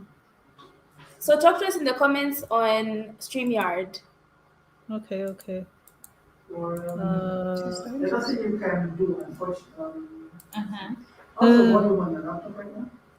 I've actually muted it because I don't want like Straight up. feedback. Feedback. Yeah. Will there be Okay. feedback? I don't know. Because we got a mic here. So that's the Yeah. danger. I love how our Do you have whole any discussion headsets? is Do you have headsets? no. Oh, like you could have listened in. Yeah. I love my So headsets. you can- So you can hear us. Do thumbs up if you can hear us. Yeah. Okay. So just text us in the Can you- comment section of the. I don't know. Oh, she's texting us in private chat. See, there was something you wanted to say? Yeah. Okay. Can you hear so me? she Oh, can. he can hear Yes, me. we can hear you. Okay, you know what was happening? Can you hear me? Like, can you hear me? Hear me? Well, I can hear you. This week But I they can can't hear you. Yeah. So you Sign should language. text us in the comments. Text in Okay. the comments. Yeah. Or like you can say it out loud and text it to us. 'Cause- Yeah. Yeah. Yeah. So I'm sure the stream can hear you, but we can't hear you. Okay, that's strange. Can someone open the browser and like just hear? Because the reason why it wasn't working is because I was still in Discord. That's what I make this Yeah. thing. No, but the feedback is like an Yeah, it issue. would be. It is an issue Yeah, where you it's are going like to trying to sound- watch your yeah. feed and actually participate. No, in like the someone feed. just tested for a Yeah, bit. Like tested that for is a the bit. Tested for a little Like bit. On normally, what should I test? normally what we got work is Like just test if you can hear me on the stream. Like just open it somewhere else, like on your Oh, that's phone or weird. something. Okay, Really yeah, answered okay. Someone Right. sent a message in Discord. Because maybe they can hear me on the stream, but these Really? guys can't Are hear me. you? Oh I no, don't I'm not know. a game developer. We are not game developers. Not even Wow. Yeah, I don't know. Yeah, like we have we are. different day We're, jobs. yeah, we have different day jobs. Different day jobs.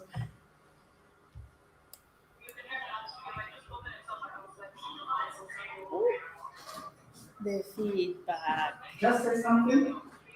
Oh, yeah. Okay. So we're just supposed to say stuff before we start showcasing the games that we made today.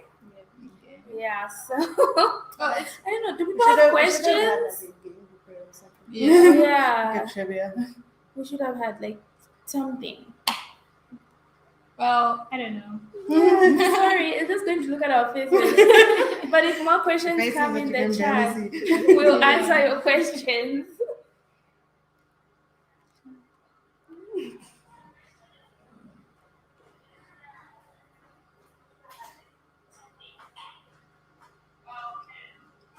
Why does feedback happen? What is the I science? think it's like when Sound you goes see in and yourself, out yeah. and in and out, and then It's it like you starts to see make a yourself screech. when you time travel. Yeah. You know what I mean? I think it's the same principle. Because if you see yourself, When you you're like travel, seeing yourself, yeah. but you are yourself. You know what I mean? Yeah, you get confused. I thought it was because the sound like goes into the mic Thank and then you. into the next mic, Yeah, then into the Renata. mic and into the next Okay, mic. that, yeah. Thank you. Thank you, Renata. Yeah, so I guess we're just going to jump straight into it. The first game that we have is called LDR, which stands for long distance relationships. yeah. So you need to play the video. You can, or you can, you don't have access. No, we don't have access, so we just want to. Yeah. Sorry, no? I was. We can play. Maybe you can play. Let me try. Yeah. Oh, Yeah. Here. No. Or do I click on it? oh, yes, yeah, that's fine. This one looks like you have access to it. Oh yeah. Now it's active. Now it's active. Yeah. Okay. Okay, so this is the game. Tendai made this game by herself. Yeah. So she's just showcasing it, for us At the today. Bitsy Yeah. workshop. So yeah, it's playing. Like we put a like pretty long. Hi, Sita. You can see you Sita. back. Can you hear me? Or is there feedback? Like, is it playing? Or is it So pausing? introduce. No, it's playing. Is it? Yeah. Yeah, it is playing. Okay. Okay, so this game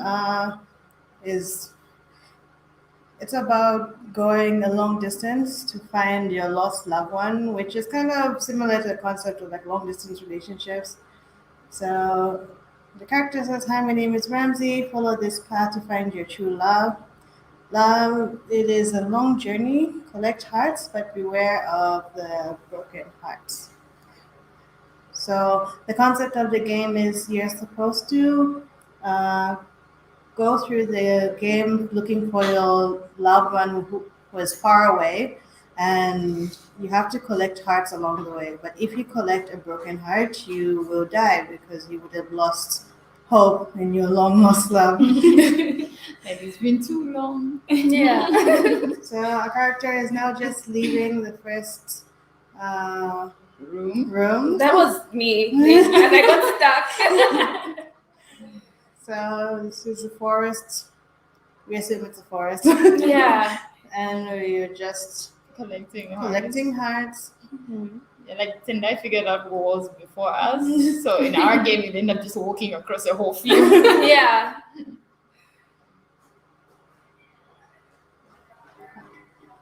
I can hear my voice. So the connection is kind of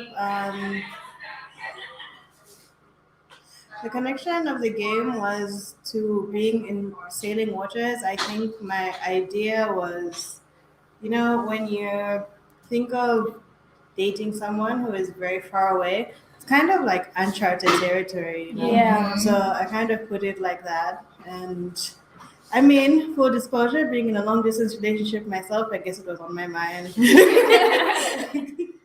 So here, I accidentally died. in her own game. I lost it, so the game starts all over again. Now you get to see what happens when you do hit a broken heart. Yeah. So I think we kind of ran through it a bit faster this time around, but it's the same entrance. Ramsey gives you Your story. your story. Ramsey is my little poodle at home. You can't watch this, but hi, Ramsey.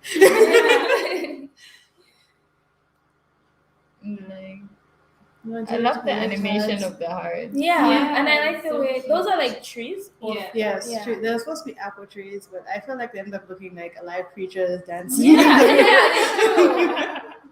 Or like those things at K-pop concerts. Right? Yeah. You can take it as cheering for your love, like you can do this. Cheering you on to find love in a long distance relationship. Ramsey is a puppy. Yes, Ramsey is my puppy. Yeah. He's a big dog now, but he's still tiny. Yeah, he's still so small, but he's so cute.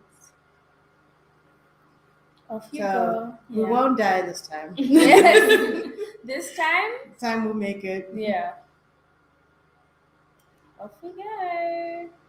Getting the last. It looks like you're swimming. Oh, It yeah. does actually. Yeah. Yeah. So there's supposed to be a beach and sand. Yeah. We Oh, look at collected the it. waves. Yeah, Yeah. the waves are like cool. So let's collect some hearts before we go to the next level. Yeah, this is a tricky because they look whole at Yes. the And they right? break. Yeah, and they break off. Yeah. So I'm here. You were like, I'm not trying. It's okay. So another tunnel. This is more just like a reach the end type Yeah, game. because everything is there. Danger zone. Do not collect any heart. Yeah. Here it. That was close. It's more of a trick side. I wanted some people to fail here. Yes. You were like, let's try and make this somewhat challenging. So now we're in the final stage, and you're supposed to collect a key to get you to the secret passage. So along the secret passage as well, you can die and get into a The heart. The little hearts, like, Like Yeah. flashing. Like it looks like they're rotating. Yeah, they do, right? We're going How around. did you do that? Just pixelated and end up Yeah. looking that way. Because it looks like they're spinning. Yes, like they're spinning on an axis. Yeah. Ooh. I would have collected that. I would have been right at the beginning of this game. So we're at the end, and look at how excited love. She's supposed to be wearing a dress. Oh, It ended up cute. being a dress, but she's so She happy. looks like she's dancing. so happy you found me also. I waited Yeah. so long for you. So Oh. that was the concept of this game. Yay, it's so cute. Yes. So the next game that we did was a group game. It is called what is it called? A cat's Yes, a adventure. cat's adventure. So yeah, Mr. Marcus, how did you make this link? The thingy. alive. How did you make the first clip? I think you have to close the video.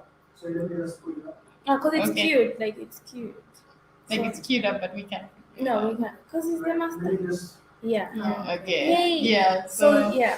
So this is a cat adventure, Mm-hmm. and Okay. our mastermind. She was our bitsy. Oh, I love that one. Thank you so much, Lontia. We miss you. Yeah. So a cat's adventure is like it's just a little isekai game. Like the cat goes into like another realm. So like we designed this sitting room. Like there's a couch.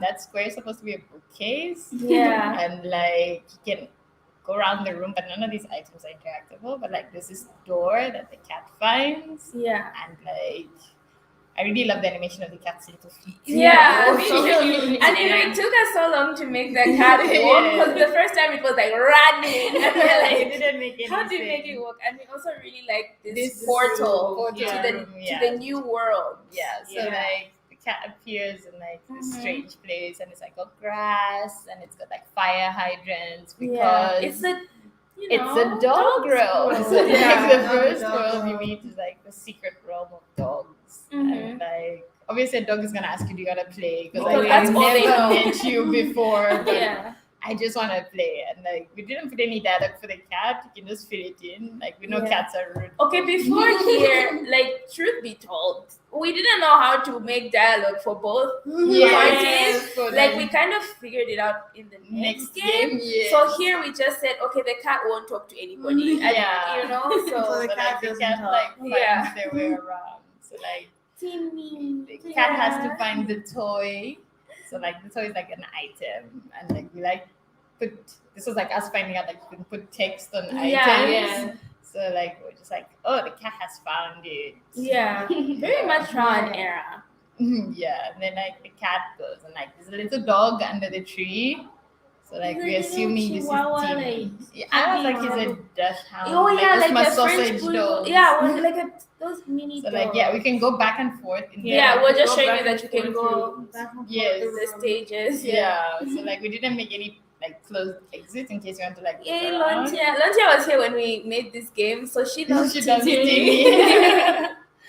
So like Timmy is rude. Like, Timmy Timmy's is like grumpy. Yeah, you know, Timmy has a little bit of a Napoleon complex. like Timmy doesn't like being the smallest dog. Yeah. But like he warms up to you when you bring him his stuff. Yeah. He's very cute. So you take him his favorite toy, and he says, "Go to the Bone King if you're finna go home." Yeah. Might help you. Yeah. So he says, "Get a feather from the tree."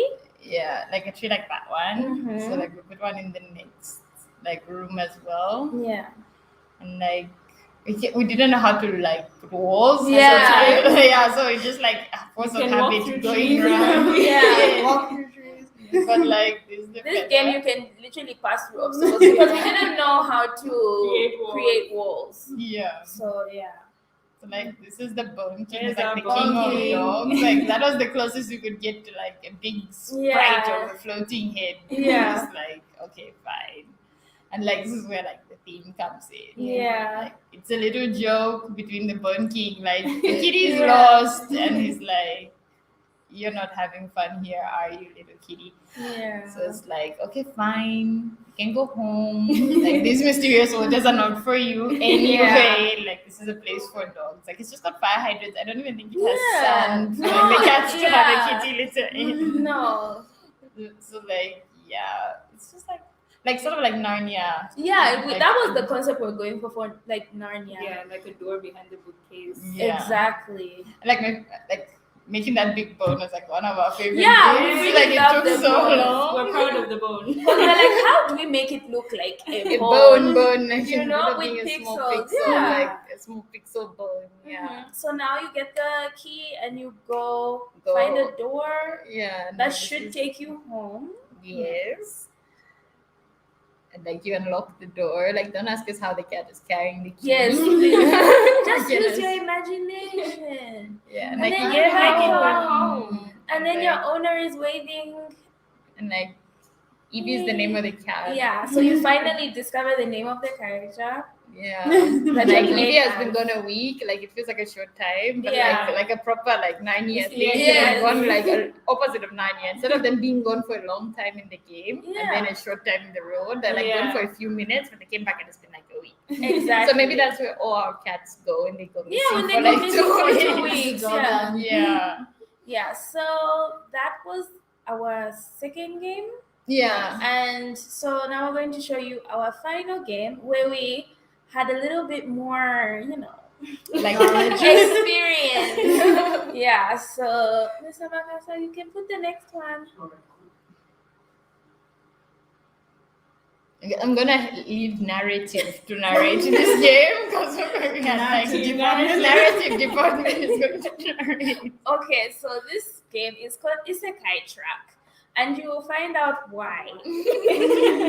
It's kind of like okay, it's like an what inside joke with anime fans, yeah. So that is your character, and we just decided to move around the screen a bit to show you that we've learned how to make walls. You're just not gonna be moving up and down in the screen anyhow. So we're just showing you, teacher, we've learned. Yeah. So yeah, where am I? The character is Confused. He doesn't know where he is. Yeah. He's got a tunnel in the wall. That's like what's no one should like Isekai Site.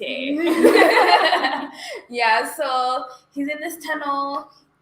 We go to the next. Oh, we forgot to put a transition. Yeah, we forgot to put a transition. Sorry.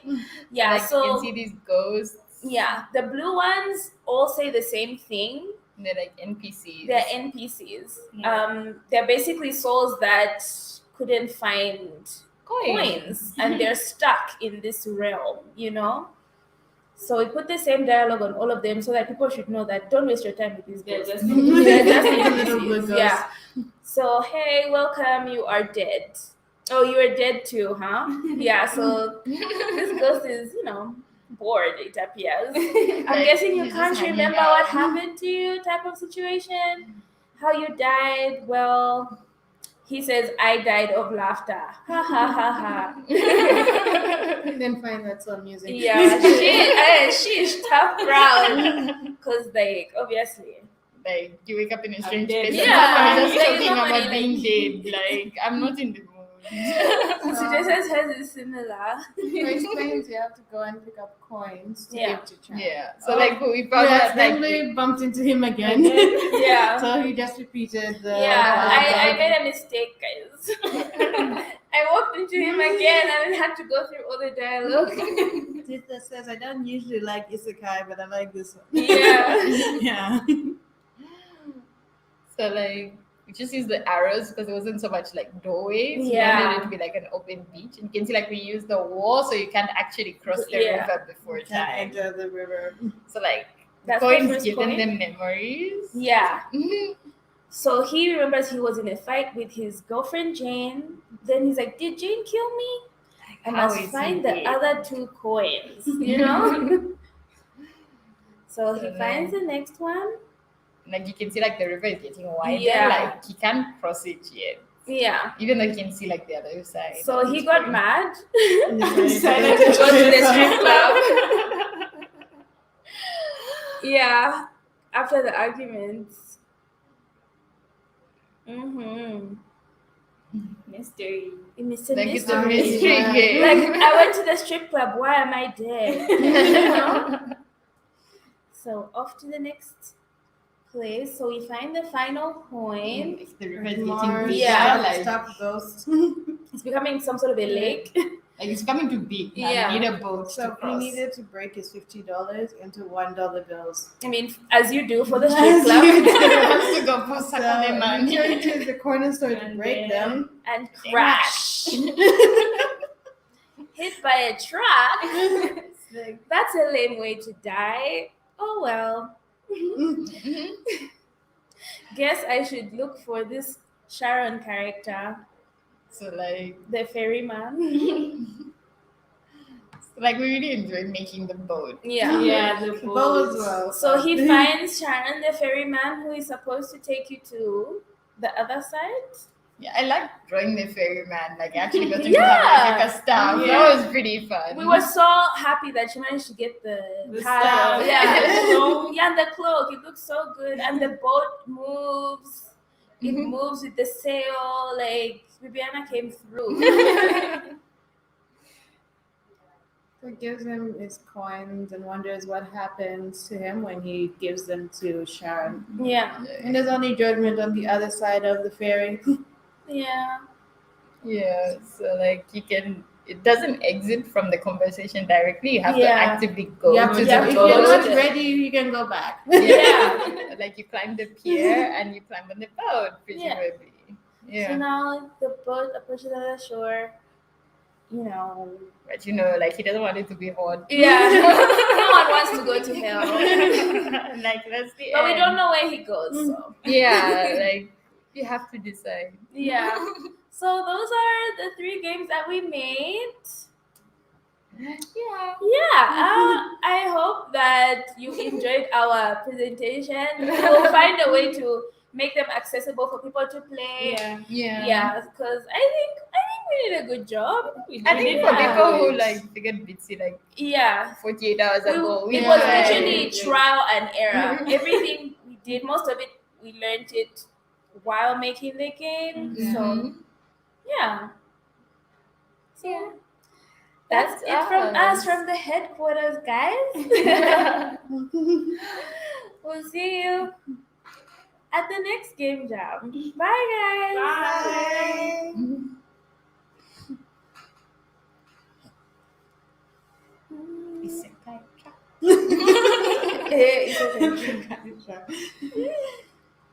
Are we off?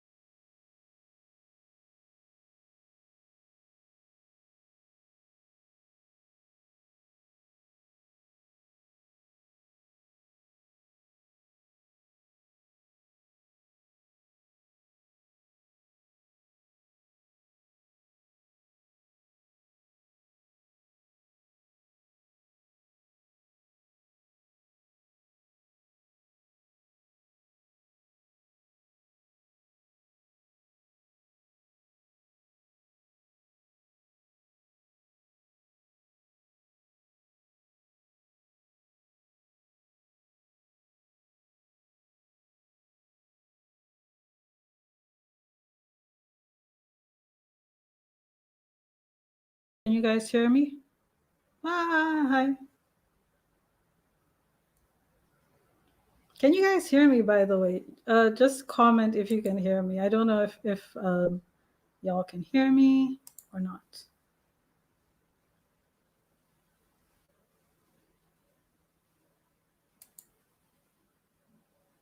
What's whoa? Can you hear me? Oh, died of laughter for the game. By the way, I kept messing up our game. Like in the last few seconds, I kept messing up our game. Yeah.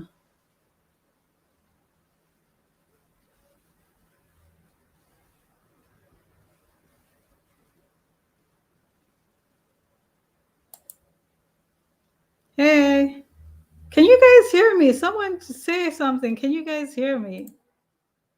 Can you guys hear me? I'm waiting to see if you can hear me.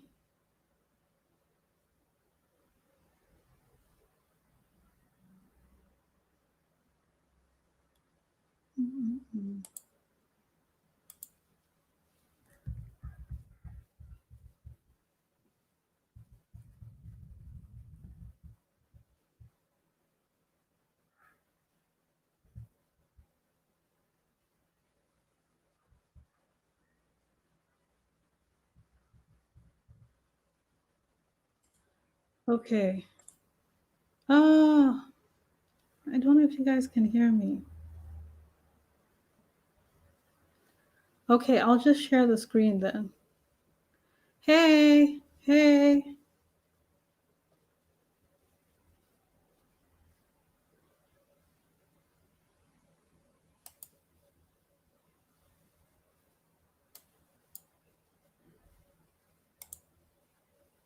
Hey, I don't know if people can hear me.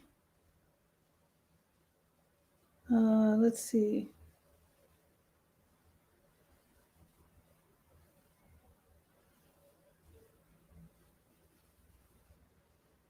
Someone in the comments just say if you can hear me. Oh, okay, they can hear me. So I didn't. Okay, great, great, great. I haven't finished working on my game, but I can show you what we are working on. So if you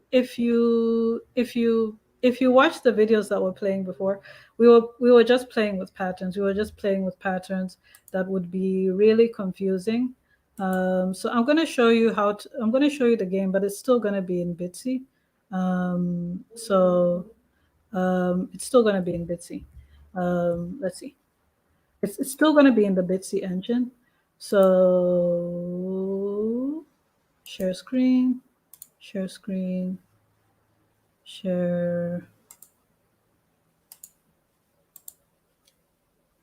All right, so you can see this, I guess. You can see what we were working with. Now, the problem with this game is, oh yeah, by the way, when I said what we were working with was similar, I meant that we both had ghosts in our game. And I don't know if my ghost will talk. No, he doesn't find the talking part. Oh yeah, does. So, like, he's dead. He's like dead. He figures out he's dead.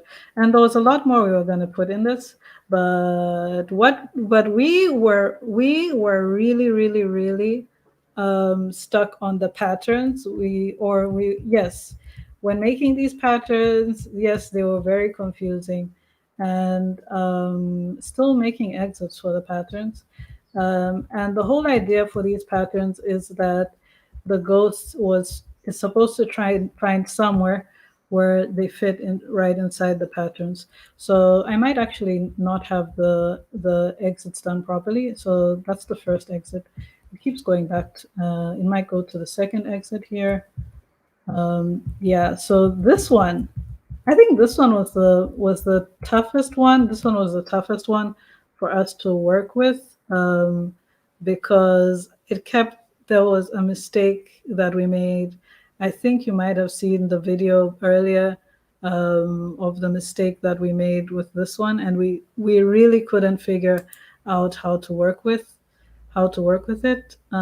Yes, it was so stressful to make. That's why we didn't finish it. Yeah. So let's see. Oh, I can just show you the rooms. Yeah. Let me just show you the rooms, and I can play them if you guys don't want to see the grid.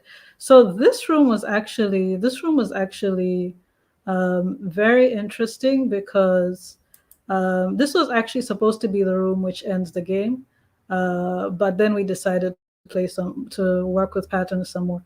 So how this room was supposed to end the game, yeah, is that there's only one there's only one spot in the whole game where the ghost can fit in without disturbing the patterns. So, like, for example, you see, no matter where you go, you're like disturbing the pattern of the place. But if you go in this okay, so like I can even try these squares. You don't really fit in. You keep breaking the pattern of the place. By the way, I don't know if you can see, some of the lines look like they're like bent like this. Yes, like some of the lines, it looks like it's waving, and some of the lines look like they're going in and out weirdly. But I like that. So this is supposed to be the only place that the ghost can fit in, and it's like, is this the only place I can fit? Yeah, it's kind of cozy, I guess. But do I dare see what's beyond? I don't know if the next room was connected because I was working on this like just before we started streaming the games from Women Game Jam, but nope, doesn't work. So the next room is oh yeah, yeah. When I show it to you like this is where it looks like some of the lines are bent. So we had fun. We had a lot of fun playing with patterns. And the next room is it was supposed to be a pyramid, but it's not done because this one was hell to make. This one was too hellish to make because we were supposed to make a pyramid going up. And yeah, we were first, the top left is when you're figuring out which tiles you were going to make. And then in the middle, we figured out that we were supposed to do left, right, left. I mean, we figured out which tiles were supposed to be next to each other. But if you can see, some of the tiles are broken down here. And that's what was being fixed. We were supposed to fix all of this and shift the pyramid to the left, but we said no way, no way, like no way, no way, there's no way we're going to finish that today because we really really wanted to try some other patterns. What was the next room? Yeah, so this is the last pattern. This is the last pattern we worked on. If you see it, so this is the pyramid. This is the pyramid we settled on. We settled on a pyramid which looked 3D and which looked like it was going in and out and in and out and in and out. So yeah, that's kind of all we worked on. So I wish we had a better story, but because it was supposed to be, like I said, a ghost stuck in the afterlife, or a ghost going through the afterlife and trying to figure out like what the afterlife looks like, because the theme was sailing into unknown waters, and we don't know what happens when we're dead. So we were just trying to imagine like a weird place, and it was kind of why the name is called the Imaginarium. It was kind of inspired by the Imaginarium of Dr. Parnassus, and there are so many weird symbols there, and there's so much black and white in there. So that's why we decided to do that. So yeah, I am done sharing my screen. Yes, what are you saying? Pretty. It looks pretty. Oh my gosh, it did look pretty. It looks stressful. It looks so stressful. The game reminds me of the movie called A Ghost Story. I've never heard of that movie. So you should tell me what it's like. But anyway, I know that we're actually supposed to end before 5. So yeah. I think this is all for the stream. Thank you guys for joining us for Women Game Jam Zambia. It's been a pleasure, honestly. So I'm gonna say bye, bye, and Mr. Makasa, you can change the screen. Yeah. Bye.